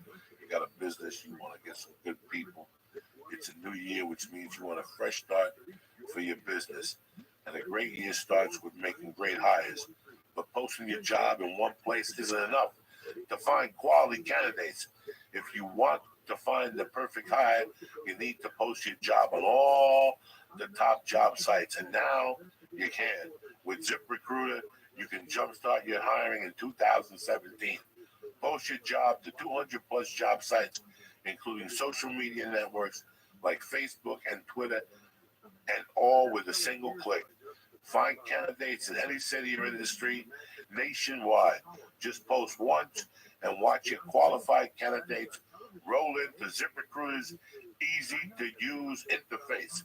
No juggling emails or calls to your office. Quickly screen candidates, rate them, and hire the right person quickly. Find out today why ZipRecruiter has been used over 1 million businesses. And right now, my listeners can post jobs on ZipRecruiter for free by going to ZipRecruiter.com/church. That's ZipRecruiter.com/church. One more time, go post your job for free. What is it? ZipRecruiter.com/church. Once again, one more time, try it for free. Go to ZipRecruiter.com/church. That's ZipRecruiter.com/church.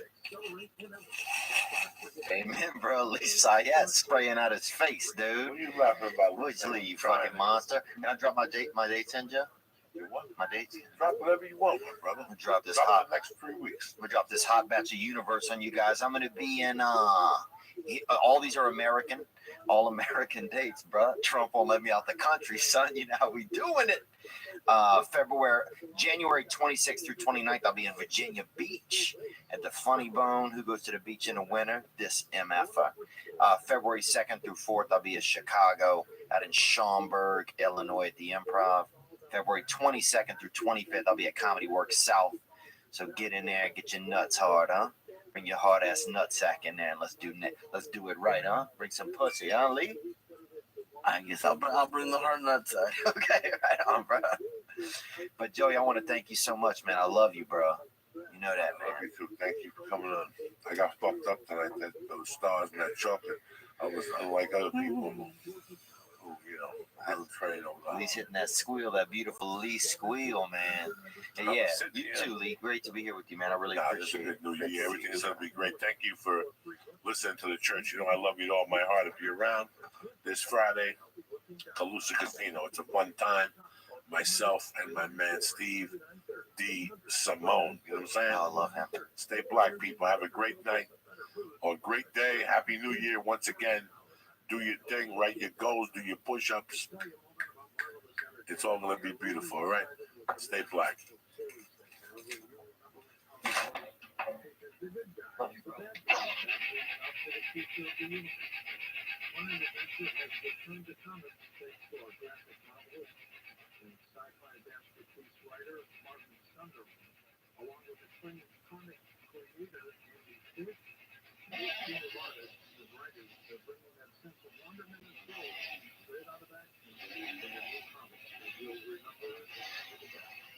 This adventure is still a man and downright good. We even offer a variety of memberships that give you access to beyond the scenes content, as well as promotional and bonus items like secret decoder, puzzles, even more.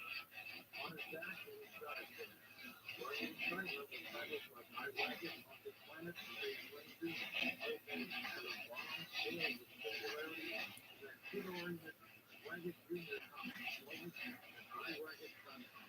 IWAGGIT, iWagon.com for the best in the Blackstone story.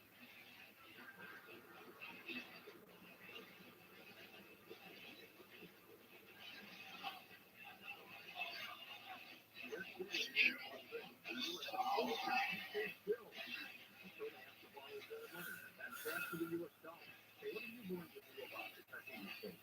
Consider diversifying with gold from Birchgold. That's Coast to 98, 98, 98 with your free info kit on gold. There's no obligation, just information.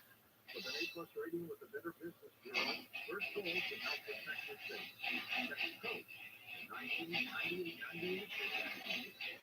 And we say done in your point should never be mistaken. That's being harassed and counseling subject to sexual victims. My landlord told me my wife would be free if I gave him something to exchange. The fair housing act protects from harassment by anyone associated with fair housing, including someone making unwelcome sexual advances. If it happens to you, file a complaint with us. No strings attached. The landlord is at hub.gov/fair housing. You choose the location of the landlord. Now, the Federal Emergency Fund is the National Fair Housing Fund.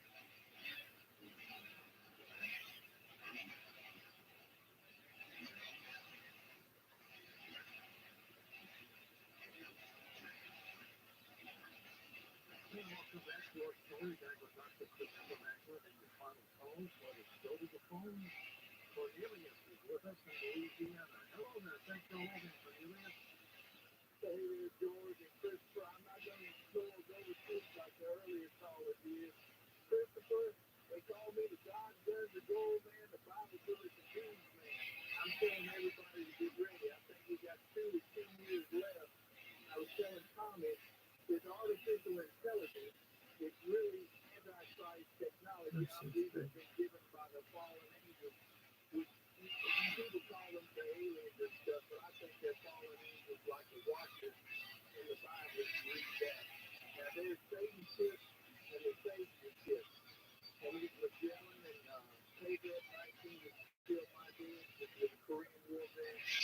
You're right, DARPA and the Communist Chinese and all these people are trying to get rid of one thing at a time so they can put in the New World Order. So if people would read Psalm 91 of the prayer of protection, read the Lord's Prayer, Matthew 6, and Proverbs. You got a Proverbs where he says, today being the 20th, so read Proverbs. And God bless you, George, and God bless Coast to Coast. And thank you so much, George. All right, you want to react to some of that, Christopher?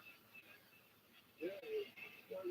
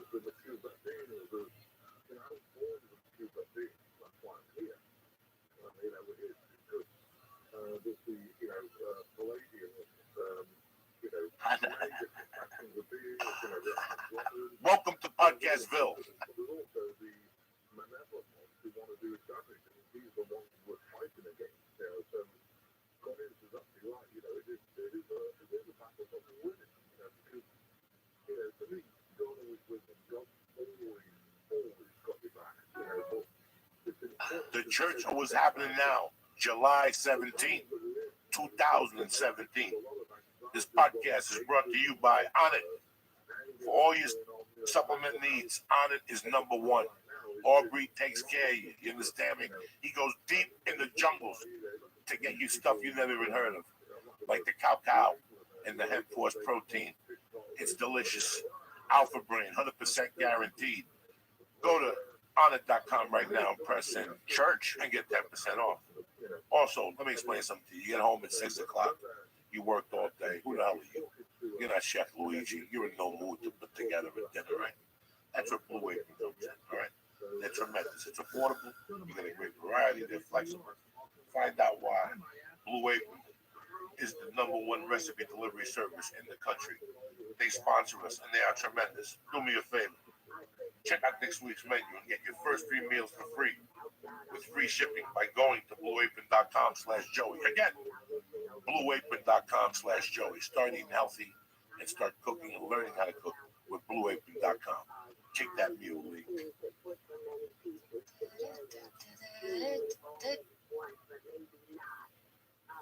Also like to know more about, and I want to say too, we need to put those first 2 callers on the Friday prayer list because that is really spooky story. But Christopher, I want to know more about the protections and solutions. I want to know what leaks and how they put it in leaks, and your thoughts and whether it's related to what's called stalking or TI, targeted individuals with a certain type of direct activity, and whether this great increase in autism in children has something to do with any of your theories. And if you have my questions, George usually does. I'll listen over the air. Thank you so much. Right, increasing autism, absolutely. The heavy metals in legal things, I'm sure you know what I'm talking about. Those things will operate by block pathways and the serum to create encephalitis. My daughter, I married Mandy about 5 years ago. I got this daughter about 4.5 years ago. She's non-verbal, autistic, damaged by vaccines, and of course, I've been working on it. She's getting better. But how old was she when she was starting? She's now 16. That was about 4. So she's about 12.5 years old. Up, you filthy fucking animals. Uncle Joey here with my main man, nephew, all around great guy and hilarious comedian, my brother, Mr. Theo Vaughn, and my little fucking Jewish friend, Mr. Lee Sayat. The Jewish jingle bell, baby. Johnny Hummus. Wow. St. Louis, thank you very much for coming out to the shows this weekend at Helium. I had a fucking blast with you people. I really did. The food was great. $12 for lunch. I could move there and become one of those 600-pound men. They're going to take me via cargo to Houston and shit, where I feel every pothole in my asshole. Anyway, Theo Vaughn, what up?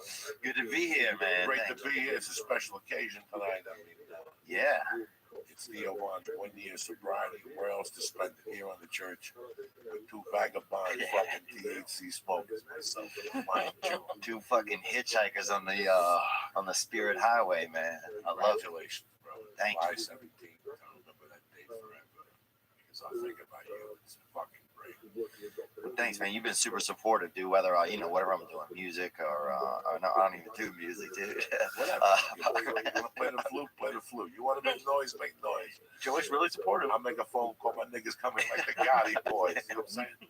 I mean, comedy or just chilling, you've always been supportive, man. So I'm happy. I feel I was gonna go to a meeting tonight, but I was like, you know what? I'm gonna come here and spend it with you guys, man. So thank you. Thank you for having me. That's what I thought. We're gonna get more from them.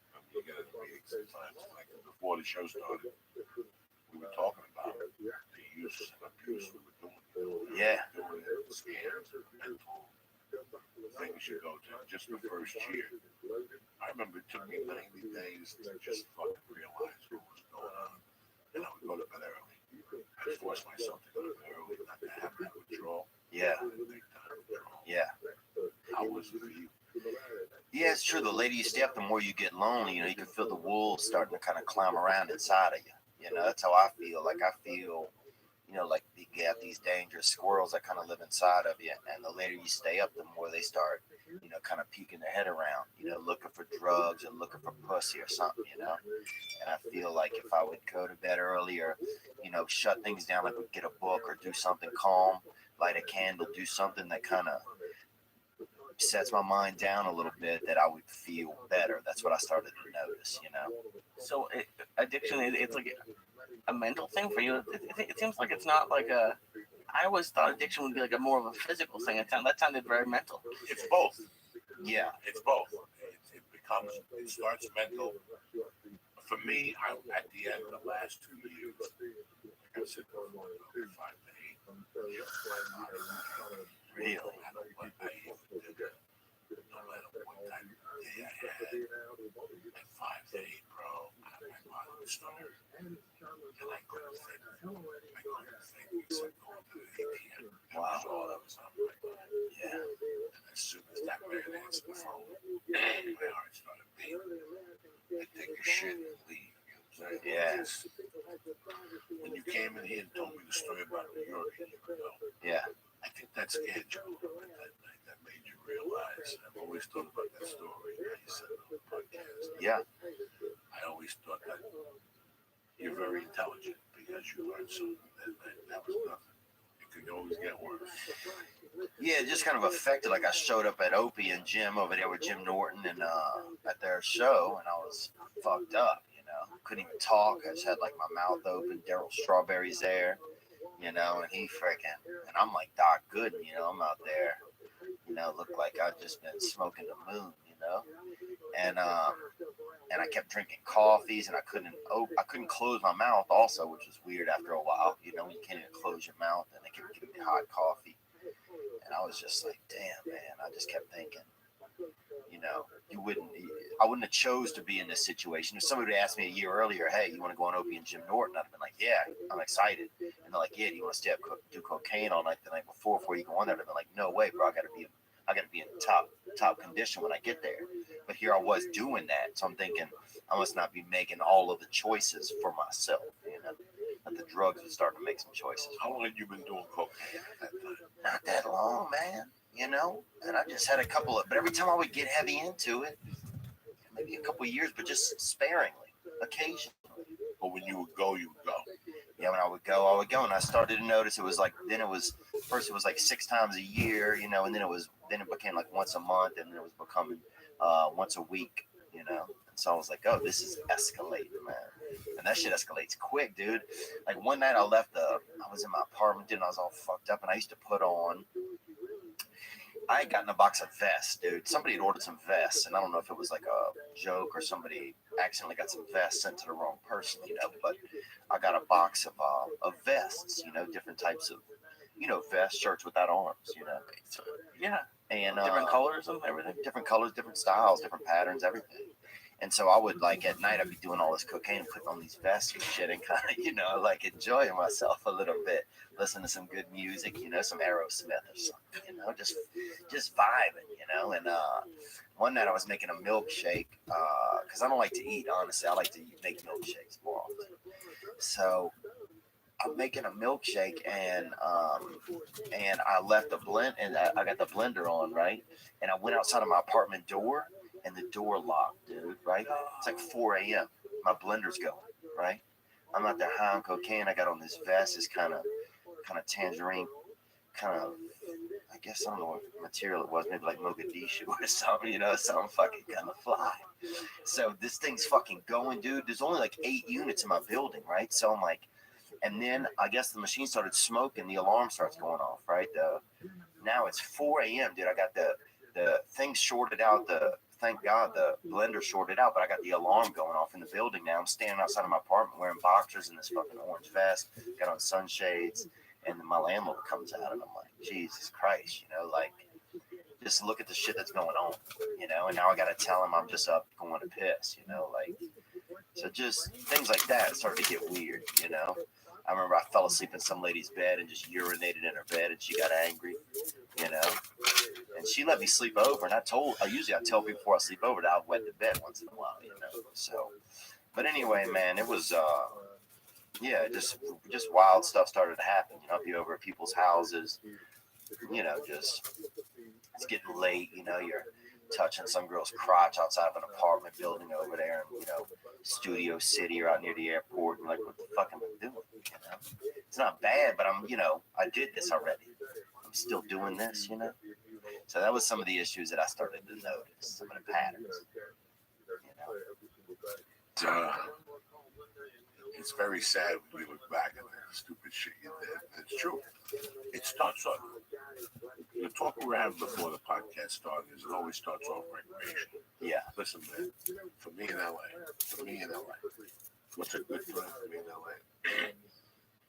When I would get a call, 99, 2002, you know, I would get that call on a Monday, and they'd say, you have spots Tuesday, Wednesday, Thursday. In the old days, you called on Monday, and Tuesday morning they called you with Tuesday, Wednesday, Thursday. She wouldn't give you Friday, Saturday, till Friday at fucking 2. She would bury you till Friday. You keep calling. You go, I don't know. Sometimes they'd be there Thursday. But anyway, that's not what we're talking about here. I would, you look at the week and you see what you got and you plan. I would plan like, because for me, the best time I ever had in LA was going to the store, drinking a cocktail, drinking sodas before I went on stage. And then I'd go on stage, I'd go right out to the door, man. I'd get 4 packages, $20 a piece. And I'd do 2 of them at the store. And you drink for free. yeah, And I'd take all the managers, I'd smoke with him, we'd do lines in the manager's fucking office. And we'd be fucked up, Lee. Fucked up. I can't remember how many times I was out there smoking cigarette after cigarette after cigarette, talking to Eddie Griffin, Paul Mooney, and Bobby Lee was fucked up on his shit, and I'm fucked up on my shit. Freddie Soto, God rest his soul. I mean, there'd be 20 people up there in circles, you know, again, and drinking, you know, and you do it, and every once in a while you cross paths, and they go, you want to go back and do a blast? I loved it. They give you a blast of some shit they had an extra 20 on them, you bought one from them. Yeah, next thing you know, it's 10 to 2, you're at the store, you can't get in your fucking car. And there's no Uber.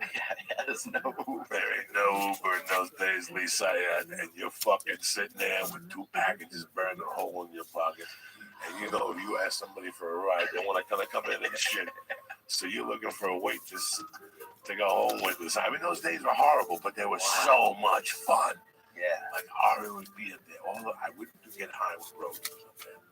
When Rogan was up there, man, I had to leave. It was no fun. When Rogan was out of town, if I was up there on a Tuesday, I'd get fucking lit.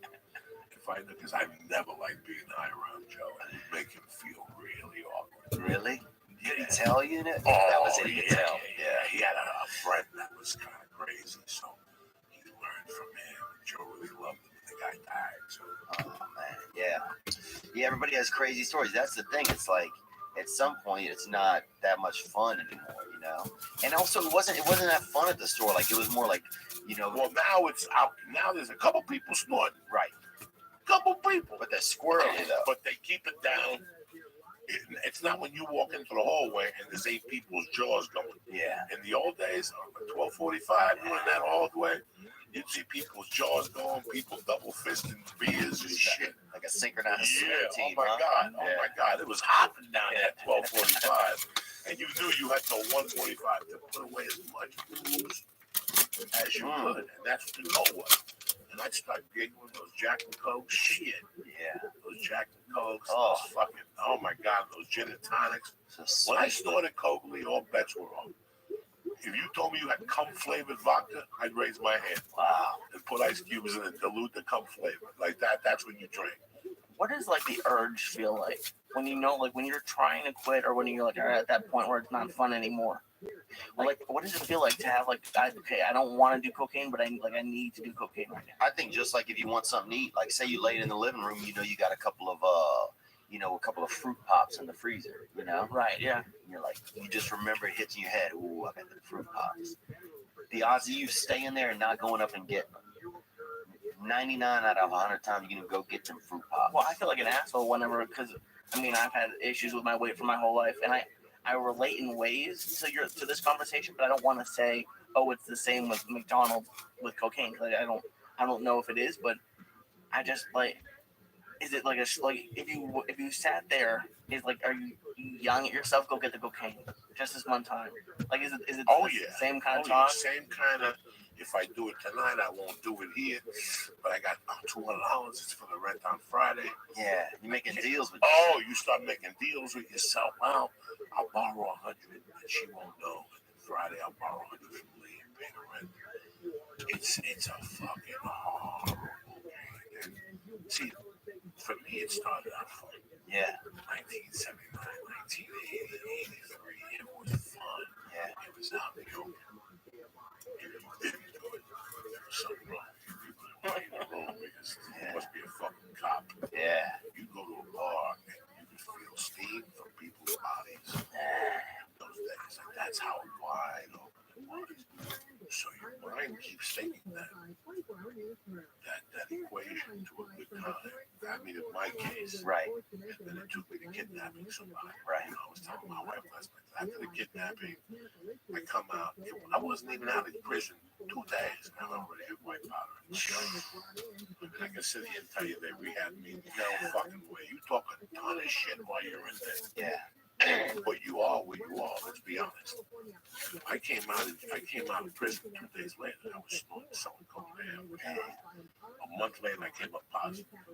You know, I mean, I didn't give a fuck about consequences. I had to have it because it equated fun for me. Yeah. That was what it was, and it was fun for me. Yeah, I think the same, man. I think it started out like, I remember first time I ever did it, actually, I was in Tucson, Arizona. This dude, we walked into a place, some dude comes up from doing a line, and you only have one eye, right? This dude. Listen, let me tell you one eye, they got drugs. I want the drugs. Yeah, that's what I'm saying. I'm like, and I thought this dude had hit that line so hard he could like suck his eye into his head. Yeah. And I'm like, damn, that dude's having a good time, you know? Because I always like people that only have one eye or one,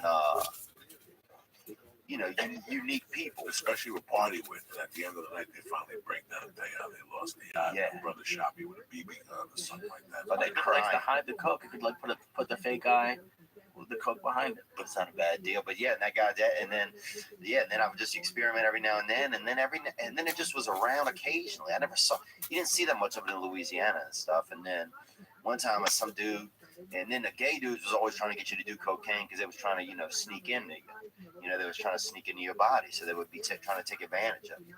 And so they would, they always had it, and you always had to like do it with them, but then like wrestle them to kind of keep them off of your body, and keep them out of your pants and everything. And almost, who knows what happened this one time, I was pretty fucked up. Thankfully, somebody had to go to the airport, otherwise who knows what would have went down at this one bathroom down in New Orleans. But anyway, man, that's the old days. And yeah, now I feel whatever. It's almost as fun just talking about it. Sometimes you can almost get that high just from talking about it. Well, it's therapeutic in a way because you look at yourself from a different angle the longer you stay away from it. Yeah. The longer you stay away from it, you don't learn to hate it. You don't judge people who do it. Like, I don't talk to nobody about it. If I say, I know who's getting out when I go to the store. Yeah. Fucking 30 years. Once the store, they come out late. The cocaine people, they start about 11, 15. You see them out in the bathroom, wiping their noses and shit. And it's so funny. I told my wife, I said, this is sad. This is one of the sad things in my life. I started comedy, and at that time, anything went. Whatever you had, pills, coke, booze. Wow. I didn't give a fuck. I really didn't give a fuck. Once I started comedy, I read a book by Lenny Bruce, and that's what I was doing. That's part of the patch. That's part of the uniform in the back of my mind. Oh, that drugs were part of the uniform? Yes, that's why that was 60% of my decision to become a comedian. Wow. After I read that, ladies and gentlemen, about him in the Chelsea Hotel, shooting heroin after he'd been at a strip club doing comedy between the strippers. Like, who doesn't want that life? Yeah. You wake up at 10, you walk down the village, get a slice of pizza, come back to the Chelsea, watch TV. You know what I'm saying? Like, that's what I wanted to be a fucking... a rock star? No, not really. I wanted to be somebody that just dropped out of society. Right. Like between Lenny Bruce and Charles Bronson, those guys, I just want to be a single guy that dropped out of fucking society. Right. That was part of it. And I understood that part of that uniform was the drugs. The circle, the guys I liked in comedy, the ones that inspired me to do comedy. They was on drugs. They were all biker, rock and roll motherfuckers. That was on there. And it said, except for Andrew, that was not drugs. Dice, you mean? Yeah, he was not drugs. Kennison, with Idle Pryor, George Carlin, they were all part of that fucking. Dice never did drugs? No, not till 3-4 years ago he started smoking pot. Oh, wow. Watch his first special. He puts weed down. He says, you smoke a joint, another chick buys another building. Yeah. Or something. Another jet buys another building or something. That's awesome. In 93, I got 91, I got separated, 92 divorced, and I went to New York. I had the same I don't let's be honest with Theo. I called him Theo. I went on 9 months of bet. And when we died, I realized how bad it was. And I couldn't walk my head. How, is that a lot or a little? That's 35. If it was Man. And how good was it? Because I feel like the stuff we was. Oh, it was 1993. Dominicans on 181st Street, right by Port Authority. You walked over the bridge, you made a left, you went upstairs, you knocked on the door, you sat on the couch, you walked to the desk, you did a blast of one, you did a blast of the other, you put your money on the table, had electronic scale, and they put it on there, the assistant came over, rolled it up in aluminum foil, and you were on your way tip-top. Yeah. That bump would get me over the bridge. Yeah. If I had an extra couple dollars, I'd take the A train down to Port Authority down on 42nd Street, walk around a little bit, then take a bus back to Jersey like a doctor. And the cops wouldn't even see me because if they see you walking on the bridge 10 minutes later, they're not stupid. They know you're there. In those days, if you did it with a car, they would pull you over. If they found coke, your car was gone. The cop was scared because you went over the state lines. You gotta be careful in the car. So that's why you had to go to the George Washington Bridge and come back over Lincoln Tunnel. Yeah, you got to be Stop for a hot dog, get a drink, go to buy a bag of weed, kill time. You got to be careful, man. My father actually had I bought a Cutlass 88 because my father used to, he was just, he didn't have any money and he usually lived in like kind of poor places. He would mostly buy his cars he got from a lot of brothers, local brothers, And so he bought a Cutlass one time, or a Delta 88, I think it was. And they had speakers in the back of it, right? And my dad was, 82 by the time he was driving around with me, So like, I remember one of the speakers it was broken out, right? And he had like 12s or something. He'd gotten it off this black guy, right? So he didn't fucking know, and he could barely hear anyway. So he's just always driving around and had this car with these speakers in it, right? Just blasting, whatever. What year is this? This is probably 92, 91, 92.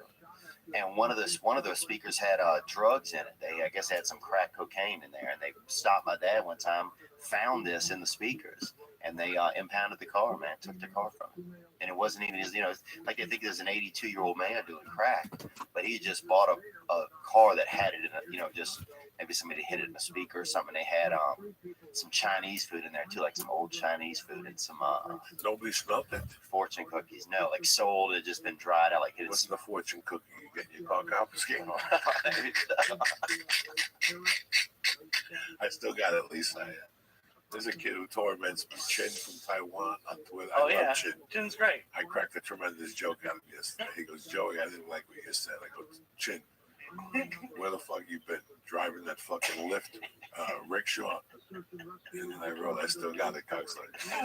A Lyft rickshaw. Get it? Dude, they didn't. I remember the first time they had an Asian come by us, right? They had a rumor they had an Asian. The first one. About maybe 17 miles away from us in Hammond, Louisiana, right where the train used to pick up. And so we were fired up because we'd never seen an Asian. We'd seen, drawings of them, but that was about it. And we were like, holy shit, dude, we need to go and we need to see him. And so I remember we cut grass, me and two of my buddies, probably for 6 weeks. And you saved up for a trip to see the Asian? Yeah, it was about $25 probably to maybe get a taxi over there. And we got a taxi there, and it was just a laundromat. It was like a dry cleaners or something. No Asian. We waited there, I remember, probably 4 or 5 hours. And then we took a taxi back, and that was it, man. And so I think for a long time, I kind of had not a feeling of abandonment, but I guess I had some sort of a feeling of abandonment when it came to Asian Mistrust? people. Yeah, mistrust. Like they let you down a little bit? I don't know if it let me down, but just didn't. I don't know, something. I'd have to think about it more, maybe with a therapist, but something like that. You know? You are out of your fucking bird. It's good you stopped doing drugs. We Guys like me and you, we hear a natural drum in our head. You understand me? Yeah. And that's bad. You can fuel that drum with marijuana, but all the other shit takes it out of control. yeah. And then you get mad at Chinese people. Aggravation. You know what I'm saying? He's just a dude in Hammond, Louisiana. What do you expect? 17 miles away. You think you would leave your house if you know white kids wouldn't smell you? I don't know. If you see an Asian, you're gonna smell him. Right away, you're gonna throw him off and smell his neck. That's like how I always smell Lee's neck because I want to smell the hummus coming out of his Oh neck. yeah, you going heavy on hummus? Yeah. Always. I guess, but I'm a little bit. I don't know what word I should use. I have a little bit of mistrust with Joey now. How often are you smelling my neck? When you walk by me, I don't sniff it on purpose. I can smell the hummus leaking out of somewhere. It's got to be a neck of your earlobes. It's got to be something. I mean, a Puerto Rican moves into your neighbor. You want to go out there and smell the first Puerto Rican. You want to see why he's different, where you're from, an island. You don't even know what Puerto Rico at. When I was a kid, fuck Armenia is that? It's got nothing to do with me. I don't know what the fuck Armenia is at. He's from Armenia, Karnak. He's a great dude. It's got nothing to do with me. Yeah, I don't know. What am I going to go home and look at the globe for 2 hours with a microscope? I need that. I'm 13. I'm trying to find something to fucking occupy my time. You know, I got thrown out of the Cub Scouts. I need this shit now. You want me to... How did you get thrown out of the Cub Scouts? Come on, fucking dude. pussy shit. I got thrown out after the third meeting. Really? Yeah. Could you see him in the outfit, bro? Yeah. Dog, I always, for the fucking 2 or 3 years, I wanted to be a Boy Scout. I was always a fake Boy Scout. Like, I would buy the patches, put them on my jean jackets. You were. Like a fake. What is that called? Like stealing valor or something? Yeah, like I was a valor steal. Like when I was 8 or something, or 7, I fucking put a Boy Scout thing on. People harassed me for like years. Why do you have that on? I don't fucking know. That's how I bought the fucking jacket. You know You what I'm got saying? that slanging rocks badge. I swear to God, I was crazy. And then I finally got into the fucking Cub Scouts. And I thought it was the biggest bullshit in the world. Like you had to go to a gym from one to tie knots on a boat. What? Yeah. I thought we're going out in the jungle. Yeah. And building like a tent. And then, no. What jungle do they have in New Jersey? I don't fucking know. I got something out there The towards the north. brochure told you a fucking adventure spot. Yeah. So then they tried to then they dropped the second meeting. They dropped that shit about we got to work and pitch tents. That's where it ends right there. Yeah. I go to summer camp. The reservations better be made. You know what I'm saying? Yeah. When I get there, I want no fucking misunderstanding. This better not be Ja Rule's festival down there with that white dude. You show up in that fucking tent. So Fire Island. That's Fire Island. No, Fire Fest. Fire Fest. Yeah. That dude got arrested. Yeah. They arrested that motherfucker for fraud, bro. He's young too. Dude, I thought if They throw you in jail for that shit. Really? For that federal shit. Unless you throw a lot of money to the attorney and for them to put you on federal Well, probation. it was in the Bahamas. They must have really rich people going, so they must have really expensive lawyers who were like, "We got stuck on the Bahamas for a few days. Let's get us our money back." Well, whatever he stole is what he's going to use to pay the attorney. He's going to have to come up with the fucking money he stole, which is restitution. And while he's in jail, he's going to think of that. You're never cut from the system until you pay that dime. Yeah. Your probation never ends. You get 3-year probation, your restitution ain't done. They take you to court and they extend that motherfucking law. There's no fucking probate you, and all rules apply. All rules apply. What's the best crime you think to commit? You know, if you got to do one, you think based upon the value and the time that you're going to get. Right now, in this world, my world today, if I did not have a podcast, if I did not know legal, I'd have to have legal. You could be a little criminal, huh? I would. I don't not think little, so. No, but I have no. regular size I criminal. I have would no do- dexterity. I knock things I over. would do a combination of bookmaking, sports, information service combination. Yeah. Like I would be an illegal bookie with legit sports There's a very doctor, like giving picks and selling information. there's a very interesting series on Netflix called The Underworld, Uh-huh. and one of the ones they did was illegal gambling, and they showed this bookie in Jersey or something. But what they went to is they all have websites now in like Costa Rica or something. Yes, yes. So now the bookies are getting their whatever it's called, their action through a website, and then they go out and get the money. But the website's the one making millions and millions of dollars, and it's legal there. Like it was very interesting to see how it's like gone into like a digital age. You could easily do it now. I would go straight up booking sports, and I would also do another. I would take it back to the Brooklyn Dunker every day, old school, $2. I get your gambling $2. That's where your money's at in the beginning. $2 adds to 4, adds to 8, adds to 10. Next thing you got 10 people hooked on numbers, and they're giving you 100 a day plus your sports operation. You're rocking and rolling. You're cruising. They can get you on the phone. You know, in today's world, you really have to use the phone, but they get you on text. Now, how hard is it to keep up something like that? You think like of people paying and not paying and stuff like that? Very easy. Yeah. Very easy. In today's world, listen, you're not a fucking dumb. If I call you one time, it's Joe Diaz, your friend, and they go, listen, I want to put 20 G's down, Joey. I love you to death, but my partner needs 10. I don't even want my 10. I trust you. You always got a story. You always got a partner. Yeah. In Connecticut, that one's half down, and even over 3,000, they need some half down. Yeah. So you cover. If they're real, they'll give you the 10. Yeah. They'll come bring you the 10 like nothing happened. And even if they don't pay you the other 10, you still made 10. Let me tell you what I was doing with Josh Moore. You asked Josh Moore. When I moved to Seattle, I didn't know nothing about that. All I knew about for the last 2 years before that, I was working at a sports betting service. I was involved with them for 3 years.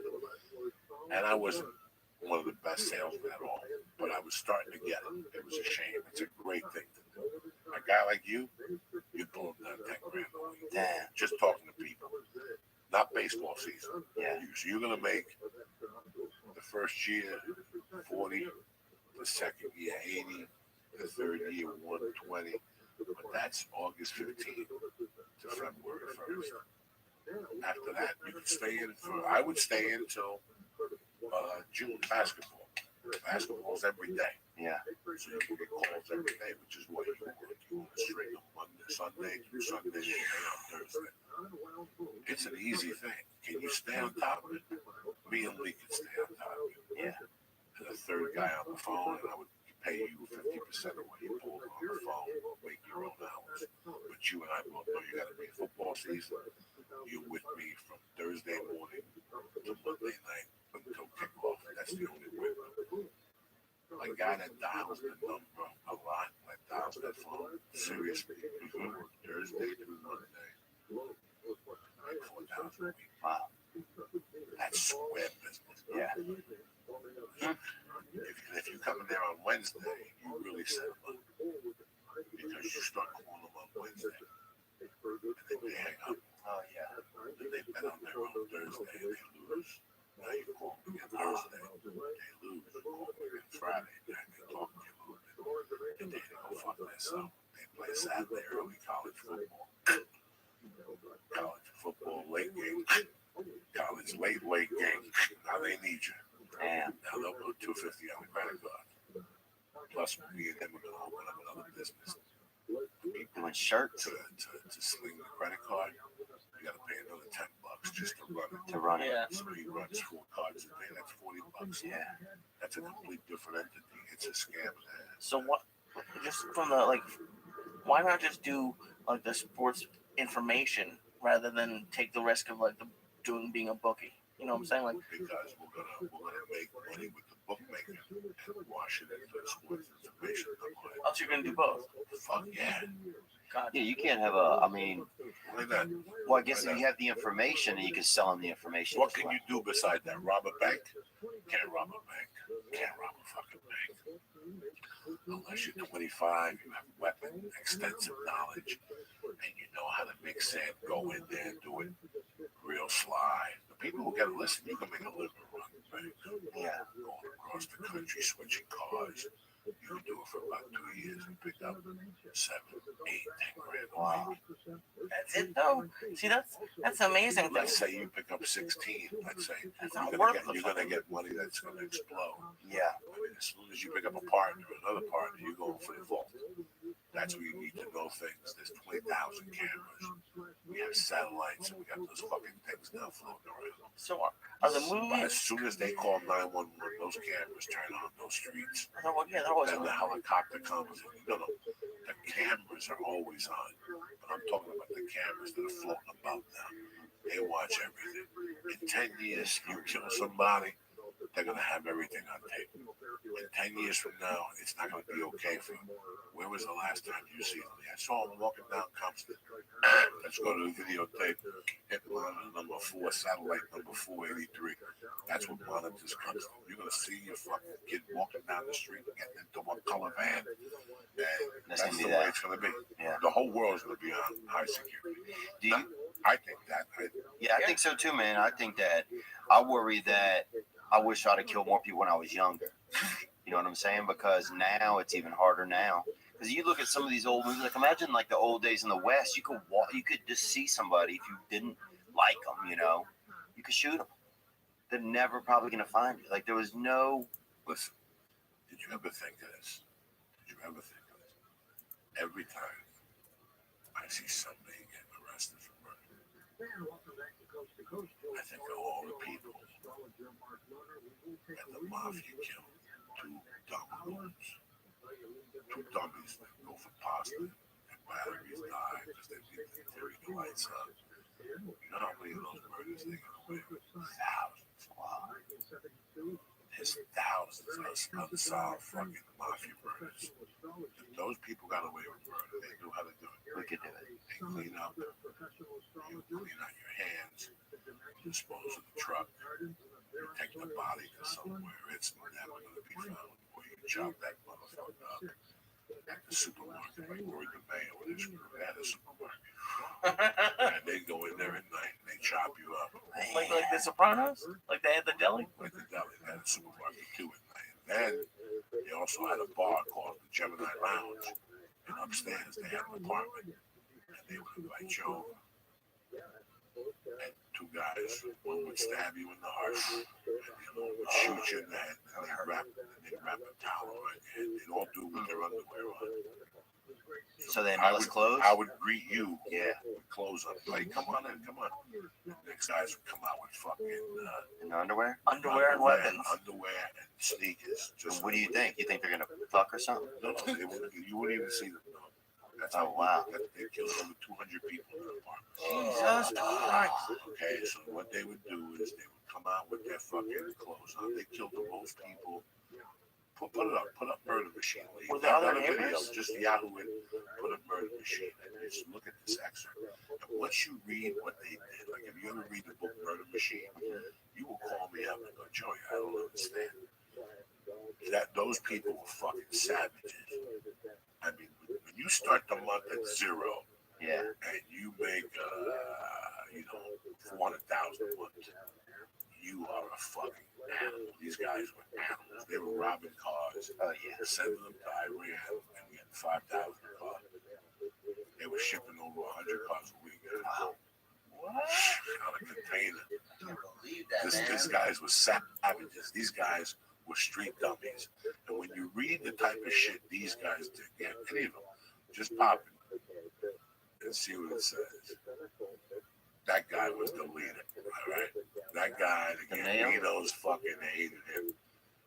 The fucking boss of the Gambinos knew what he was, but he was paying so much money every fucking week that he bought himself a fucking mafia card.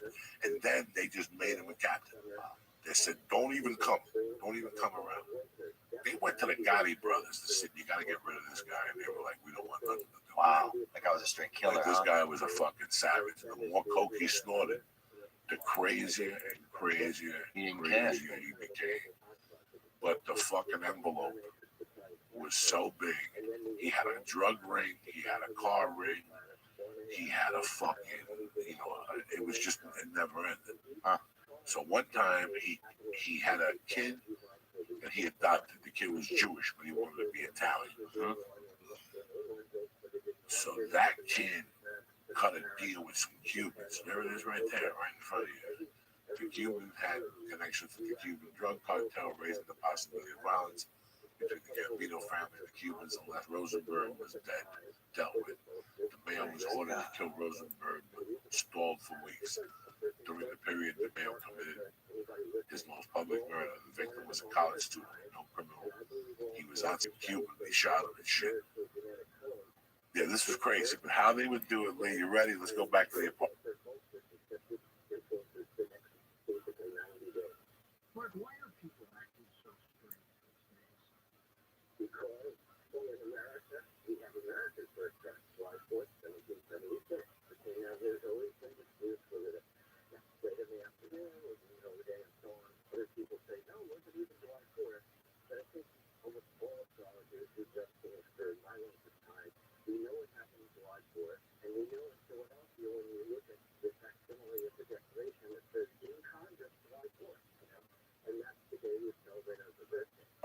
Gotcha. They come out with underwear. They'd stab you in the heart, shoot you in the head, and put a towel around your head. Were there neighbors?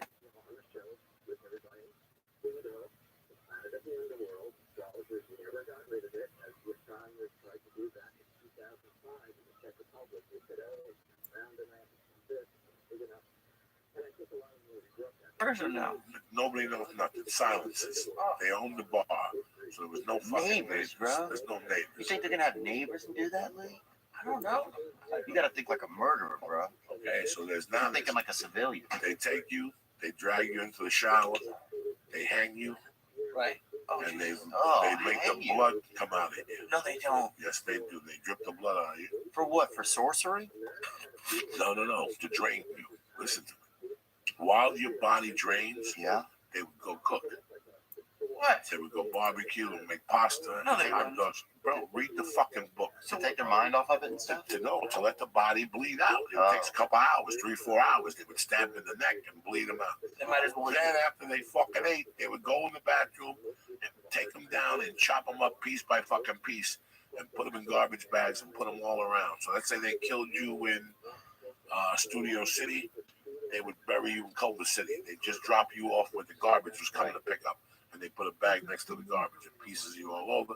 And now they take you to different dumps, and never again, no body, no crime. That's And more they own the romantic. dumps, didn't they? They own the dumps. You're absolutely right. You're a genius, Lisa. So there you Jesus. go. How many murders do you think were happening? They said these guys did 200. That's what they know of. Oh, Dude, that's crazy. Because you know what's almost messed up? It's almost more, in a weird way, more romantic than the way you get killed today. Today, some mook just shoots you on the corner and runs off. There's nothing. There's no backstory. There's no side story. There's no. you want your death to be remembered? I want my death to be something romantic almost. Okay. If you die, you know what I'm saying? Like, wouldn't you rather be part of something than just somebody runs up and stabs you in the neck or something? Well, I mean, who was the guy who stood in front of the tank? That's pretty good. You could do something like that, Yeah. but then you have to stand up for something. What will you stand up for? I don't know, man. I mean, I just want, if somebody kills me, I want it to be part of like a bigger group thing or something where there's people going to be kind of fired up about it. I don't want to just be like some one-off, some drive-by shoot. You know, these fucking comedians will stick up for you. They call the club. The first thing these comedians do when you die and they hear it is they fucking go to fucking theovon.com and see where you're going to be at next week. And that's the first email they're sending to their agent. Let me get Theo's dates next week in fucking Houston, Texas at the Improv. It's true, huh? Yeah, it's cold out here. It's cold out here to be a pimp, dog. It's I cold. was here when that dude was here. When I first got here in '97, there was a comedian, African American kid, supposedly very sweet. He was doing college. He was raping chicks in college. Did you ever hear about that shit? Oh wait, I did hear about this. He was always at the Improv, Lee. At the Improv in Hollywood. He would do a spot Do there it every twice. weekend? Vince. Like something. You're right. I don't remember. his Champ. name. Vince Champion. You're right. I never met him. I heard about him. He's still doing 20 a life, no parole. No, he's probably getting ready to get out, or he's out. Because You should have him on. I don't know why you would open up a sore wounds. He doesn't want to talk about it. That's probably true. If he definitely did it, it seemed like he did. Yeah, look up Vince Champion. See if he ever got out of jail. The story I heard goes, Joey, that the judge sentenced him to 20 years, and that he stood up and said, "Can you light me at 15?" That's what I heard. How great is that? It was cute. That's all great. That's a joke. He got That's a fucked joke in that the goes along ass. with him. You think he did? What do you mean, get fucked in the ass? I don't. When you go to jail for rape, bro. I mean, I guess he did. And people find out. What? He's VINTE champion? Champion. That's not even coming up. Comedian. There you go. Lee. Jesus Christ, you found a fucking How many private people investigator. are named Vince Champion? You never know. You never know till you You're look. being the chef at the murder house. Lee's being the chef. Yeah. You ain't doing the killing, Lee. No, he's not even on Google. The guy that Well, was he's been in the, jail since Google even came out. yeah, the guy that was the chef at this house. I'd say, You flat. I guess. It just But he appealed in 01, so he's been there for a bit. So, can you imagine like that? He was arrested in 97. told you. As soon as I got here, maybe a couple months in. I never met him. They said, I remember the name. Yeah. And that was, listen, man, when I came out here, I was still doing criminalities and shit. And once I got here, He was caught up, huh? the more I got into comedy, the less I got away from it. Yeah, I stumbled. I always had to sell some type of coke to put 20s together, though. I'm getting 50 in the spot at the comedy store, 40 at Willie Barcenter's room. 50s, I'm trying to pay rent. I'm trying to do 1,000 fucking things. So, you come up to me, well, I need a fucking 8-ball. I charge you an extra 50 and take a half grandma. So I have grandma aspirin and that motherfucker. You know what I'm saying? Yeah. That was it. I pick up 50 here, 50 there. I pick up 200 a week for selling coke. You do what you did. You just put it all together. But the more I did comedy, the least I wanted to do it. I was like, fuck, can you imagine? One time I sold a pound of weed.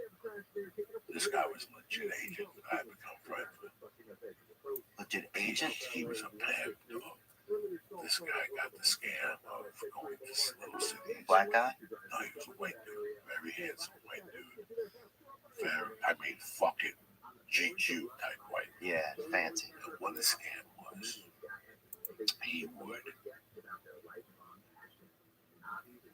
contact, let's say, Des Moines, Iowa, and say I'm a talent agent from Los Angeles, or Des Moines, Iowa, and see, look at all the talent.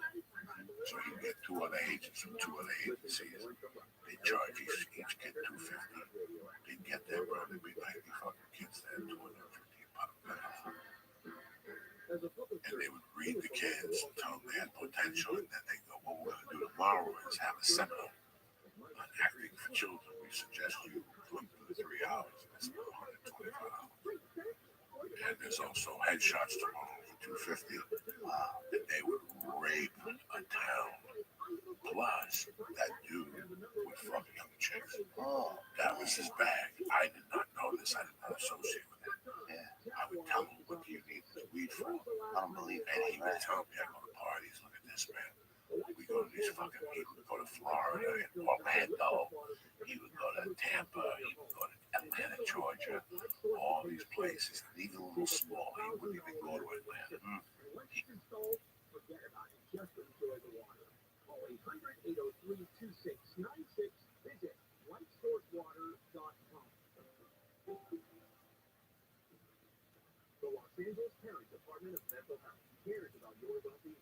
Join us at community events and take action for mental health. Go to takeactionlap.com to find an event near you. KFI AM 640, more stimulating talk. He said, hey, you work at KFI? I said, yeah. And she said, my boyfriend listens to you all the time. I said, oh, that's cool. What's his name? She was my ex-boyfriend. Whenever we got in the car at night, he wanted to listen to you. But I wanted to talk. And I got kids. Wow, welcome. The Tim Conway Jr. Show. Now that you're single, plenty more action. Live 4 to 7 p.m. on KFI and on demand anytime on the iHeartRadio app. KFI live everywhere on the iHeartRadio app.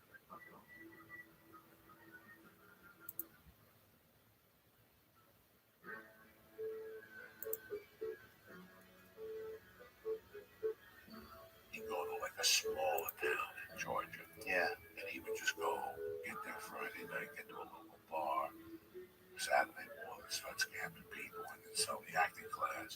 And Sunday, do a 3-hour seminar. And then you have a 7 o'clock playing with 10 grand a piece. And each of them would fuck some chick or a mom, would get their dick sucked by a mom.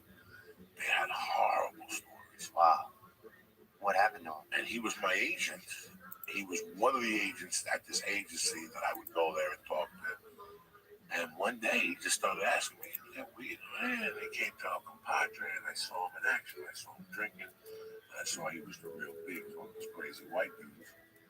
And while he was up there, I'm sure he was doing coke. And I got him like that time. I got him like an ounce. And I saw him another ounce. And I saw this one out for about 6 months. He was hooked. He was one of those dudes that always smoked weed. He just wanted really good weed. Yeah. And then a couple of times he's like, "Go, we're going down to Florida for the weekend. We don't want to fuck around. Got me a half a pound." I would jack him $200 on a half a pound and take a half ounce out and spray it with water to make the weed fucking swell up and shit. By the time he got to Florida, he realized I smoked 3 ounces of pot yesterday. Shit, no, you didn't. Uncle Joey went down to me like a motherfucker. Dude, I sold an ounce one time in my neighborhood and almost lost my mind. I couldn't handle the stress, man. This shit was just too stressful. I thought everybody's gonna turn us in, man. And then I remember hiding in the trunk of my own car for like a couple of hours, dude. And thankfully I didn't die because I didn't know you could die in your own trunk. And I remember hiding in there, and thankfully the people I was living with came home, and I heard them park, and I banged on the trunk, and they let me out. I was fucked up, man. A lot of weird shit happened by us, man. They had a dude that committed a crime, right? And then ended up cutting off his own hands to try and not get caught for it. So he wouldn't have his own fucking Oh man, that makes sense. fingerprints. Like I can see where he was thinking with it, but he just didn't think it one step far enough. Yeah, Like they can still catch you for it, man. yeah. Man, I got away with that. I cut my hands off. Yeah. But that dude was deviant anyway, dude. And some families, I noticed, Joey, over time, I noticed a lot of families have the devil in them, you know? You know what I'm saying? Or you don't think so? Yeah, oh yeah, that's just a funny way of phrasing it, but yes. Well, some families have, you know, the fathers, something's wrong with the father, something's wrong with the kids, something's wrong with it's just the gene, something's wrong with the gene. They got a bruised gene. You know what I'm talking about? I lived it. Yeah. I lived it. It's not as bad as you would think, but I saw it. And I lived a little bit of it. And I saw some shit growing up that there were some families who really got it together. You want to be a part of that family. And there were some families that didn't walk in their house. He said, "What the fuck?" I thought my family was fucking crazy. This is absurd. Yeah. And that's what keeps you in balance. Let me ask you guys a question. Because Lee's already starting to get red. Okay. Are you, Lee? Lee, tomorrow the podcast. I'm always a little bit red. Tomorrow the podcast ends. Okay. It's July. Right. Your options are you're gonna job fucking whatever. You call me up, you're gonna Joey. I don't want to fucking do this shit no more. What do I do? It's illegal. You sell those football shirts. Get the fucking games every Monday. Every Sunday, go to a print and bring me some 200 sheets. Just pass them out at the comedy store. Pass them out. And tell everybody they need the money by Thursday at 1 o'clock. And see what happens. Every week you pass out 200 of those things. You'll get 50 of those motherfuckers back late. And each one will be paying $5 on that. You make $250 every weekend on football. Fucking God forbid somebody go 4 for 4. That's where it starts. You gotta go 4 for 4. You go 8 for 8, you win like $10,000. You know how many people are gonna go 8 for 8? They go 8 for 8, you move to Atlanta. But my point is this, Lee, okay? And I know that like he just said, it was very stressful. Right, yeah, I can't even imagine. That's why I didn't even buy weed as a kid. When I sold drugs in North Bergen, per se, whether it was coke or mescaline those days or weed, it was with kids I had grown up with or knew about. Right. Like they went to Horace Mann, or they went to McKinley, or they went to fucking Robert Fulton, and I played ball against them in the 7th grade. And now we're in high school, and they want to buy 10 hits of mescaline. Right. You're not going to jail. Right. You're not going to fucking jail. That's what I did, Lee. I sold to kids at my high school. It's not like I was on the corner going, "Psst, come here." And you don't know who the fuck you're selling to. You don't know who the fuck you're selling to. Yeah, you sold the people you knew already, locals. When I moved to Boulder, I was fucking around, but I'd be working with people. Yeah, locals. And then I really heard that Boulder really had an anti-drug unit that was out there. And they would mingle and take down college kids. You would read about these weird arrests. You know, Lisa I got arrested last night, night 22, selling undercover cop. And I heard a bunch of these. The cops were active in Boulder, but you also got to remember how they show up. If you know how a cop shows up, you know the system. A lot of people don't know how to sell drugs. They go to a concert and they see somebody. You want to get mad. What's that shit? MDMA. Molly. Let's say you want Molly. And you go, yeah, what do you got? You got 22 hits. What do you want for each 20? I'll cut you a deal 400. Boom, you're under arrest. That's how quick it happens. And guess what? You're doing 15 fucking years for that type of drug. MDMA and Molly and all that shit, Yeah. you're doing time. No, and I know the answer is yes, but with like legal weed, are there still weed dealers in California? Like, it doesn't make sense. Probably there's people that may not want a license. Yeah. For insurance purposes or for their job purposes. There's people who don't want to be off the radar. There's people who tell their son, you get a license and go buy weed. There's that still. Yeah, I get that, yeah. I still think there's weed dealers. Everybody wants weed. You can almost just mail weed to anybody in America and they'll accept it usually. Like every time I see more family members, they just keep wanting weed. You know, they're just like, mail me weed, you know? I'm scared to mail weed. They always bust it open. Yeah. It seems They like a pop bad it here. They pop you right here. They don't even get to where you're going. Wow. These motherfuckers at the LA is down there. What's the Cherokee Station? Behind 7-Eleven? Shit. They'll rob you at gunpoint. Those motherfuckers will rob you at gunpoint, Lee. Where's Tony Bennett? The jipping, dude. That was a big thing when I was young. Was a lot of the girls would put a hit of LSD in their vagina and they called it the jip. Yeah. Would it absorb through the vagina? Oh, I guess it would. We'll talk about this.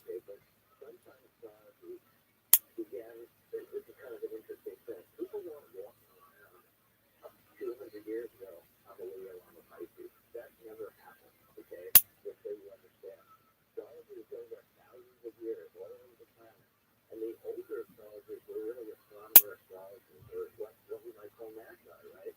And astronomy is something I love. I've been getting astronomy magazines, studying astronomy longer than astrology. But what happens with the outer planets, they have longer cycles. Like I mentioned, Pluto has a 247-year cycle. But that's when everybody starts. You have a Pluto, okay, wherever that was located, or born, you took your first breath. And you have a Neptune, and Neptune has a 165-year cycle.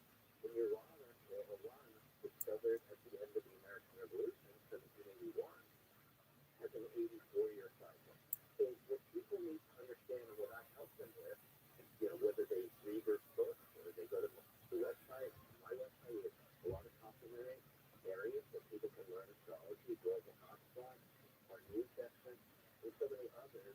I also have an astro business key section, astro-business key that has the definitions of sun, moon, Mercury, Venus, Mars, the asteroids. But you see, what happens is our sun signs sort of form as our basic character and our vitality, and our moon is very powerful. That has to do with our personality, our moods, our feelings, and instincts, and even choose for the life. The moon is more powerful than the sun, actually, in terms of who we really are deep down inside, because the moon has a 27-day cycle, and it's closer to us, far closer than the sun. So the outer planets are themes and archetypes, but it's harder for us to tap into those powers that people, when we think of like Jesus or Buddha or Lao Tzu, or some of these amazing figures in philosophy, Pythagoras and so on. Some of these people who are larger than life, men and women in different cultures, like the Joan of Arc, whoever it may be, they are probably tapping into Uranus, Neptune, and Pluto more easily than the average person. But there's still energies on the higher level dimensions that we can all use in our chart. Amazing work that you do, Mark, and we'll take calls with you next hour. Mark's website is greatbearenterprises.com. And what do you have for our listeners? You always have a special deal. Okay, so yeah, 50% off on all what are called the individual astrology and numerology, of course, there's like 17 of them. We decided to say that for 42 years, literally since actually June of 1981. And that's when I began going walking planet Earth. And it was a Staples Standard newsletter, no money at all. I mean, it's just like a dream and a business. And so we have 50% off. Okay, and that's really terrific for everybody listening. It's limited in time. It's only a couple of days. So everybody should go to the website. There's an astrology shop. And they can go to astrology course. There's also a 3-in-1 deal. And you can see those in the special offers there. Reduced in price. There's 3 different reports. Depending on what you're interested in. I took a half of one of Larry's pills, a couple stars, a fucking chocolate bar. We're ready to go here tonight. Feeling cooking. I'm saying, because we're talking about the Monday Night Loose. I congratulate you. So back to this fucking acid, the chick's pussy. Yeah. Like, how old is she? high school. This girl, they call her Big Shannon, and she was pretty. She was, I would say, Rubenesque for that time period. This was also in 1996, maybe, and she lost it, man. She just lost it on this LSD, and so she wanted to stay in this small bedroom. We were all fucked up, and we would go in there and like pouring like warm water on her back and shit like that. Dude, we were fucked up. But that's back when some of the LSD would just make you do weird shit, Like I remember we cooked a pizza in a dryer one time at my buddy's house, dude. Made a medium pizza, Had it turn out. pepperoni and mushroom pizza. We had to cycle it probably 15, 20 times. Not that good. Not that good overall. There's nothing I want more in this life. I'm 54. I got the girl at the house that would be ashamed. I would love to take lead deep into acid, murky waters, old school. Yeah. 2 hours of confusion. Yeah, that'd be fun. 8 hours of hell and 3 hours of thinking about what the fuck just happened. Wait. Yeah. What about 8 hours of hell? It's 2 hours of confusion. So if you're popping at 8, Right. it's 2 hours of what is this going to hit me? What's going to happen to me? Yeah. Is Joey going to watch me? And then it's 8. It should be old school would be 4 to 6 hours of hell. Yeah. Like music, sound, things. You see purple streaks. The You dark can't look at arts, yourself in the mirror. Free lasers, Everything is funny. everything. Everything. Yeah. You go through 2 hours, Lee, that you are laughing, and you think you're gonna die. Me and you will laugh You at start shit. freaking out. We will fucking laugh at shit till we fucking keel over. And then we realize how high we are. We stop for 20, 30 minutes. Yeah. Then it starts all over again. Now you start tripping. Now you start telling me what you see. Look. Oh my God, the fucking face is moving. It's laughing. You're like, no, look at my face. He's blinking at it. It's fucking crazy. And then you slow down for 2 hours. And then I say goodnight. Right? You say goodnight. Now you go home. You can't sleep. Your wife is leaving. Yeah. It's 7 in the morning. She's going to work. And you just sit there thinking, like, what the fuck happened last night? Like, it's a very Put a cold rag on your back. I can't go through that right now at this point in my life. Everything we've done has been very mild. Really? Oh, garbage Feels mild. very not I mild. don't know. No, because you've never done it before. I'm talking about shit that for 6 hours tomorrow morning you'd say to me, what happened last night? Dog, we walked to 7-Eleven. Do you remember we seen the chick in the wheelchair? It's every stop is laughter. Yeah. That was the good thing about That's what and things happen. Like things happen everything's a part. that would never happen before. Yeah. While you're on acid, the universe knows you're on it. Yeah. So next thing you know, things that would never happen to you would happen to you. The squirrels show up. What does that mean? Okay. We would walk to 7-Eleven, you and I, and then be so high and so confused that we would actually convince each other that we were hungry and we wanted a salad from the fucking Federal. Like it's that type of shit. Like we like the Federal. We ever talk about the Federal? No, I've never been to the Federal. So the Federal's on Lancashire, up the corner from Yeah, the yeah, theater yeah. there, where they shot Sons of Anarchy.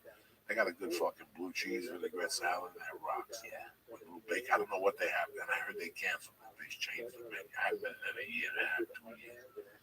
But we would go in there, Beautiful salad. okay, go to the corner, order everything on the menu because the acid is telling you you're hungry. And once that food comes Can we in, even sit down at the table? Or are we at the no, bar? we're laughing the whole time. When the waitress comes, we're giggling. Oh, yeah. You can We sit down. don't make eye contact. We're like, iced tea with Yeah. lemon. You're just hiding behind the menu. And if she does a presentation, Yeah, you're fucking look looking at she at goes, shit. let me tell you the specials of the day. Like one of those things, we will die of heart attacks. Like you pray for that not to happen. You just keep saying fish and chips and a salad, fish and chips. And she's like, no, but it's my job. It's we have a flounder with artichoke juice. And by that time, Lee, you're either fucking ready to explode from the laughter. You can't wait till she leaves. Oh, dude, I've laughed in people's faces on just edibles. On edibles. So I'm sure I would do it. And then something very weird will happen. I love it. Okay? Yeah. Something very weird would happen. Yeah. The hottest woman in the bar Yeah, would just just be black. Yeah. Okay? And she'd sit down next to Lee and I know who you two are. And me and Lee would just stare at her for a minute and look at each other like shit in our pants. And she'd go, you two guys are from that reality show on the baking show from Hoboken. And you and I would bust out into laughter.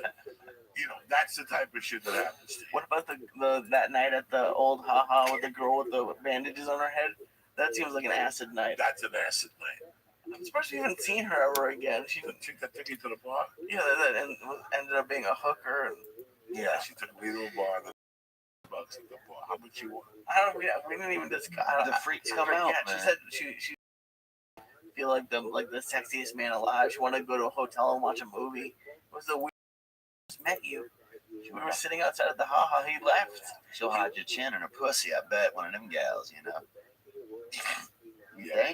She might have. She would have There's done. nothing She better. had a bandage on her head though, so it wasn't good. Oh, she's in it to win it She got usually. she got hit in the head. She's committed. Dude, if she has a bandage on her head, she's still trying to fuck, dude. She's, you know, she's probably from Detroit or from like up in that area. There's Probably. nothing better than going out, blacking out for a little while, and waking up in the middle of the night and being somewhere fucked up. Like you're like, how the fuck did I get to this place?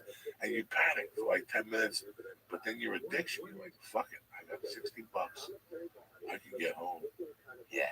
Are you waking up in the morning or just that night? Like just mid party? You're just wake up when waking you want. Dog, I was so fucking bad in '93. When I went back to New York to do comedy, guys, I was doing 6 nights a week, $1,000 grand, and I was in the city 6 nights a week. That's hard to do, Well, dude. on Fridays I wouldn't schedule anything. And for me to get a couple extra bucks to have at the time, I would go with my Google at the time, Chrissy Fish. Chrissy Fish smoked crack. He'd buy an 8 ball and a half on a Friday, and I'd clip a grand off and tell him I lost it, then keep doing his, and I'd hold on to it. Oh, I was evil to Chrissy Fish, but I loved him with all my heart. I still do. And me and him, bro, I would hook up with him for $6 in my pocket. You know, I'm ashamed to tell you the truth. I could cut a deal with him years earlier. Him and I were dear friends, and I did a lot of stuff for him and his family. And he kind of like, one day I realized, I go, remember that deal I cut? You got me on those, cocksucker. I heard you sold this for those instead of this. When we were young, we did some ring thing. Yeah. And I heard they made a lot of money on those rings. Trust me, it was zero. I didn't lose a dime. Every dime I made was profit. I made good money at the age of 18. But once I found out, I always held it against. Oh, I know what happened. I had that. You ever hear me tell that story on Joe Rogan about Bonehead? Okay, Bonehead was part of the Di Lorenzo crew that I grew up with. There were 3 brothers who, dog, they were like you, good looking. If I show you a picture of Kurt, you'll go, Jesus Christ. He looked a little like you, good looking dude. I still got a picture of him on my wall in my office. And it was Kurt, Bonehead, and Chrissy. Chrissy and Kurt were the fucking tutsuns. Yeah. Amy, the older one, had a little problem. He liked going into the city and doing a little money, but everybody knew, but you wouldn't know because he was a hard worker. He was a plumber. He owned his own company. So he was cruising. He just liked to go hard. But some nights he would be light on money, and the 2 brothers were drug dealers. Now I was in that house in that time at all times. Like that's how open the house was.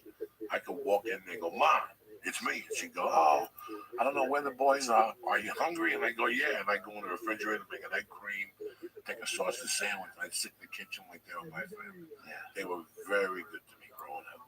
I loved them dearly. They knew I was a thief. Yeah. And I would never even take a dime out of that house because they were like fucking solid. Yeah. Those latter years, 81 to 85, 86. Oh my God. Solid, huh? So this is summer of 83, 82. I'm clipping up a store. I'm robbing with fucking 4 hands. I'm robbing refrigerators. I'm robbing air conditioners. I'm stealing jewelry. I'm going to Harlem and getting coconut on 35th Street at 18. I'm a machine. And most of the shit I dump that's hot is on Chrissy or his family in some way. Right. They had a friend and a family that was also to Roots, and I would bring him shit. He would get me jobs, case and joints out for him. Like, go get a job at this warehouse. we'll pay you $300 a week and let them pay you $200. Everybody's in on it. I mean, they were fucking a real family when I was growing up. They weren't in the mafia. They were just fucking people who made a living doing what they did. Yeah. So at this time, I was always over the house. I didn't know when they hit their coke. I didn't know where their money was. The family had coke? Oh, the two kids. The parents at that time knew, but they didn't know. Right. The kids would pay the rent and the mortgage and buy groceries. And the family was like, you know what? We know you're up to something, but we don't want to know. Yeah. So this is after the Bonehead was the real deal. If I could tell you my top 10 friends of all time, if I had to write them into a TV show, Bonehead being there. Bonehead would definitely be in there. Beautiful man, thin. Died? He's dead? He died. He looked like Robert De Niro in Godfather 2. Always wore a white t-shirt, was a plumber. Was from my hometown, but didn't really hang out there. Some plumbers are pretty handsome, actually. This dude was, we were 18. He told us, you want to work tomorrow? He paid me $65 a day. Wow. To basically go to a building, carry shit, and then he'd go take the van and go buy a 6-pack of beer. I come back with a 6-pack, we drink 2 or 3 beers. We go to McSorley's Ale House in the village, and he'd leave me in there.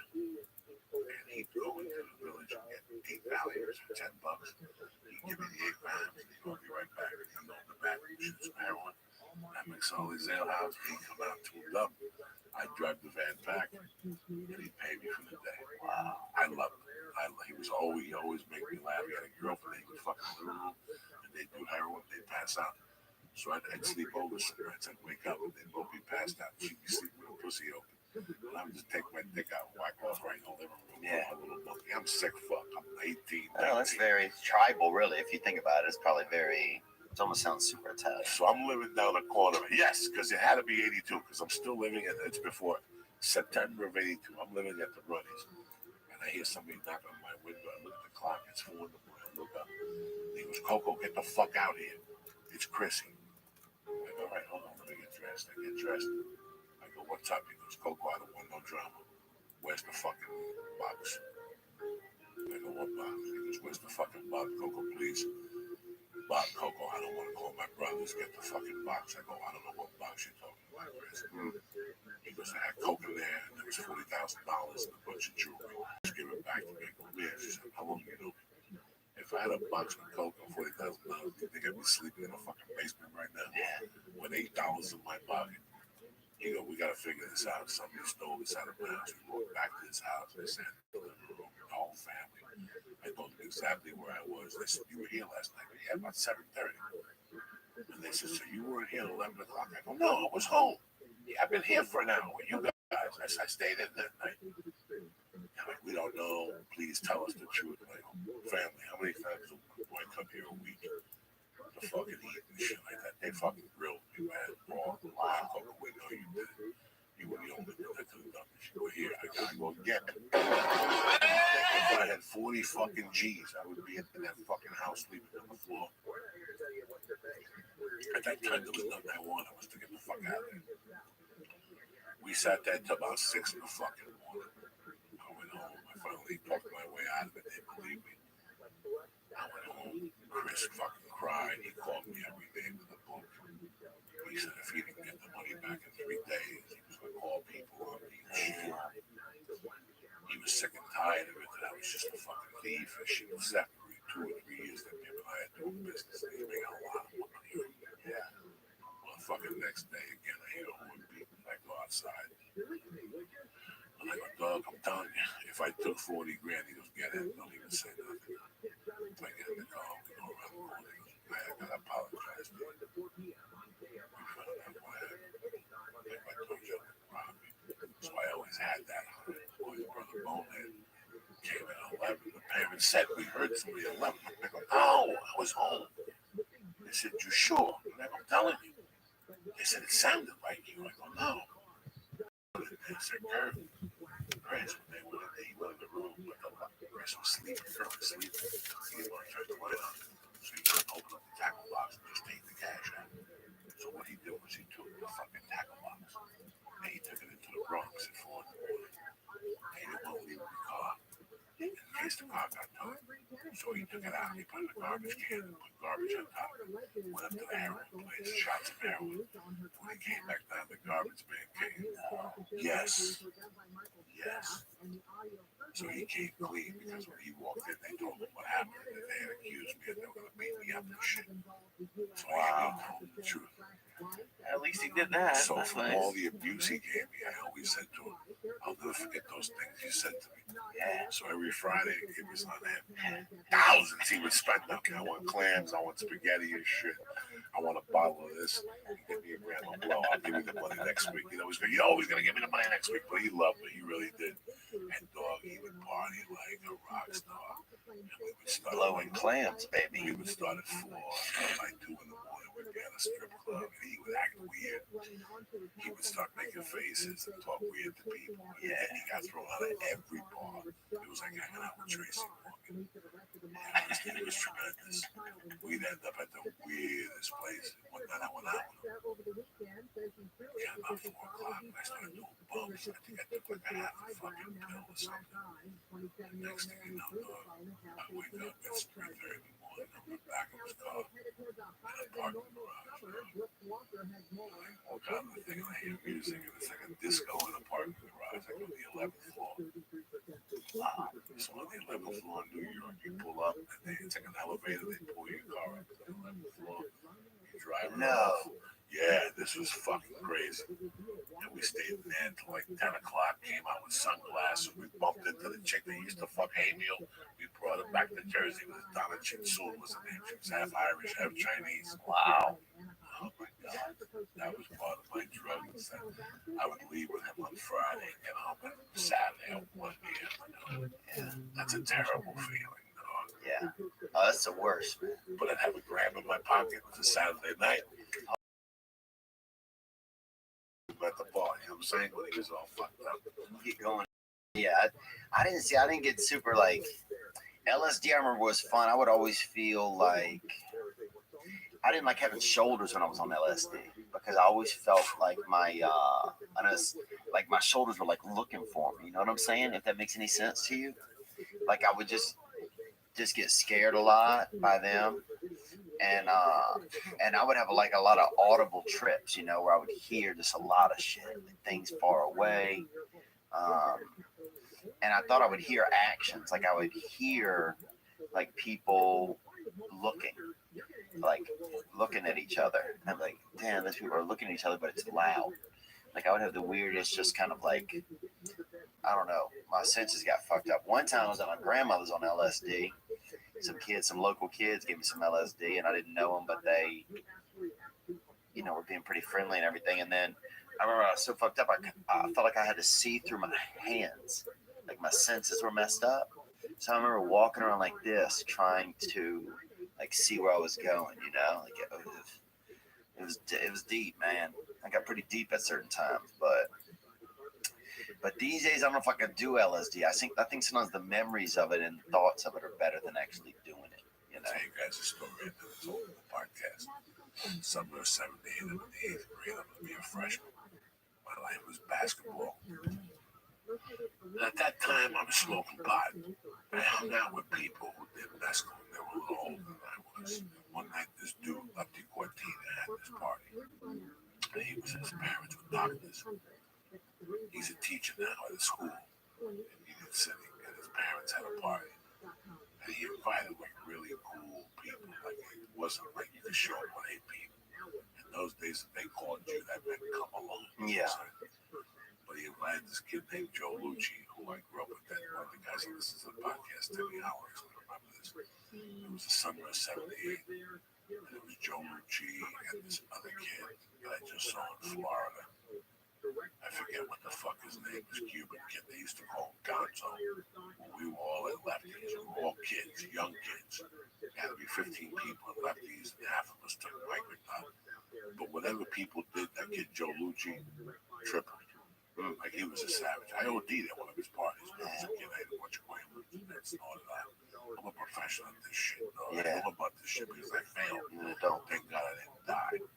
But I'll never forget, it was like 4 of us walking home. And it was Joe Lucci and Gonzo. And it was me and maybe 3 other people, 4 other people. We were walking maybe 30 yards behind it. I was a young kid. It was maybe 11:30 at night, and we were walking in front of a high school. But to be honest, here's the stories of this shit. Joe Lucci was like an anti-establishment guy, great kid. His father had a bar in town. I always loved his birthday. We shared a birthday. He fucking ran up to the window, tripping balls on acid. The Board of Education had glass windows. He ran up to it, guys, and fucking punched it. And he pulled his arm out. He just ripped his fucking flesh. Jesus Christ. So this night I remember him giggling, blood pouring off his arm. And me, I just turned around and ran because I couldn't see blood at all. Yeah. I just ran and sat by a fucking pole under the light like for 20 minutes, and then they walked away. And while we walked past that path, you could see the droplets of blood again. I went in the fucking zumbo. Those were the things I saw on acid at first. So I was kind of turned off. Yeah. I was like, I don't want to punch no fucking glass. I Yeah. don't want to do that shit. But I never stopped. Bro, I could look you guys in the face and tell you, I was hooked on acid. After my mother died, I did it every night. I did it 4 or 5 nights a week. You see the way I eat edibles? Yeah. I was doing acid the way I eat Good edibles. Lord. I would need 3 hits of mescaline to Good get off. Lord. Because we would party Saturday.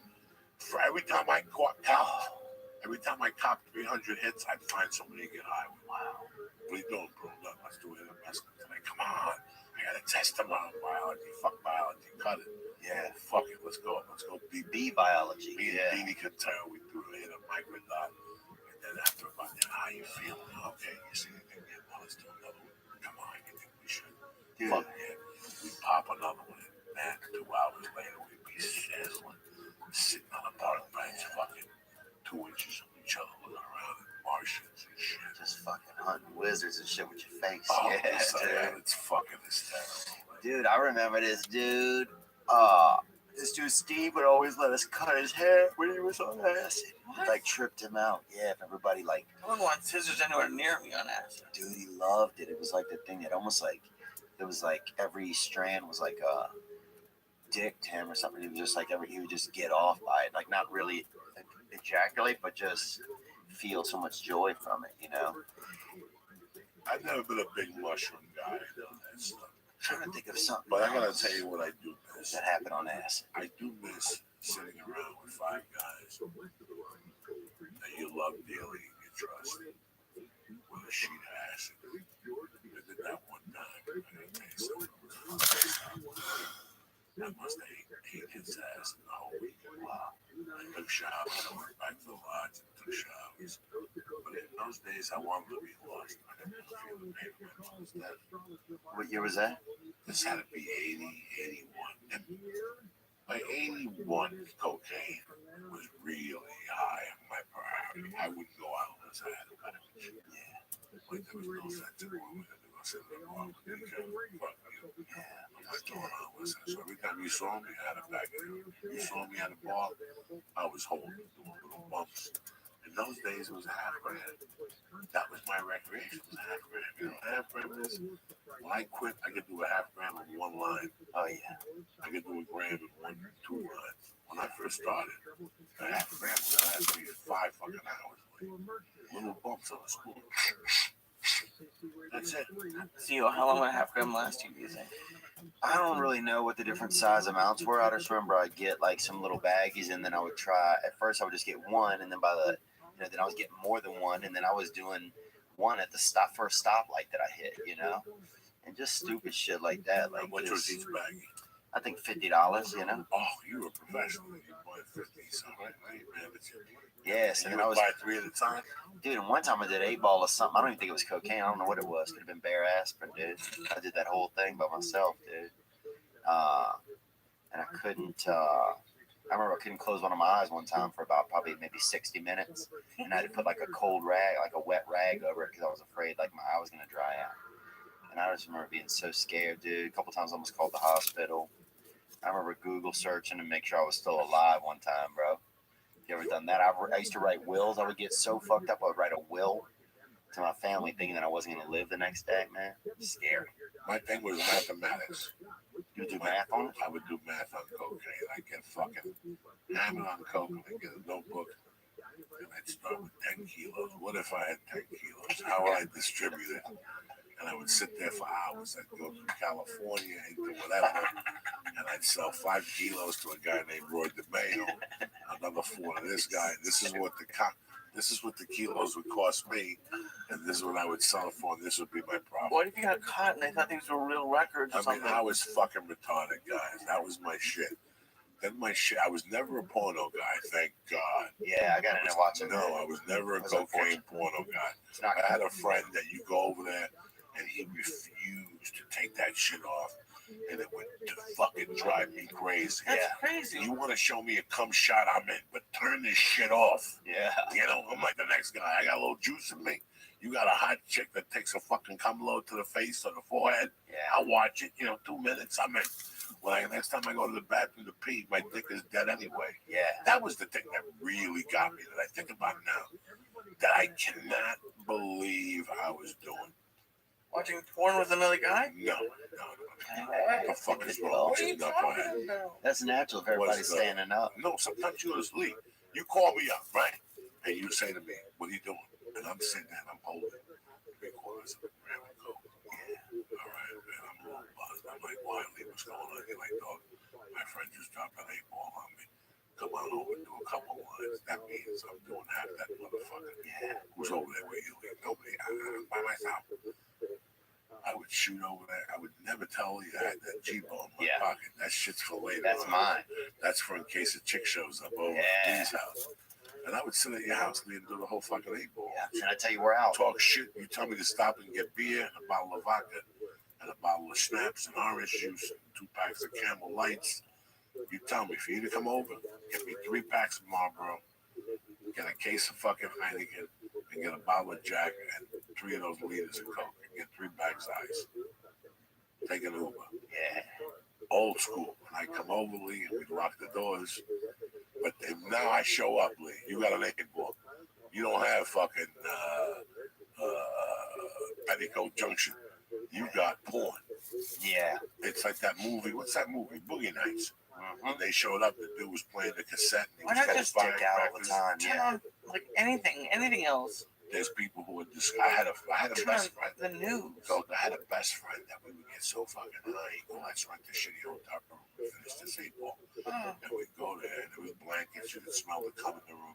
And you turn the TV on, and channel 3, the first channel, was the most disgusting fucking porn you would ever see. He'd sit there all night, talk to you about his mother and his childhood and his dreams. And the whole time, some fucking chick, skinny crack hoe, is getting fucked by 8 guys in the asshole, and she's all strung out. You can see the needle marks on her fucking legs and her arms. There's probably wasn't even TV. There's probably just a hole in the wall to the next room, man. That's what I bet. Oh, those hotels were disgusting along the Route 1 and 9, Always from worse. Bayonne going into North Bergen, Any motel. Jersey City. We did so much coke at those CD. There was one in particular that I even lived there. Sorry to tell you, I loved it. The Tip Top, the Domino. That's what it was in 80. I lived there for fucking a month. And they had a room that had jacuzzi. You went in there, you could smell the diseases. You could smell the diseases. Hot crotch in the air. My friend rented it one night and got like 2 fucking skanky hookers. And I went over to snort with them. I had to leave. They were disgusting. They were fucking just disgusting. Yeah, that's the scary part when some vagina hits the air. You're just like, this isn't even. No, those hotels are disgusting. You have sex at those hotels, you get a rash on your back. For sure. Yeah. I lived in those things, and that's where the fungi go. I think got invented. A staph infection country. Yeah, that's those Jersey. hotel rooms. And that was brand new at that time. That was maybe 5 years old, but the weekends were just people fucking with discos. Yeah. That's all that was. People snorting and fucking. Girls telling their parents they're gonna sleep at Alyssa's house and go shopping Saturday morning, barbecue. They're at the fucking motel, the Domino, getting high, getting back, people taking pictures and shit. I remember the big thing growing up us was to fuck like behind a tree, like out by the lake. Like people that had this like one tree, and people would always go out there and park and walk around and or open your car doors and like fuck behind the car door, where people couldn't see, couldn't see your bodies, kind of, I think because we didn't have like a lot of hotels and motels by us, so You didn't either? I had no, none. That's when life was fun. Yeah. When you had a date, and everybody knew the deal. Grandma lives with them. There's nothing you gotta do in that house. Yeah, and now you can't rent a hotel room until you're 25. So yeah, that means you gotta pull over and talk her into pulling up her skirt somewhere. And it's funny because usually you start finger banging up in the car and whatnot. The next thing you know, you're behind the car because the only way you can bang, to be honest with you, is if she's on all fours holding on to the hood. And you're just back there stabbing them. Both of you fucking, you gotta go back there and bend over and eat that pussy from behind to work that monkey. Yeah, That's hardy. in the wilderness, that's how you gotta do it. How do you think she's gonna get liquid in that thing? She's gonna think, what drawer she gonna go to? So you gotta start the party up by bending down, pulling up that skirt. That's old fashioned. That fucking monkey till she's wet, you're wet, and you just pop it in there, no condom. That's how I savage. Yeah. If I tell you guys something, you're not gonna believe this. That's how I knocked up my first wife. I was in a halfway house when I knocked up my Outdoors? first wife. We were by a parent's house. I would go up there on Fridays and Saturdays. And I would stay over on Fridays and watch TV with them down in the bay. They had the living room. Yeah. But I wasn't allowed to sleep with them. They were very Catholic. But one Friday night, That'll get you. well, we would go up there. Pretense was that we would go hiking.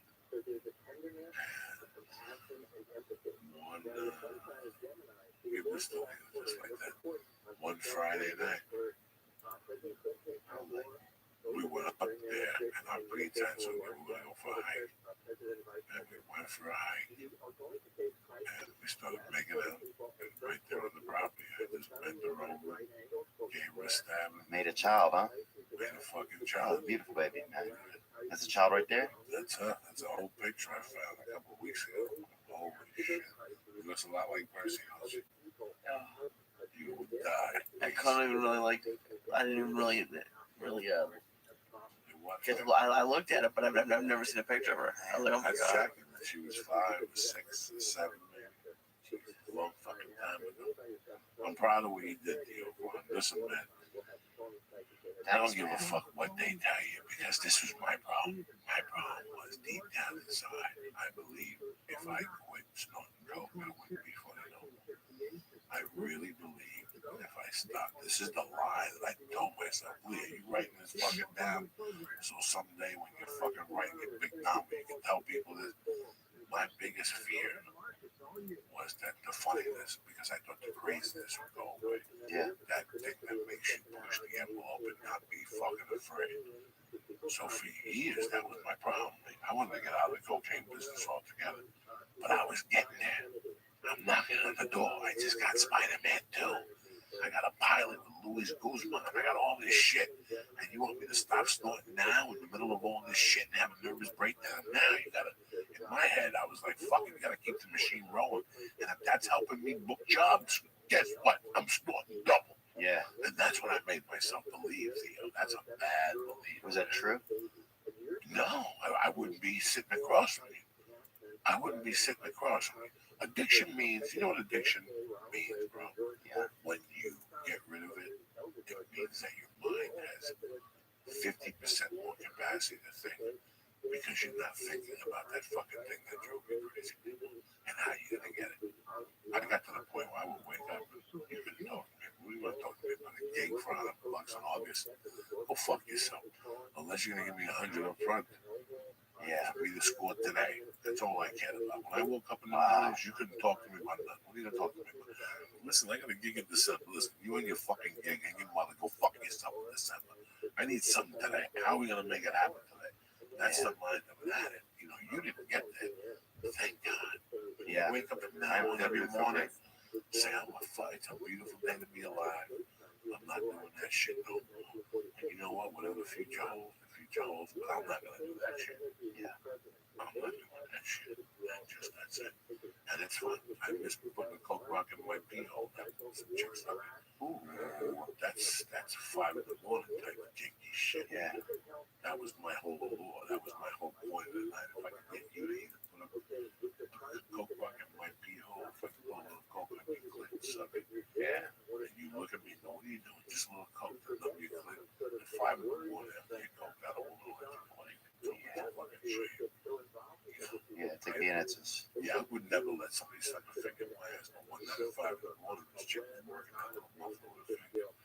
And I didn't have the energy to complain. I was so cooked out, I couldn't even yell. You know what I'm saying? Yeah. I couldn't yell about it. I just sat there and took it. You gotta be a savage. Let me give you some shout outs here. Yeah, man. The fucking torpedo room. Sleepaholic. Brooklyn Best. The MMA Bible. Michael Fetz. Devin Allen Henderson. Kyle Jordan. Biz Nasta. Megan 7 to 15. And what the fuck is this? BRWLIN 2C. Plus the dude who gave me the nutsack fucking protector in St. Louis. Plus the little fucking dude who gave me a container of weed, who gave me a note, which the note is in my wallet. And I'm too fucked up to go over there and get it. Don't forget, Wednesday night, the Ice House, working out with Uncle Joey. I got some shit I want to talk about. And then the 29th of July, listen, they called me today. There's like 50 fucking tickets left. So you better get your shit together. But I think they're going to open up the back. So let's pray that they open up the back and extend it. The Borgata, July 29th. Let me talk to you people about something about my man over here, Dale. Do you think since you've gotten off, the quality of your life is Yes. that's the most important thing. About a couple of weeks ago, you called me. You still let me run something by you. You were concerned, you know. I got a week in Vegas, but they just offered me this thing in Montreal. But they didn't bump me up. They didn't give me a bump. They gave me the same 3 cents. And I told Jessica, I've never been to Montreal. If I had paperwork and I got invited, I would go at any caliber because right now, only good things can happen. The worst thing that can happen is one of them. The only thing that can happen is you're up there and fuck them up to your body. That's all that can happen. Yeah. You can get repercussions, come back, maybe pick up the representation, maybe pick up a production deal, maybe somebody wants to do a show with you. To go into that realm and have cocaine and your fucking thing. Yeah.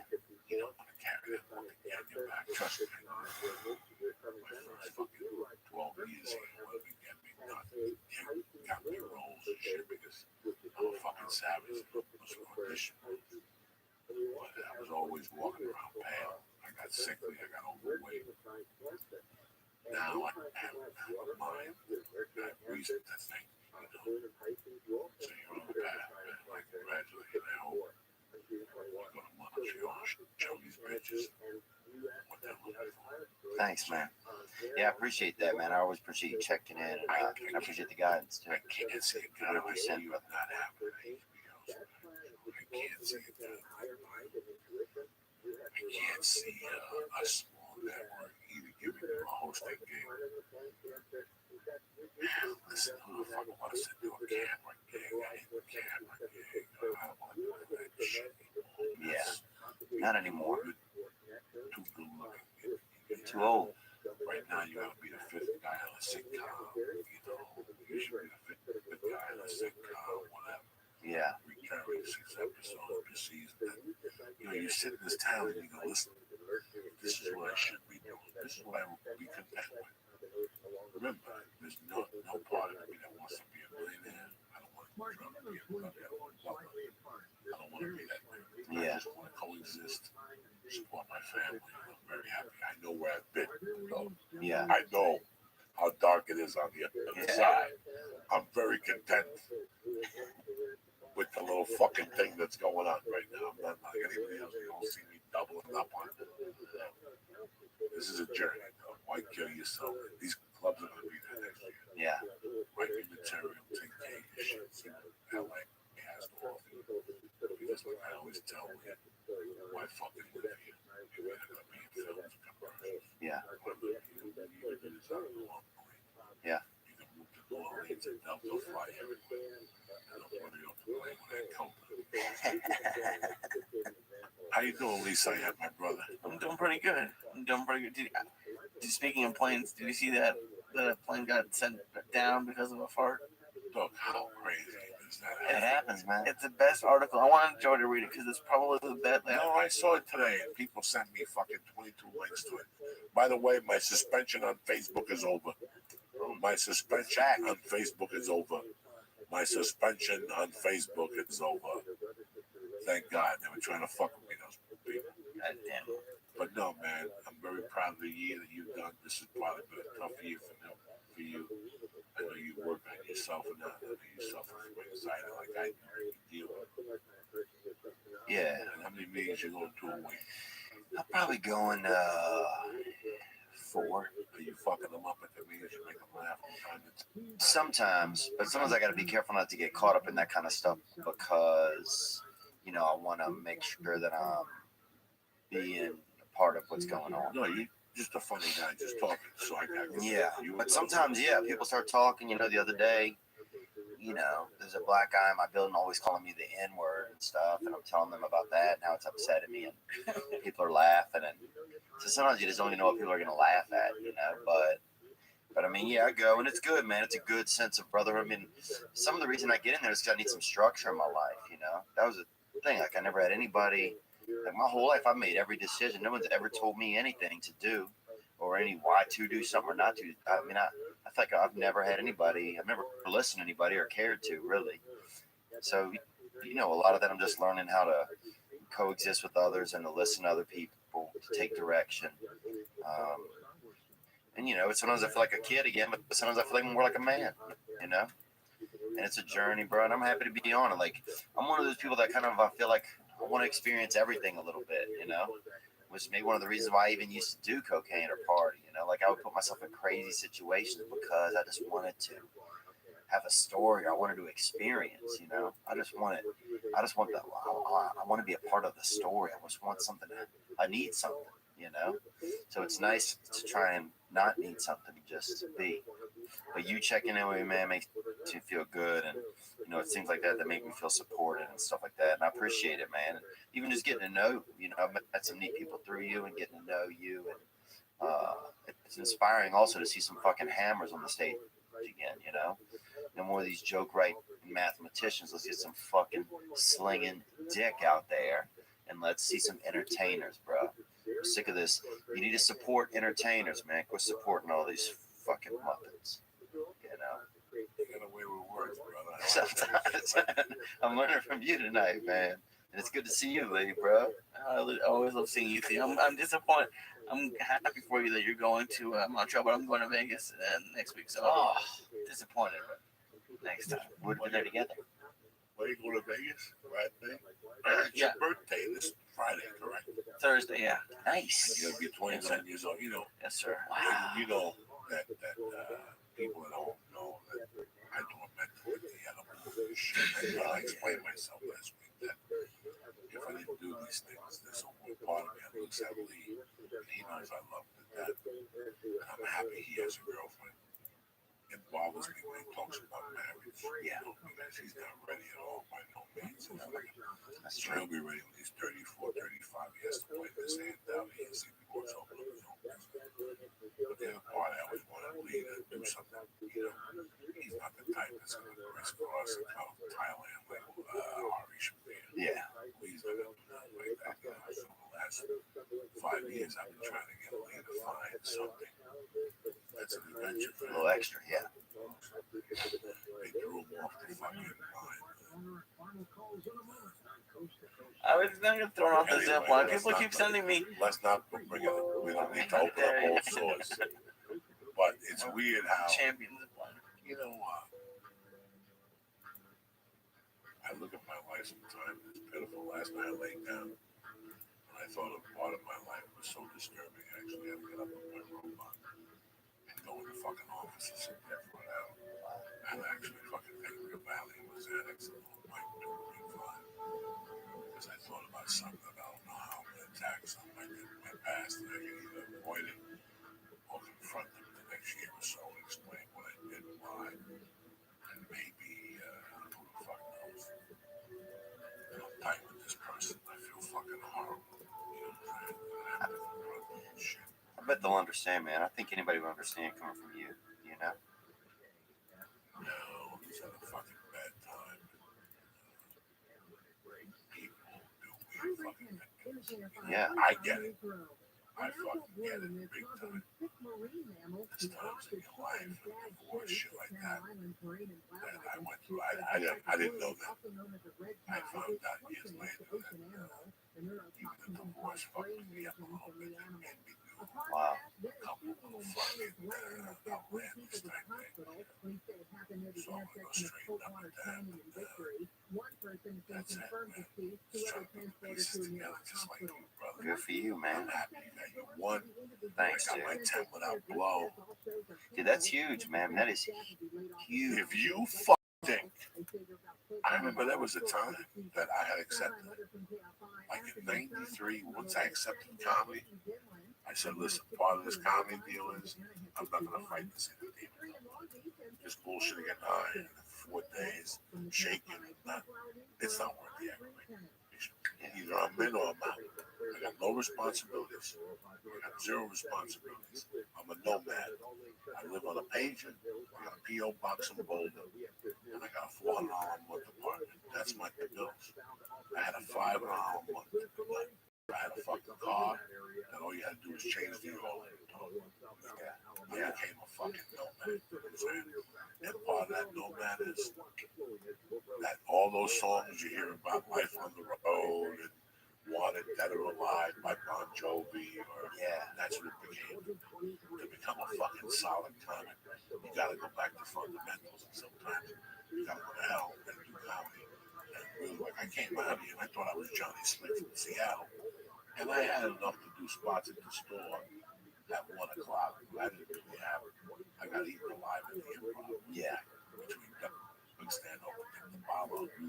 I felt and I saw the holes in my game, and I knew to get those holes cleared, you gotta go to hell, Buffalo. You gotta go to all those towns. Once you rock them, you come back to LA to see what happens. That's a training camp. Yeah. And I just took everything I could. Michigan, Ohio, Atlanta. Yeah, that's what I do. Tampa, you know, I would do whatever I could. Myrtle Beach, and I lived week to week. Every Monday I sent out faxes, 200, 100 faxes, and I get a week somewhere. By Tuesday, I get a week somewhere. Fucking Theo, man. It was crazy.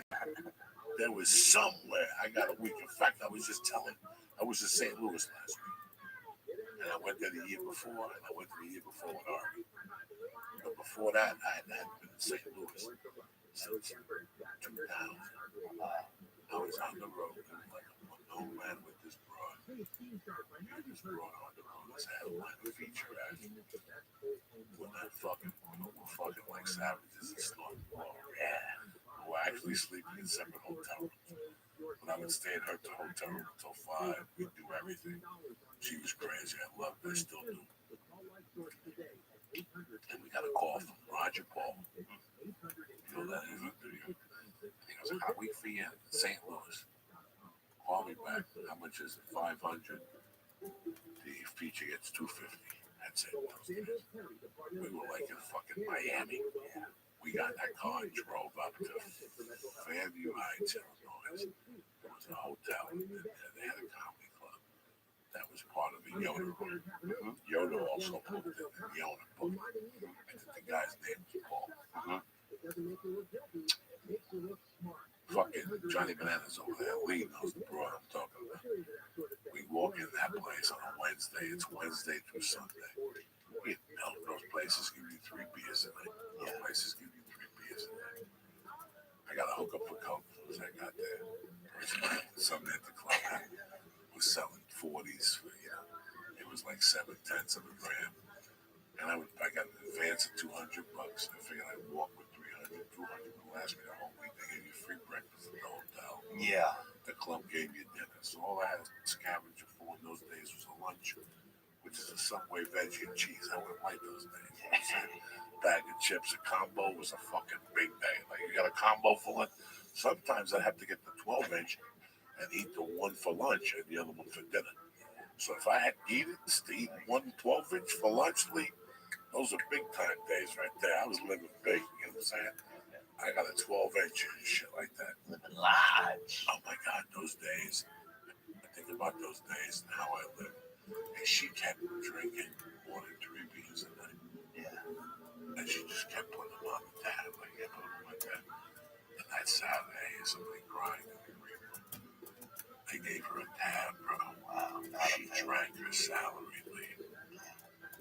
She drank $250 in 4 nights. How much could a beer be?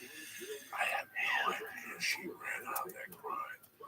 I had to give her $100 just to stop crying, eat her pussy for 2 hours. Oh, Just to get her to stop crying. It was horrible. I had a blister under my tongue. yeah, that sounds horrible too. Tremendous fucking. You're really a humanitarian, Joey. It's Come on, dog. I'm like Muhammad Ali in the fucking. Love you, Joe. Thank you. Yo, Vaughn, when are you gonna be? What's your dates? What are your plans? These people love you. Fucking ecstatic about you, about what's going on in your life. Yeah, man. What's I going want to shows thank you your doing fans there. that have come We out. have a big Canadian followership. Oh, good. So I want them to go to Montreal. They live close to Montreal and come see you. What shows are you doing this part of Montreal? You know what? I don't even know yet, but I'll put them on my website at theovon.com/tour. And I know it's the 27th through the 30th of July. This Thursday, the 20th, I'll be at the House of Blues Where? in San Diego with Sal Volcano from Impractical Jokers. And then August 10th through 13th, I'll be in Dallas at the Addison Improv. Oh, shit. My favorite club, bro. Pork belly sandwiches is across the street. You used to have a taco place downstairs. Let me tell you something. Addison Improv is one of my favorite clubs. The manager and me don't see eye to eye. So what are you gonna do? The room is good. The room is fucking tremendous. Let me explain something to you. Me and Lee both love Blue Apron. Lee, tell these people about your experience with Blue Apron. What did you like the most about it? I've loved learning how to cook, and I got my dad hooked on cooking too. He's doing the family plan just for himself. He loves it so much. That's what he's doing every night. Yeah, he does it every night. He cooks it for lunch. He eats it for lunch and dinner. It's a beautiful thing. Blue Apron is the #1 fresh ingredient recipe delivery service in the country. Blue Apron's mission is to make incredible home cooking accessible to everyone. Blue Apron achieves this by supporting a more sustainable food system, setting the highest standards for ingredients and building a community of home chefs. Do you understand me? Not only are you cooking, but you're learning how to cook. It's affordable for less than $10 per person per meal. Blue Apron will deliver seasonal recipes along with proportioned ingredients to make delicious home-cooked meal. Choose from a variety of new recipes each week, or let Blue Apron's culinary team just surprise you. Bam! Lee loves to be surprised. Recipes are never repeated within a year, so you'll never, ever, ever get bored. They're going to customize your recipes each week based on your preferences. Blue Apron has several delivery options, so you can choose which one fits your needs, just like that. And there's no weekly commitment, so you only get deliveries when you want them. Bing, bang, boom. Each meal comes with a step-by-step, easy-to-follow recipe card, proportionate ingredients, and that can be prepared in 40 minutes or less. You can do that, take a shower, check on it, you know what I'm saying? Blue Apron's freshness guarantee promises that every ingredient in your delivery arrives ready to cook, or they'll make it correct the mundo. That's what Lee said he liked about them the most. Check out this week's menu. Hit them, Lee. Oh, they have a great menu this week. They have spicy lamb and beef noodles There you go. that come with peppercorns and mushrooms, and then they have a seared chicken and tomatillo salsa with sweet corn and rice, and then they have chili butter steaks with Parmesan potatoes and spinach. All right, listen what I'm going to do. Get your first 3 meals free with free shipping by going to blueapron.com/Joey. You're going to love how it feels and how it tastes, and you're going to love creating incredible home-cooked meals with Blue Apron. So listen to me. Take advantage of this. You're going to love this, all right? That's blueapron.com/Joey. Again, blueapron.com/Joey. Blue Apron is a better way to cook, especially if you're single. You know what I'm saying? Why have all that stuff? This is your budget. This is tremendous. blueapron.com/Joey. Listen, you know me, dog. I'm no muscle magoo, and I take my protein, I take my heavy course protein seriously. The Alpha Brain is tremendous for you, especially when you want to think outside the box. And the Shroom Tech Sport, if you need a little boost when you work out at the gym, this is what you do. You know what? But you got to go to Honda to get that. Not only do they have supplements, they got the bats, they got the kettlebells, they got all the great stuff. I can only throw you a little 10% discount on supplements. So do me a favor. Go to Honda.com and look at the great selection of supplements they got on there. They've been with me since day one. I get a shipment every month. I love what they send me. Give it a shot. Take a chance Columbus did. You're at the gym, you're on your back in jiu-jitsu, you can't breathe. Let me tell you something. You take one of those Shroom Tech Sports, you're fucking breathing like a savage. Go to Honda.com right now and press in Church. Boom! CHURCH. And get 10% off your first order delivered to your house, all right? That's a deal you can't refuse. Again, I want to thank Theo Vaughn. I want to congratulate him on the E. I also want to congratulate him on the Montreal Comedy Festival. If you're up there, please go to one of his shows and come over and shake his hand and tell him you heard about him in the church. It makes his dick hard. He's a good looking guy. Maybe he's single. You know what I'm saying? Maybe you want to switch governments, whatever. Yeah. Maybe you want to suck some American dick, old school Louisiana cock. Theo Vaughn's coming to a town close to you and shit. I hope you don't have a girl. Amen. I don't, man. All right, I got he's some single. organized cock. He's Don't. single, mingle, and ready to get chlamydia. You know what I'm Yeah. saying? Clap it up. I love you, motherfuckers. Wednesday, 500 episode, 4 p.m. We have a superb guest. Not, you know what I'm saying? Like, we always got superb guests, but this is a great fun 500 episode. He's hooking me up, doing me a great favor. I love you, motherfuckers. See you Wednesday night at the Ice House. Stay black. God bless you. God bless you.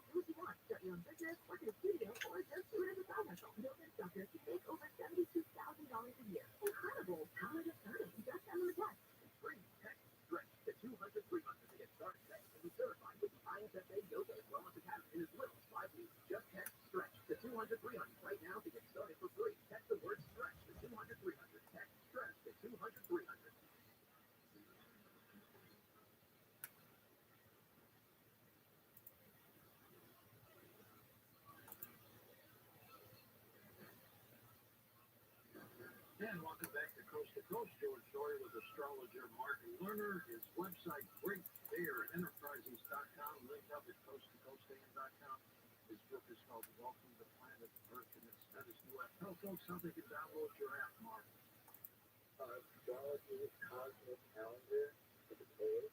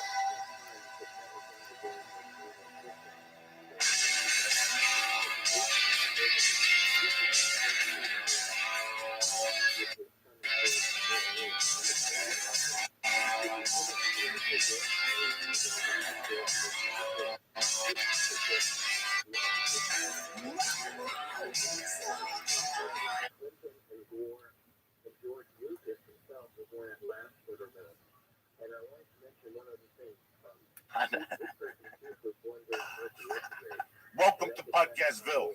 The church of what's happening now, July 17th, 2017.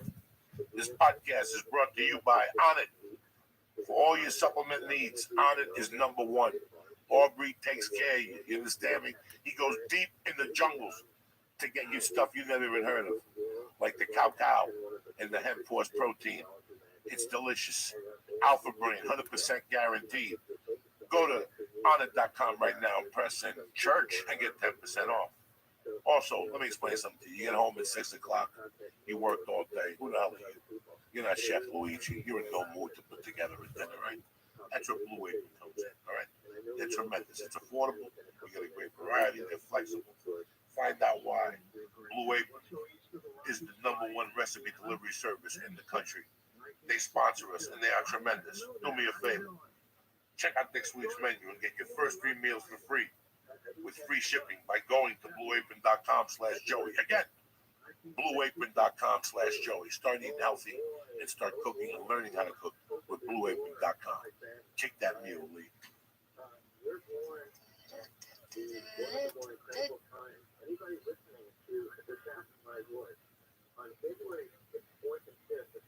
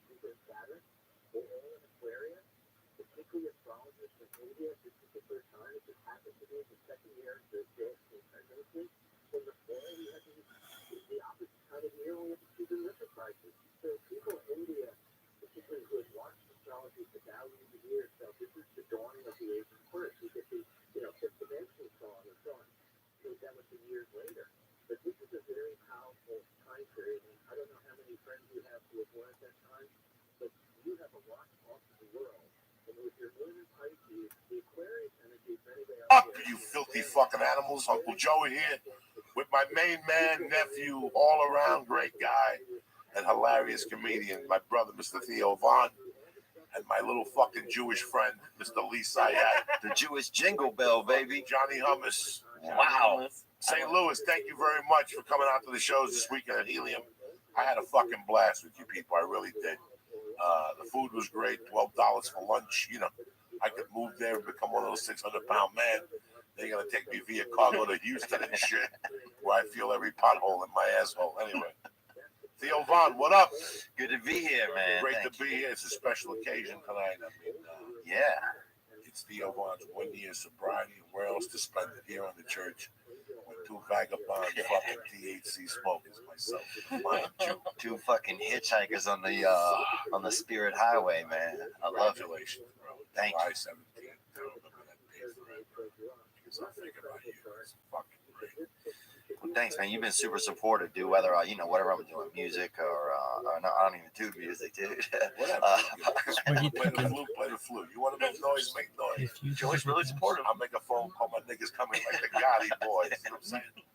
I mean, comedy or just chilling, you've always been supportive, man. So I'm happy. I feel I was gonna go to a meeting tonight, but I was like, you know what? I'm gonna come here and spend it with you guys, man. So thank you. Thank you for having me. That's what I thought. I'm just trying. I mean, no food. Before the show started, we were talking about the use and abuse we're doing. Yeah. Doing the scams, the mental things you go to just the first year. I remember it took me 90 days to just fucking realize what was going on. And I would go to bed early. I'd force myself to go to bed early not to have that withdrawal. Yeah. Yeah. How was it for you?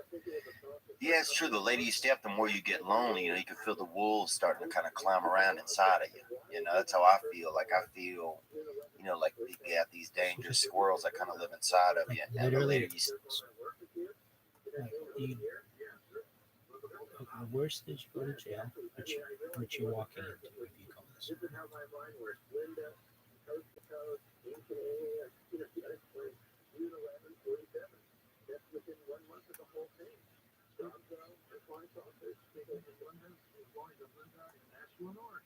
November 21, 1970. November 21, 1970. Linda Marie. Hello, Linda. Hello. Right here, no snoring. Oh, what month is she now? 21? 11, 21. Oh, November. Okay, great. Okay, is she there? Okay, well, otherwise, snoring in the background. You hear her?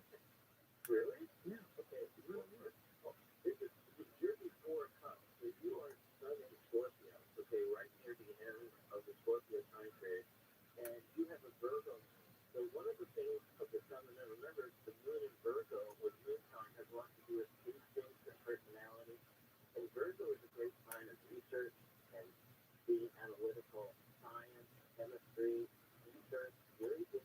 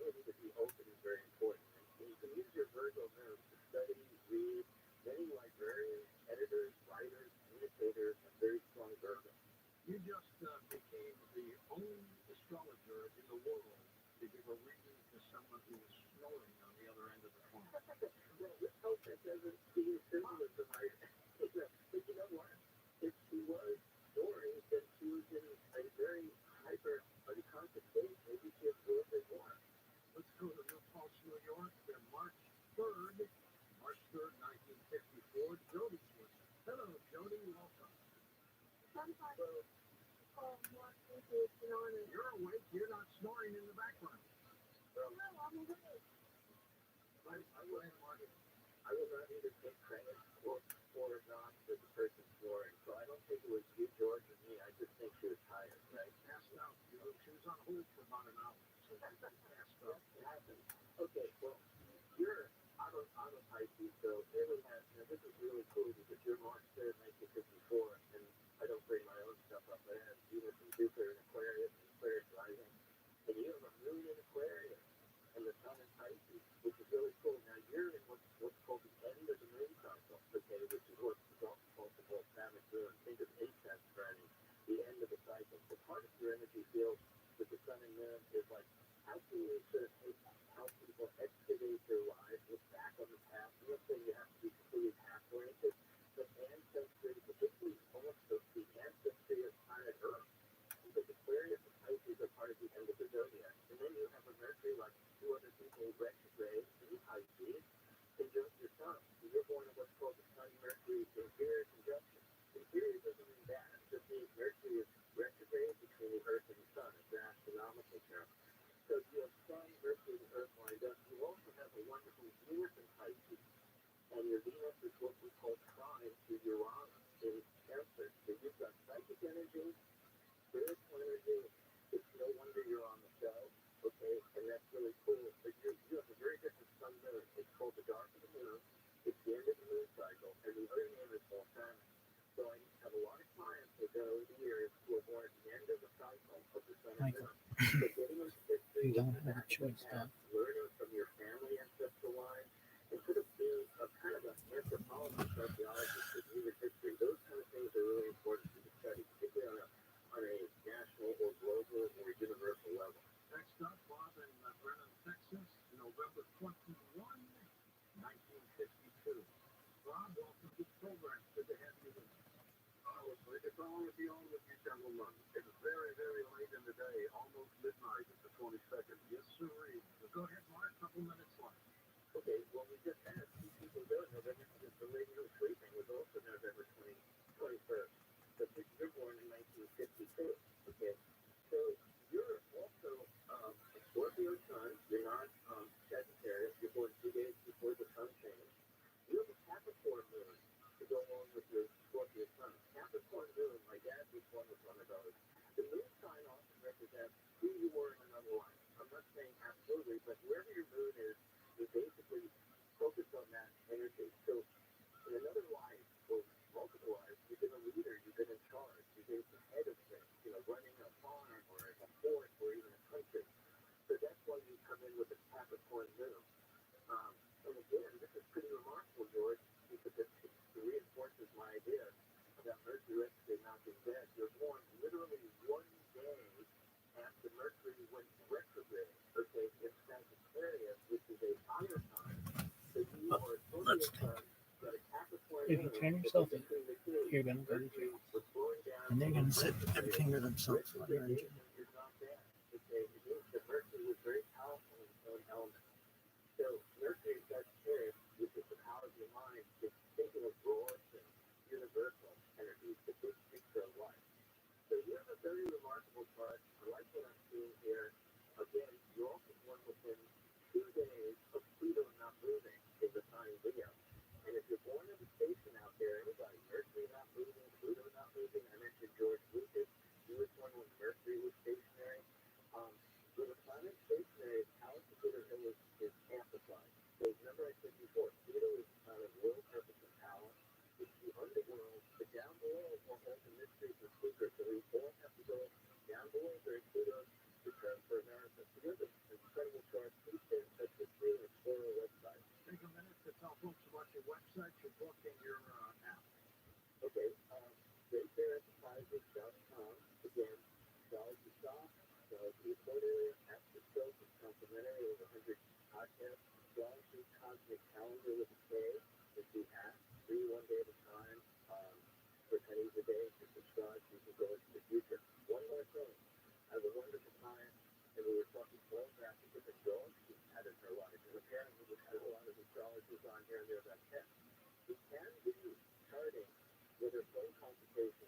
rubbish pet, dog, cat, turtle, it doesn't matter.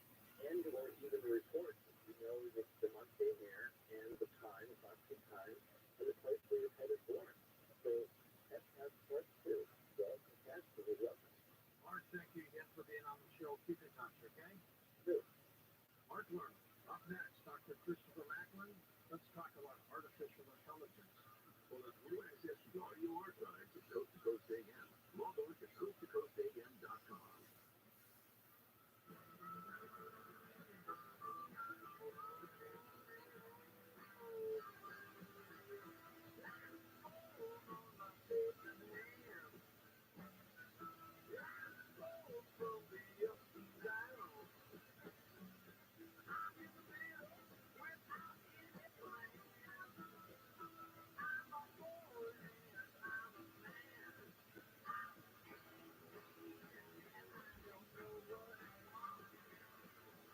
Tried out a lot of language learning apps lately. I noticed that it sounds is hands down my favorite. I love that it teaches you phrases you can use in real life conversations. And they have the best speech recognition tool. It tells you how accurate your pronunciation is. So you can really nail your accent.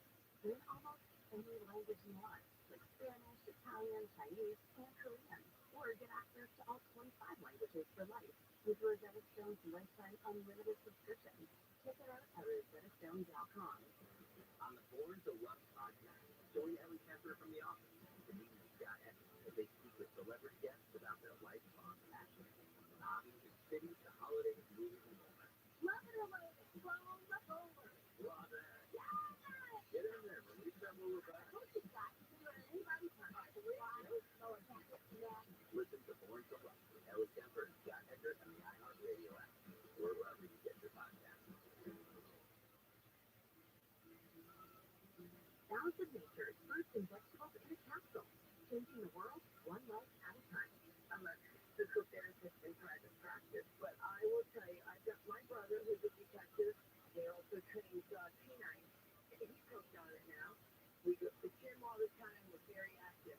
Once you get started, you are going to notice a tremendous difference in your energy level, your diet. You're going to want to eat better. It's incredible, and I love it. Love it, love it, love it. Start your journey to better health with Balance of Nature. Call 1-800-246-8751 or go to balanceofnature.com to get 35% off your first preferred order. That's 1-800-246-8751. Go to balanceofnature.com or call 1-800-246-8751 and get this special offer by using discount code KFI. Mood enhancing, pharmacy grade, stimulating talk. KFI AM 640. KFI AM 640. More stimulating talk. Los Angeles, Orange County, live everywhere on the iHeartRadio app. Standoff over. I'm Bree Tennis in the KFI 24-hour newsroom. Police have a man in custody after a standoff in Porter Ranch. The LAPD says the standoff took about 5 hours. When police arrived at the scene, they found 2 people injured, one with stab wounds. Police used a robot and tear gas to get the suspect out. He was found shirtless in the attic of the garage holding a knife. A new report alleges Meghan Markle faked interviews with her podcast Archetype. Odd News says the show's interviews were done by Markle's staff and her audio was dropped in later. A San Diego mom has been arrested after her 2 kids were killed running onto a California highway. Police say the kids were chasing after a suitcase that flew off the car and they were struck by an oncoming vehicle. Police have arrested the mom for DUI and child endangerment. The fan who threw a phone at singer BB Rexha over the weekend says he threw the phone because he thought it would be funny. The singer took 2 stitches to her eyebrow, now has a black eye. The 27-year-old who threw the phone is now facing an assault charge. Amanda Bynes is back on a psychiatric hold after LA police officers detained her over the weekend. Mika Mazahis has more. TMZ reporting Bynes told LAPD Saturday morning to report a woman in distress. The actress was then spotted in handcuffs near a patrol car and was taken to a police station for mental health evaluation by a professional. The former Nickelodeon story detainment comes 3 months after she was placed on a 72-hour psychiatric hold. Back in March, Bynes was found naked walking through downtown Los Angeles. And still no word on the missing submarine exploring the Titanic shipwreck. There's 5 people on board. Officials say enough oxygen to last 4 days. But lost contact with a research ship Sunday morning. Southbound weather from KFI. Afternoon sun. Highs in the low to mid-70s. Right now, 59 in Lake Forest. Balboa Island has 62. 54 on Catalina Island. And 58 in Studio City. We leave local from the KFI 24-hour newsroom. I'm Bree Tennis. In Pennsylvania, there is a full freeway closure for 05 northbound from the 73 to Euclid. Southbound at Albany, shut down for road work until 5. Then in South LA, we have good news. Earlier, 12 cars was on the 110 southbound at Victory Boulevard. It clears the lane. Drive is recovering in that area. After there is a westbound 134 westbound from Colorado Boulevard to San Rafael. Right lane's going to be shut down for road work until 6. AFI is set. Let's get to that faster, Brian. If you're replacing your floors or getting new windows, you're never going to get just one bid. So why would you rely on a single bid when it comes to financing or refinancing your home? HRS Capital is the only lender I know that encourages you to apply with multiple lenders. Because when you apply with multiple lenders, you're going to end up with a lower interest rate. You're going to save money. Let the lenders stick it out. You're going to be the winner. And HRS Capital is confident they can get you the best deal. And it's no more work to do 2 or more loan applications than 1. It's the same application. And just calling for a rate is not enough. You actually have to apply. And I've done 2 mortgages with HRS Capital. Easy for me to recommend them. Applying is free, no appraisal, no credit report fees. Call 833-255-5698. Visit hmscapital.com. HMS Capital Funding is a DBA of Golden IRA. MLS 2427. Licensed by the Department of Financial Protection and Information under the California Residential Mortgage Lending Act. License number 4303660. Equal consumer protection. Interested in us today? Visit superfundingsuperfamous.com.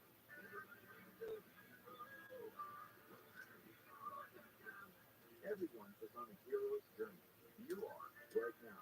We are all called to adventure in our lives, whether it be a new job, a new child, or a new home. Now, even your understand your journey is challenging enough without having to face plumbing, drain, and air problems that disrupt your life. You're busy slaying other dragons.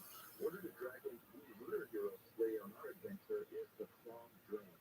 Creeping up on you to cause damage to your home. The clogged drain gets nastier the longer you ignore. Instead of breathing fire, it can flood your home with super glue.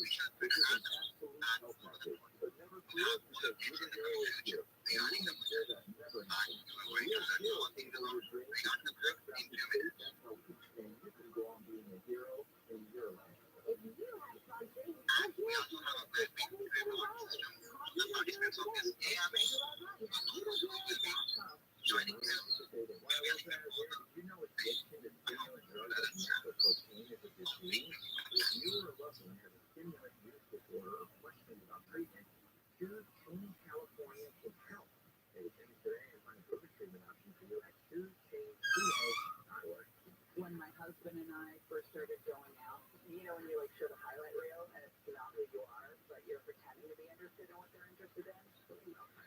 This is what you do when you're in your mid-20s to impress a guy that I should have never done. And then you're stuck sitting through 3 movies of Lord of the Rings and pretending that you're interested. TRILLIONAIRE. Screw that. Live 9 to 1 p.m. on KFI and on demand anytime on the iHeartRadio app.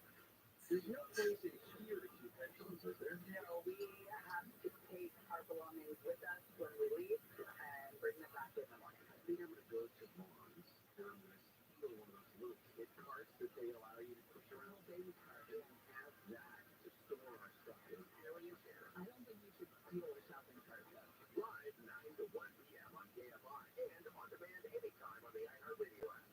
This is Jacob Emma. If you've been involved in a motorcycle accident, call 844-24-JACOB. KFI, AM 640.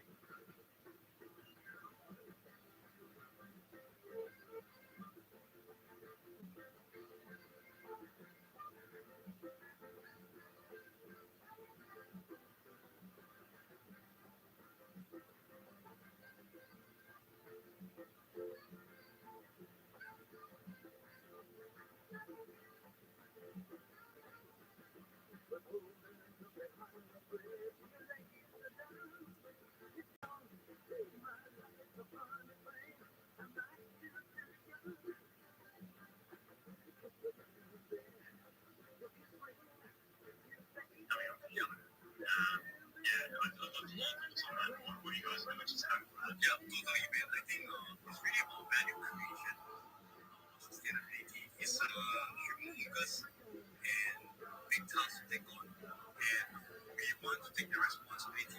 We are full adults. And what we're going to do is, I think I can share an initial overview of tokenomics, which is, we have the treasury will be, investment, treasury, protection to ensure there's a reserve into this token value. And a big part of the revenue streams is actually from advertising. Alright, so brands, a lot of brands have asked for year that we will create this Web3 launch brands is coming to us, and they want to build community, they want to promote their brand, they want to be successful as like Alabama, Nike, Jackson Community, Vibrant Community.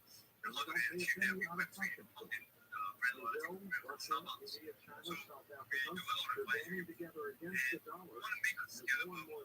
Hence, we want Giants Planet. They provide monetary right, for the service to promote and build community or engage the community, or and provide real goods and services. So these are the things that we can exchange with the tokens. And in terms of like how do we then increase the value? So as I mentioned, we want like Singapore financial system. What we learned 200 years ago, Singapore is nothing, right? I mean, there's been under rulers in this island state, and today is one of the wealthiest, strongest reserves, strongest currency. There's a lot of things that our leaders, our forefathers, hunters around the region has done well in. So we're more than that in terms of like setting up treasury investments in financial products. So other than real world value, we can expect exciting financial products like organizing real estate. We just got invested by GK Plug and Play BC. We also just got invested by ESM in place there, number one co-living space in Southeast Asia. They're looking into real estate expansion across the region. So adult-based investment to expand their franchise. So a growing community is able to contribute in terms of tech, in terms of expertise, in terms of market strategy, in terms of marketing, branding, brands as well, to grow their value and grow the ecosystem. So it's really about growing this business economics in our Giants Planet ecosystem.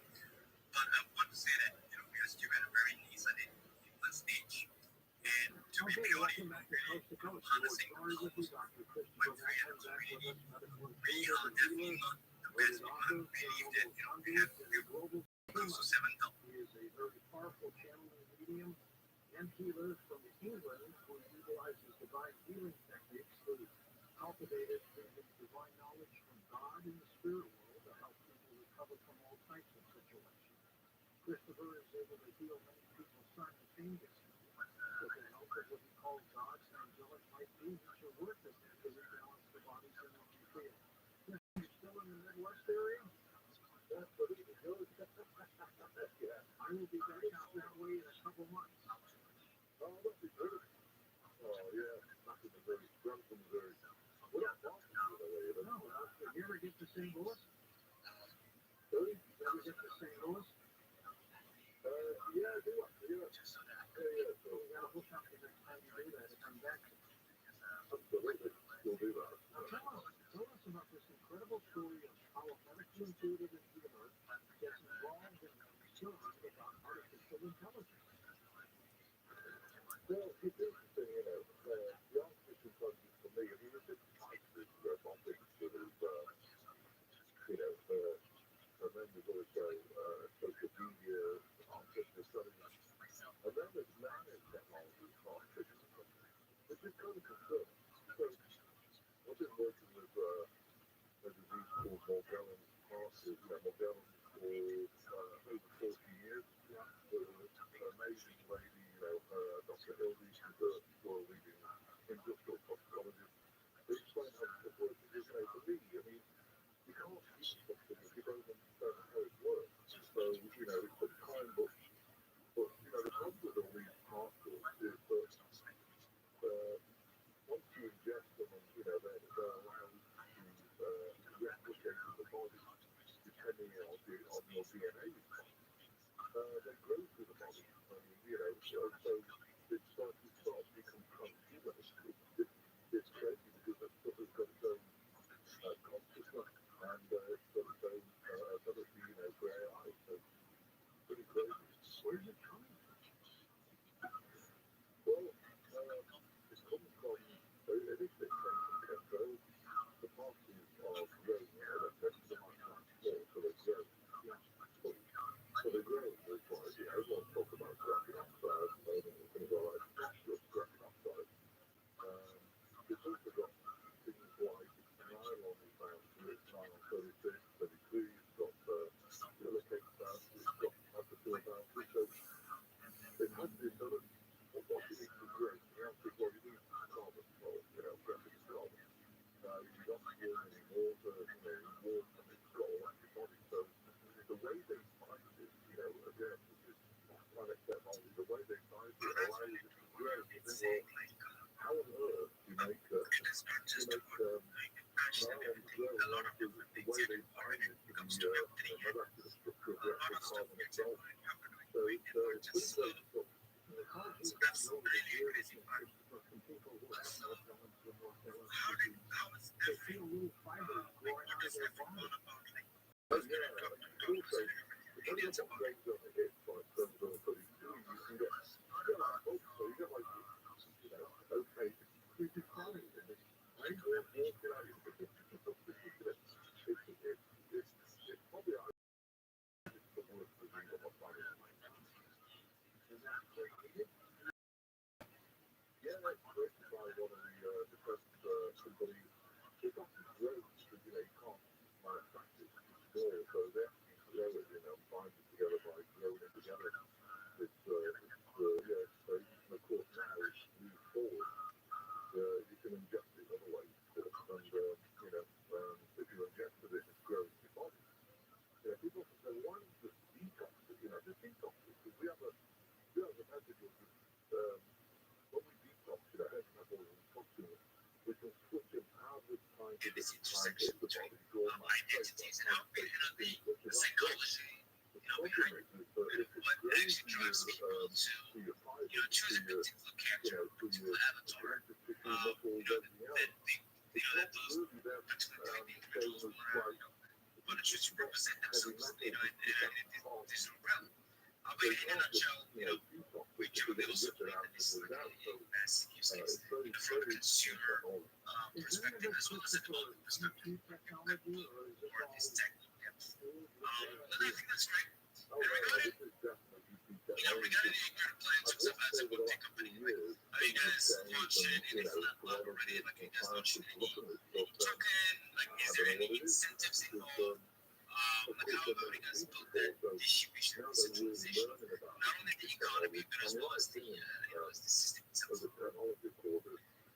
of David do, and for people because they've destroyed their planet, they want to keep the together. So we're basically giving the key to a Ferrari or like a 2-year-old, so I mean, I believe, AI can be used for good or evil right now. It's not being used, for things. They should be treated as a story before you came on. Learning experiences. This is artificial technology is and so when you order, you talk to a computer. And apparently the computer has really created people are really getting upset and mad and everything else. It's too far. Actually, so when you think about it, there's all those stuff like, for example, a big store like Walmart, restaurants, everywhere else, then you've got websites. If it's too hard and intelligent, one of the things that's listed is they start to turn on the human race, and we should. Of course, what happens when we don't? You're fighting with a monster, but yeah, I think we're not trying to fight, but it needs to be monitored very carefully. I don't think ready for it.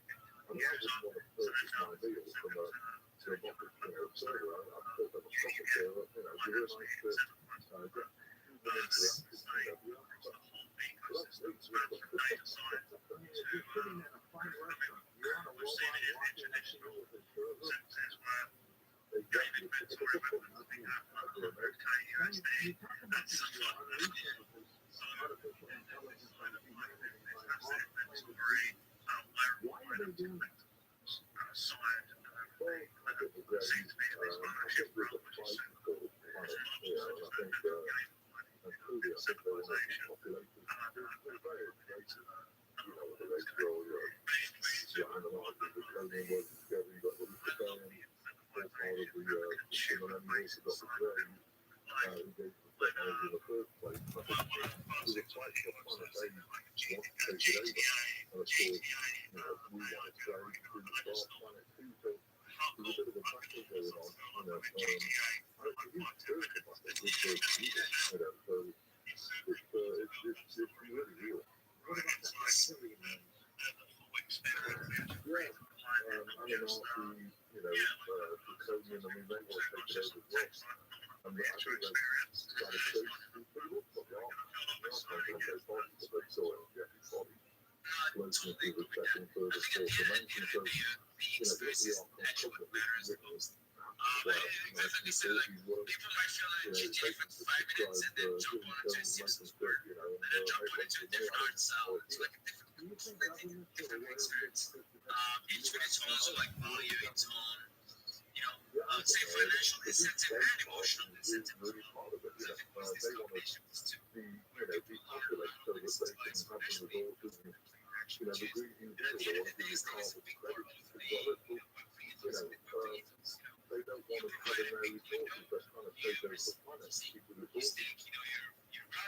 And people with morality are truly miserable. Yeah, I'm being honest with you, with Bulgarian and that language, you know, and psychic they develop a psychosis. So, you know, you can imagine anyone will get a psychosis if you've got things growing out your skin. Oh, yeah, what do you think? Yeah,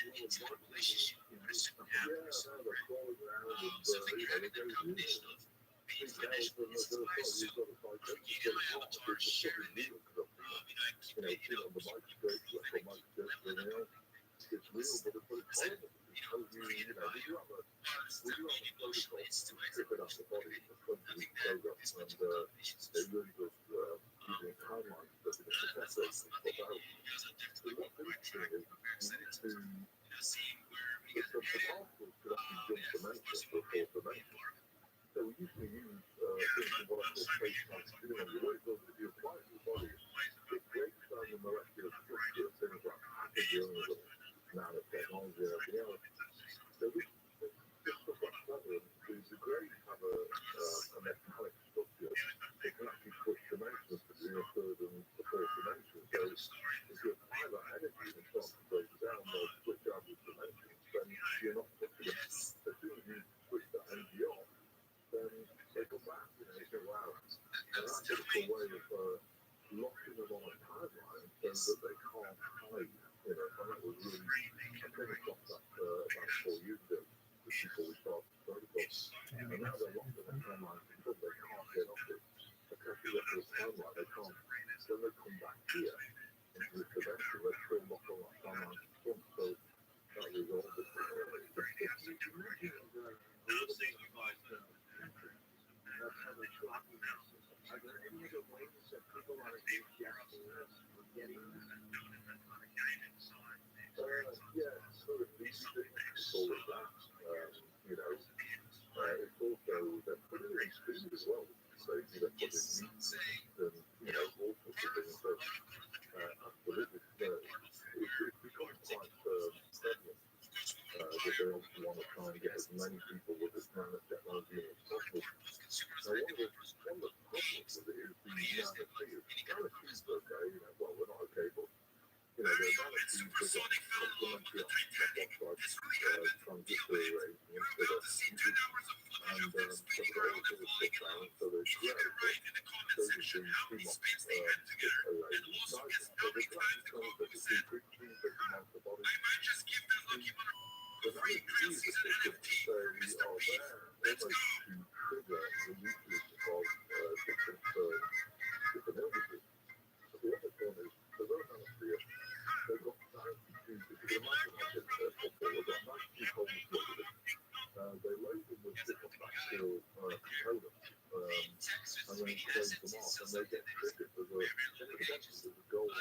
antenna. So depending on what frequency you apply to that kind of fear, depends on which bacterial element will be released to the body. So they have those as well. So those are pretty serious. So You mentioned that the reptilians may be trying to mind control as well. How would that work?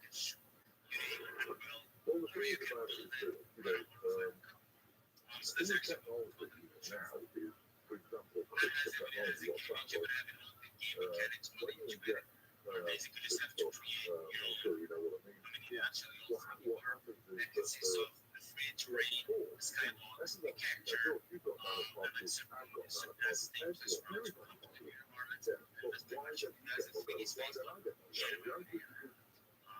The DNA, RNA, and immune system are all connected, so the things that you're born, it's dormant to the body, it doesn't allow it to replicate. So what they've done is, by the new injection of method, can I say that? What they've done is CRISPR technology. So what that does, it goes in it, splices in genetics.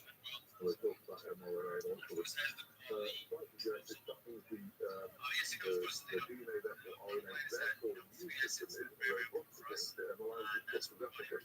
The old way, if you get the agrobacterium, the GMO foods or things, then that would actually damage it. Now, they have an instrument to destroy the DNA straight away. The problem with that CRISPR technology is that, when you fertilize regular fetus from the, fertilize regular fetus, you've got 3 months to get it sold. And now it's always has to be compatible to the DNA of that fetus, otherwise it won't fit well with it.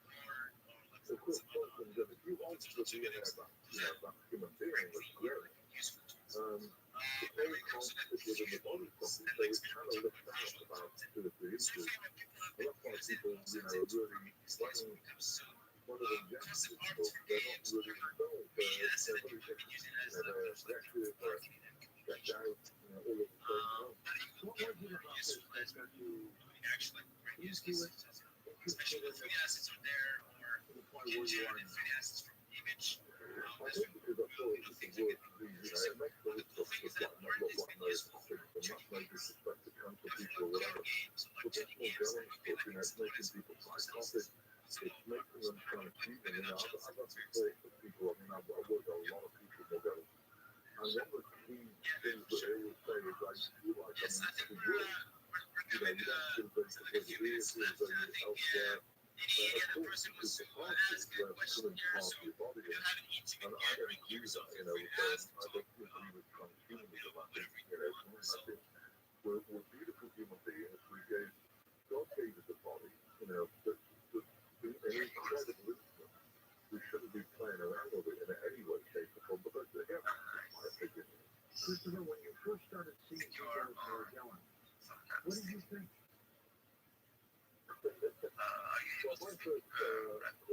Yes, I am. Thank you so much for the opportunity. Thank you so much for hosting this space. I stream my life 24 hours a day, 7 days a week, 365 days a year in the metaverse on YouTube.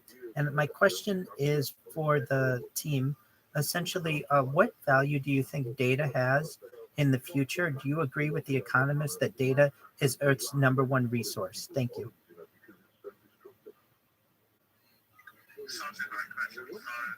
Try to do this over the line? What? It's pretty quality. So it drives you crazy.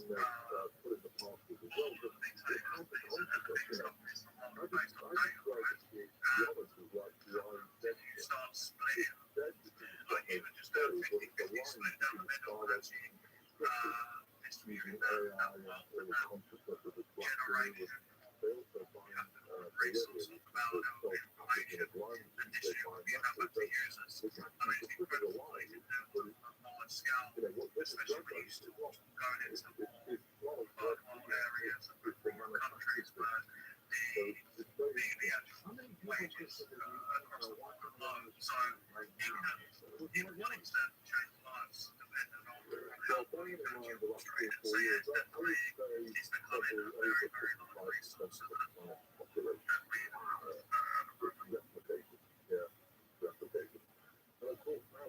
That's the double was that question. As just said, I mean, I think the internet it's interacting in everyone resources already anyway. And everyone resources like it's just existing resource affinity for the years. Especially when we talk about AI being a major accelerator of what's going to next. And AI was actually built on just like data being trained. So we still live in a space where people have, and people, entities, and organizations processing a large amount of data, but actually wasn't having a large amount of information. Information means being able to make good decisions, which means being able to control things better and like execute better. So it's like it's never ending cycle.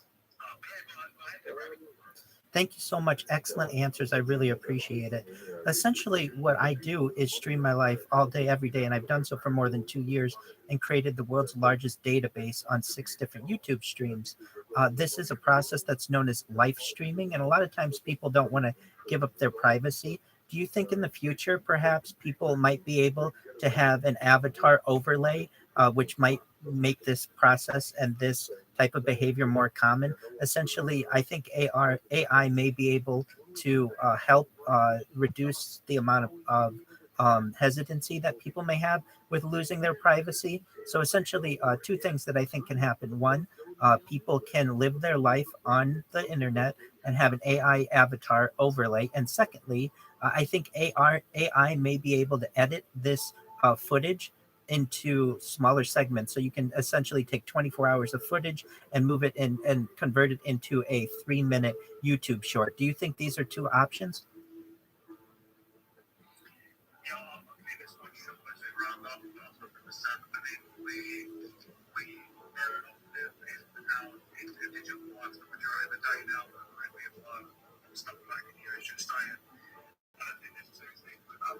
Avatars that go anywhere in a 3D landscape, even in a 2D landscape, as a digital representation. And you can, like our mission is to bring people to be themselves, but at the same time, you can operate anonymously and behind the comfortable character of some sort. You can easily do that. I mean, we see it in certain avatars. Even Google Meets now, you can just be an avatar instead. So yeah, but I don't think it's an endless route. There's a reason why Instagram, Facebook, all these big guys now are starting to put avatars into the platform. I think everybody knows that. Like, as we were saying earlier, that the world is going to turn 3D. A car crash, then a shooting in Valley Glen has sent 3 people to the hospital. Instead of happening at the intersection of Coldwater Canyon and Victory, one person has been confirmed deceased, 2 others transported to a nearby hospital. It's just like avatars, I think like when we look at all those feature groups, it's like, you can replace everything. I mean, every single thing that's like humans are being enslaved by. Jesus Christ, we're excited. We destined ourselves pros and cons, limits, cars, which then we scale when mountains of people were involved. Like actually using them for this will diminish that human to human interaction. But that's something that we'll figure it out down the line as it goes. So we just hit the actual thing. It was a great conversation with Rabbi. Thank you so much for those questions. I know friends and virtual friends, that was great. Thanks again, for hopping into, this space. And, we share, push, collaboration for build some cool use cases, and that's really cool. Amazing use cases and build great tools. For us to be, useful. So, with that being said, thank you all, for listening every time. And yeah, any other questions in the comments, perhaps you want to get close to comments. So again, man, just pleasure playing up our one time and this was great. Where we're gonna go, where we can in terms of the project. So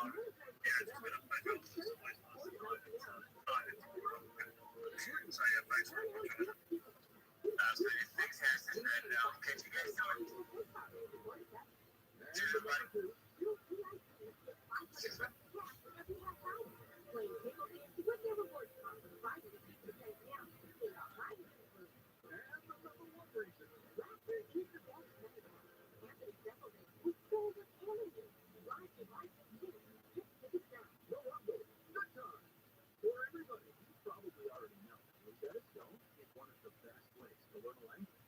But did you also know that they offer a lifetime subscription to all 25 of their languages? Dabble in French, try your hand at German, learn a bit of Japanese, or even explore Swedish. And right now, you can get 40% off Rosetta Stone's lifetime unlimited subscription. Visit rosettastone.com today to purchase once and learn for life. Rosetta Stone, a language is learned. On the Born to Love podcast, Joey Ellie Kemper from The Office is meeting with Scott Eckert as they speak with celebrity guests about their life on passion, hobbies, cities, the holidays, movies, and more. Love it over there. Roll over. Love it. Get in there, man. You said roll it back. Anybody from Listen to Born to Love with Ellie Kemper and Scott Eckert on the iHeartRadio app or wherever you get your podcast. KFI, AM 640, more stimulating talk. The people in prison committed crimes, period. And that's all that matters. Their color, their history doesn't matter. They committed the crimes. State gangs are in the business of crime. Gun and care, they don't do anything else but commit crimes all day.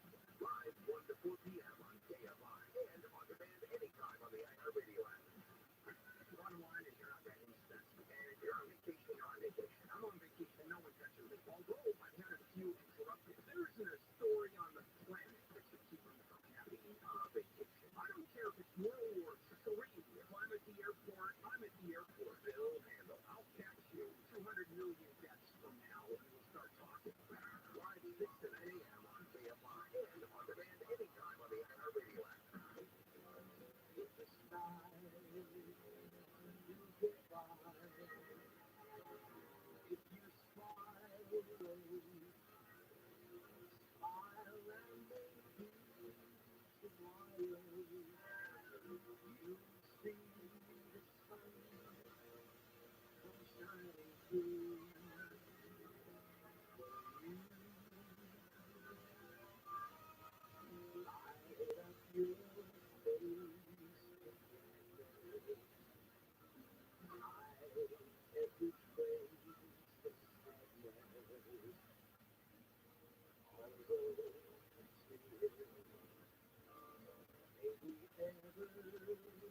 Although tears may be ever so blue, that's the time you must keep on the smile. What's the use of crying? You'll find that This bitch just life has fat little titties. still worthwhile.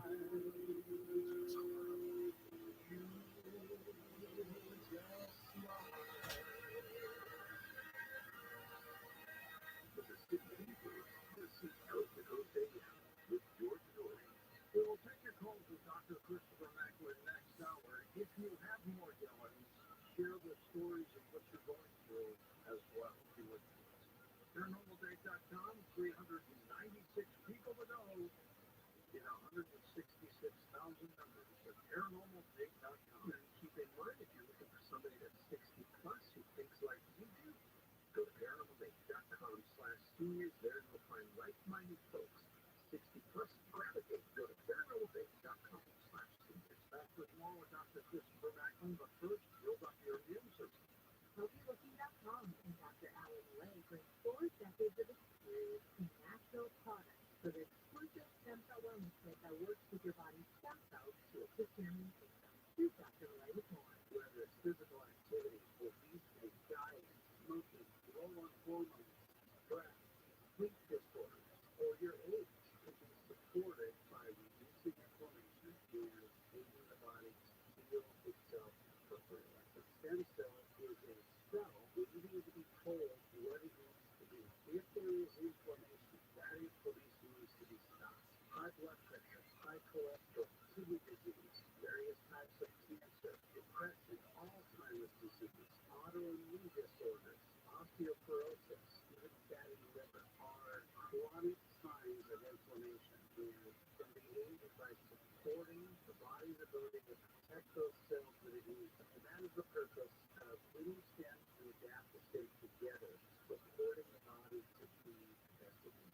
Dr. Malay, how will I feel after taking a Dr. Step baby step? The stem is going to have an immediate effect, but I tell you, your immune system is starting to function better after 24 hours. You put a Dr. Step on with it, and most will feel it within 30 minutes. Order now at healthylooking.com. The stem cell wellness kit from Dr. Malay protects your body's stem cells and will make you feel better faster. The stem cell wellness kit with adaptogenic immune stem and your pre-gift relaxol is only available at healthylooking.com or toll free at 800-563-3980. That's 800-563-3980. Don't forget to enter promo code George for free shipping. George's stem cell wellness kit at healthylooking.com. That's healthylooking.com. Let's take a moment to talk about comic books again. Fun comic books. Remember those comic books featured good guys and bad guys tempting about the future? Well, fun and adventure has returned with comics and graphic novels from our friends at Marvelous Entertainment. All based on the thrilling sci-fi masterpieces by Marvin Summers. Acclaimed comic creator Andy Fish and his team of artists and writers are bringing that sense of wonderment and thrills back out in straight-out action adventures and those great old comic book stories you remember in our terrific line of titles. Run the gamut from space adventure to romance to downright horror and scary. We even offer a variety of membership options that give you access to behind-the-scenes content as well as promotional and bonus items like secret decoder rings, puzzles, and even more. Fun is truly back and we have it too. Join the excitement with titles like I Wagon, Pocket Planet, Space Rangers, Codename Atom Bomb, Tales of Singularity, and the kid-oriented Wagon game by going to iwagon.com. That's I-W-A-G-G-I-T, iwagon.com. That's simple. Where you blast off perfection.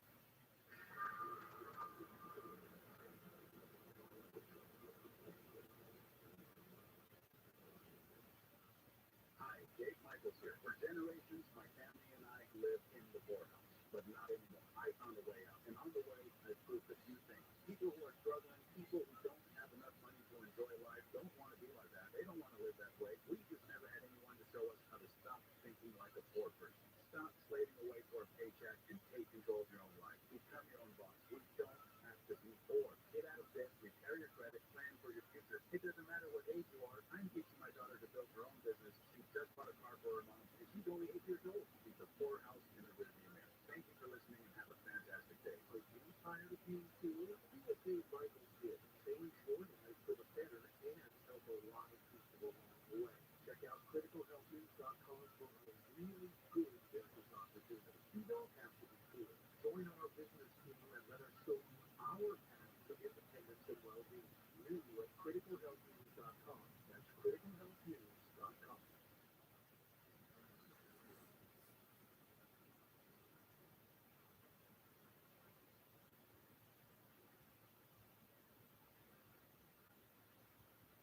And welcome back to Coast. George Norrie back with Dr. Christopher Macklin. Christopher, what are some of the best suggestions for people to fight this? Well, the things that help, like for example, taking baths in active salt, that kind of helps, but it doesn't get rid of it, you know, and once it's grown in your body, how do you get it out? Well, we developed a new protocol about 3.5-4 years ago. I've been looking for the complete solution, and it was given when a lady, you know, she had terrible bug and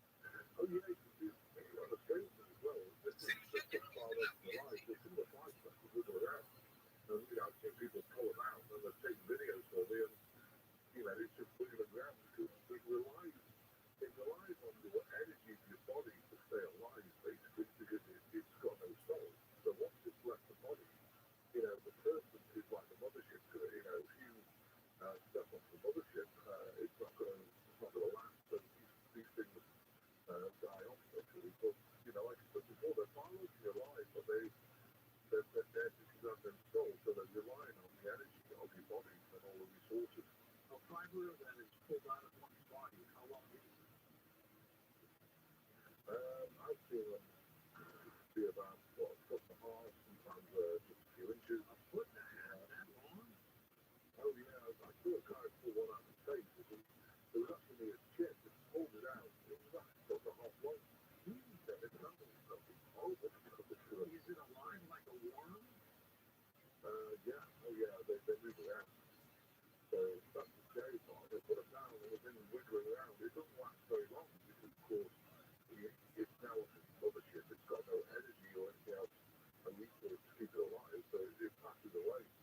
And that's why it has to be in your body, using your resources to keep it alive. It wasn't until just a few years ago that the Centers for Disease Control and Prevention recognized morgellons as a real disease. Oh, no, before that, people were so upset, so well, I go to the doctor, I say, just go to a psychiatrist, it's psychotic, but of course it's psychotic because the poor people have got this stuff coming out of their skin, exactly. But, of course, when you go to the doctor, well, yeah, I've seen like, silicate balls come out of people, I remember one guy was talking, oh, yeah, they're all like a Hobby Lobby. No, they didn't. It's just, unless you've ever seen it, unless you've seen someone with morgellons, you probably never believe it. What finally got the CDC to accept the fact that it is? Well, I think because more and more people are getting morgellons, and, you can't shy away from it. And I think eventually it was big supporters and doctors who came forward who basically believed in, when you can see things, you believe it, and they didn't get a Hobby Lobby, the stuff to self-assembly. So I think eventually they pushed the CDC, so they accepted that morgellons. You're right, I think it was about 4 years ago when they accepted it as a condition. How long does it take to fight it once somebody has it to get rid of it? It depends on how long they've had it. I'm not sure the protocol. I mean, the protocol strips it out. It's a 20-week program. After that, it can carry on for almost a year because the stuff's coming out. I remember, just to give you an example, I had a guy that, he had all like spiders, bugs. He even had black too, he said, and he was psychotic, of course, so his father was amazing to him. So his father, because he was psychotic, moved him around so that he was, he felt safe. He kept moving around the United States. He was an amazing golfer, so he could get a golf. He put him on the vertical. And every time he sleeps in a bed, this black white goo comes out of his pores, and it's so sticky, and it's humid. So, it's very interesting. But anyway, once put on a protocol, a ton of stuff came out, of course, he went through the protocol, and now he's morgellon free, and he's actually, he's a really amazing golfer. He's starting to get into professional, successful golf. Once the morgellon disease is gone, can it come back? Yes, that's why we have to reset the DNA back to the blueprint, because of course, it's like I said before, if you haven't got morgellon, I haven't got morgellon, so you have this particle. So the people with morgellon, their DNA, therefore RNA, therefore immune system, is not responding to keep it dormant. So it's no use just stripping out of the body because, the chemicals will just bring it back to the skin or, injecting it other ways, I'm sure you know what I mean. And, it's just going to replicate again. So what we do is, wherever you can tell like 30 grams in the vessel, we get the DNA to go inside the chromosomes, connect the helix together, and we get the DNA of that cell back to the blueprint. And then the cells around it, well, it takes about 10 weeks. Once they reset the DNA of the cells, so the DNA, RNA, and the immune system will go forward, you'll never get it again as long as you don't inject, the agrobacterium or Dude, this one's crazy. or, CRISPR technology. Is there something you can do when you go through your protocol? But I mean, is there anything you can do in terms of supplements to build up your immune system to fight this?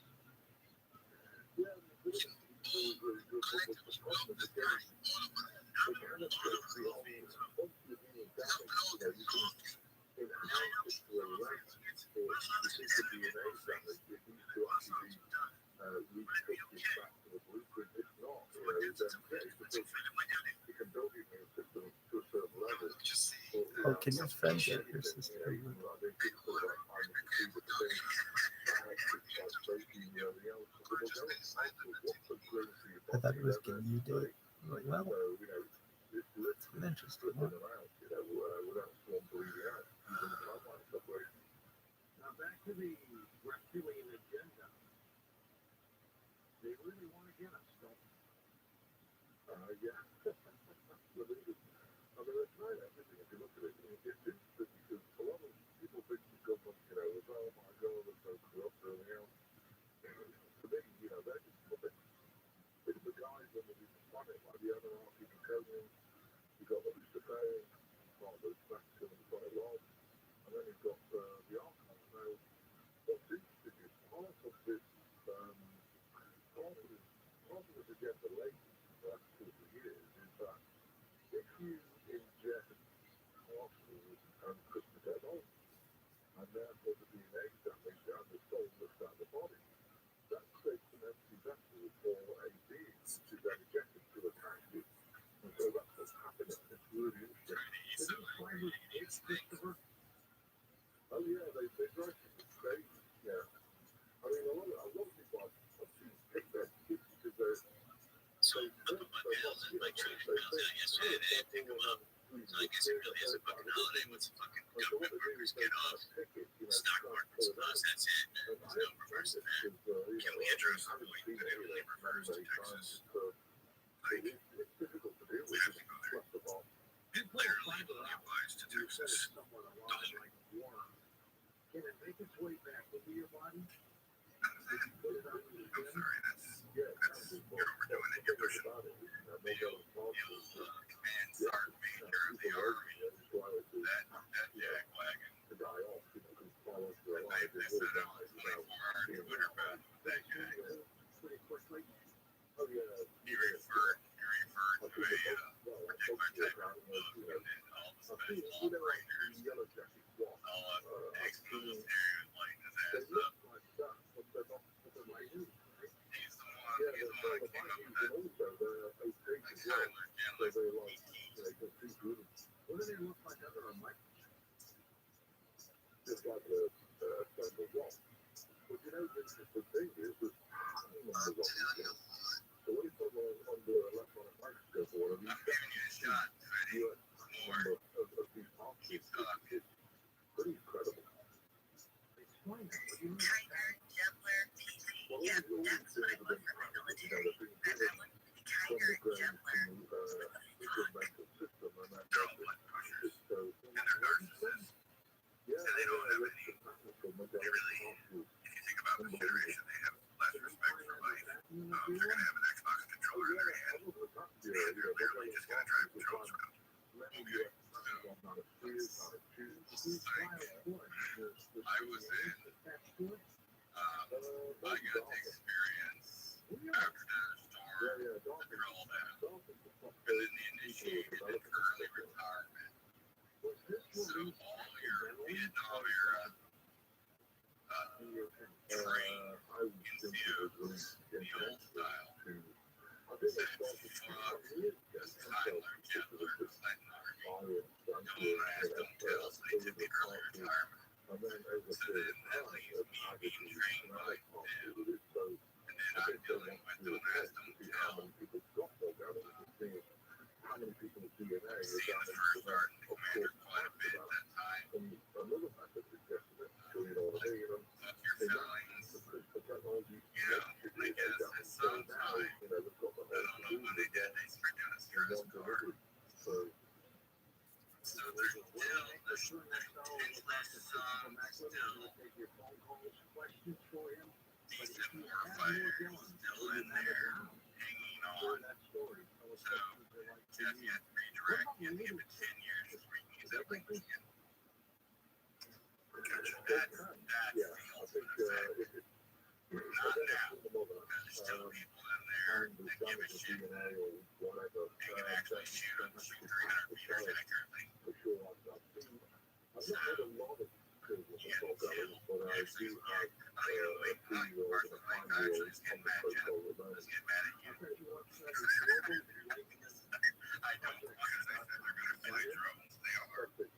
No, you're blood pushers, narcissists. The younger generation will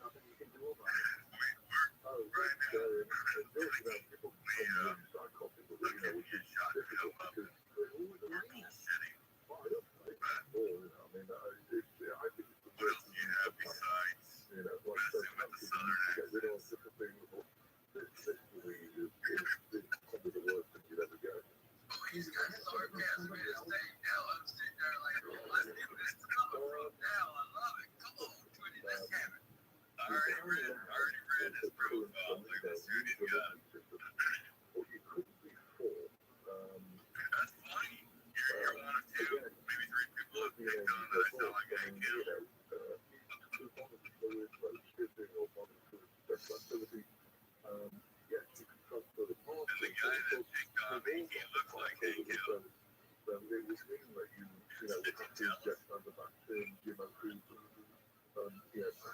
things, maybe things to allow the DNA to be damaged. Now, it's different to just put it on around. So, you now can get it for people. Thank you so much. I just want to thank you guys for your consistency. Every single day, I have this space to which to look forward. It's really a highlight of my day. Thank you so much to the Punch Bowl and to all of you. The discussion is always lively. It's always interesting. You all are good people. You're patriots. And I just really want to thank you all for being here. Thank you.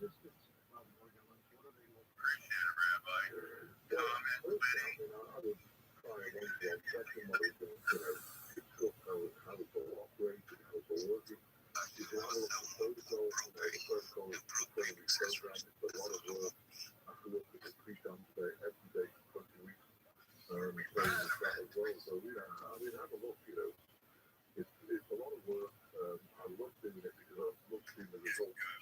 And you know, it's what else is I think it makes most things all right now. It's crazy. It's horrible, yeah. I mean, you know, think about it. They've got AI and things like, you know, husband or wife, you get a robot to marry them, you know, crazy things. This is all just like whatever, you know, to be surprised. I mean, to me, you can exercise and just do it. Because how can you have a relationship with a robot, you know, which is completely logical. It will never have that log element that human beings have. And the same with, you know, robots, the wall, you know, they're full of no empathy, they'll just go out and choose anything, whatever they want, you know. So, I think we're in a space where, you know, AI, robotics, everything needs to actually be looked at and addressed and sort of constraints and things put in place so that it doesn't get out of hand. Just as ever, in a short break, you come back and you phone calls with your next hour.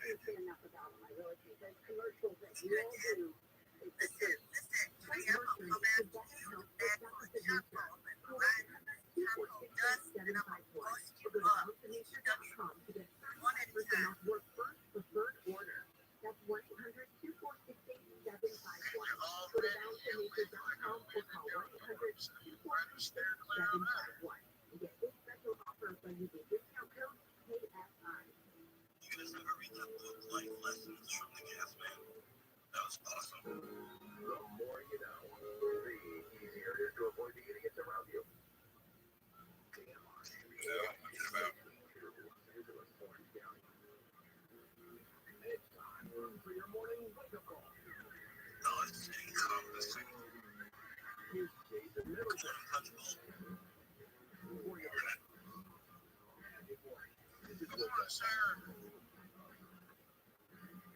day before summer solstice. I still don't know why I'm so sad. It's the same way. Today I pumped gas, and then I drove to my gas. There is a lady come to see in some other way. IMDb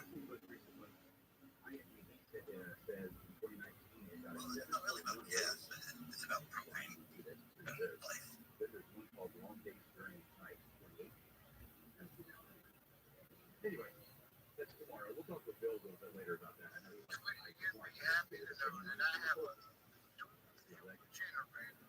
there's a Franco file, so I'm going to mention this real fast. It's Church Court Code. Something happened. The French Revolution in 1789 happened on this date. There's too many books about that. New York actually finalized We'll talk about what's going on. illegal gas For the rest of this hour, we have some live interviews, and we're going to do a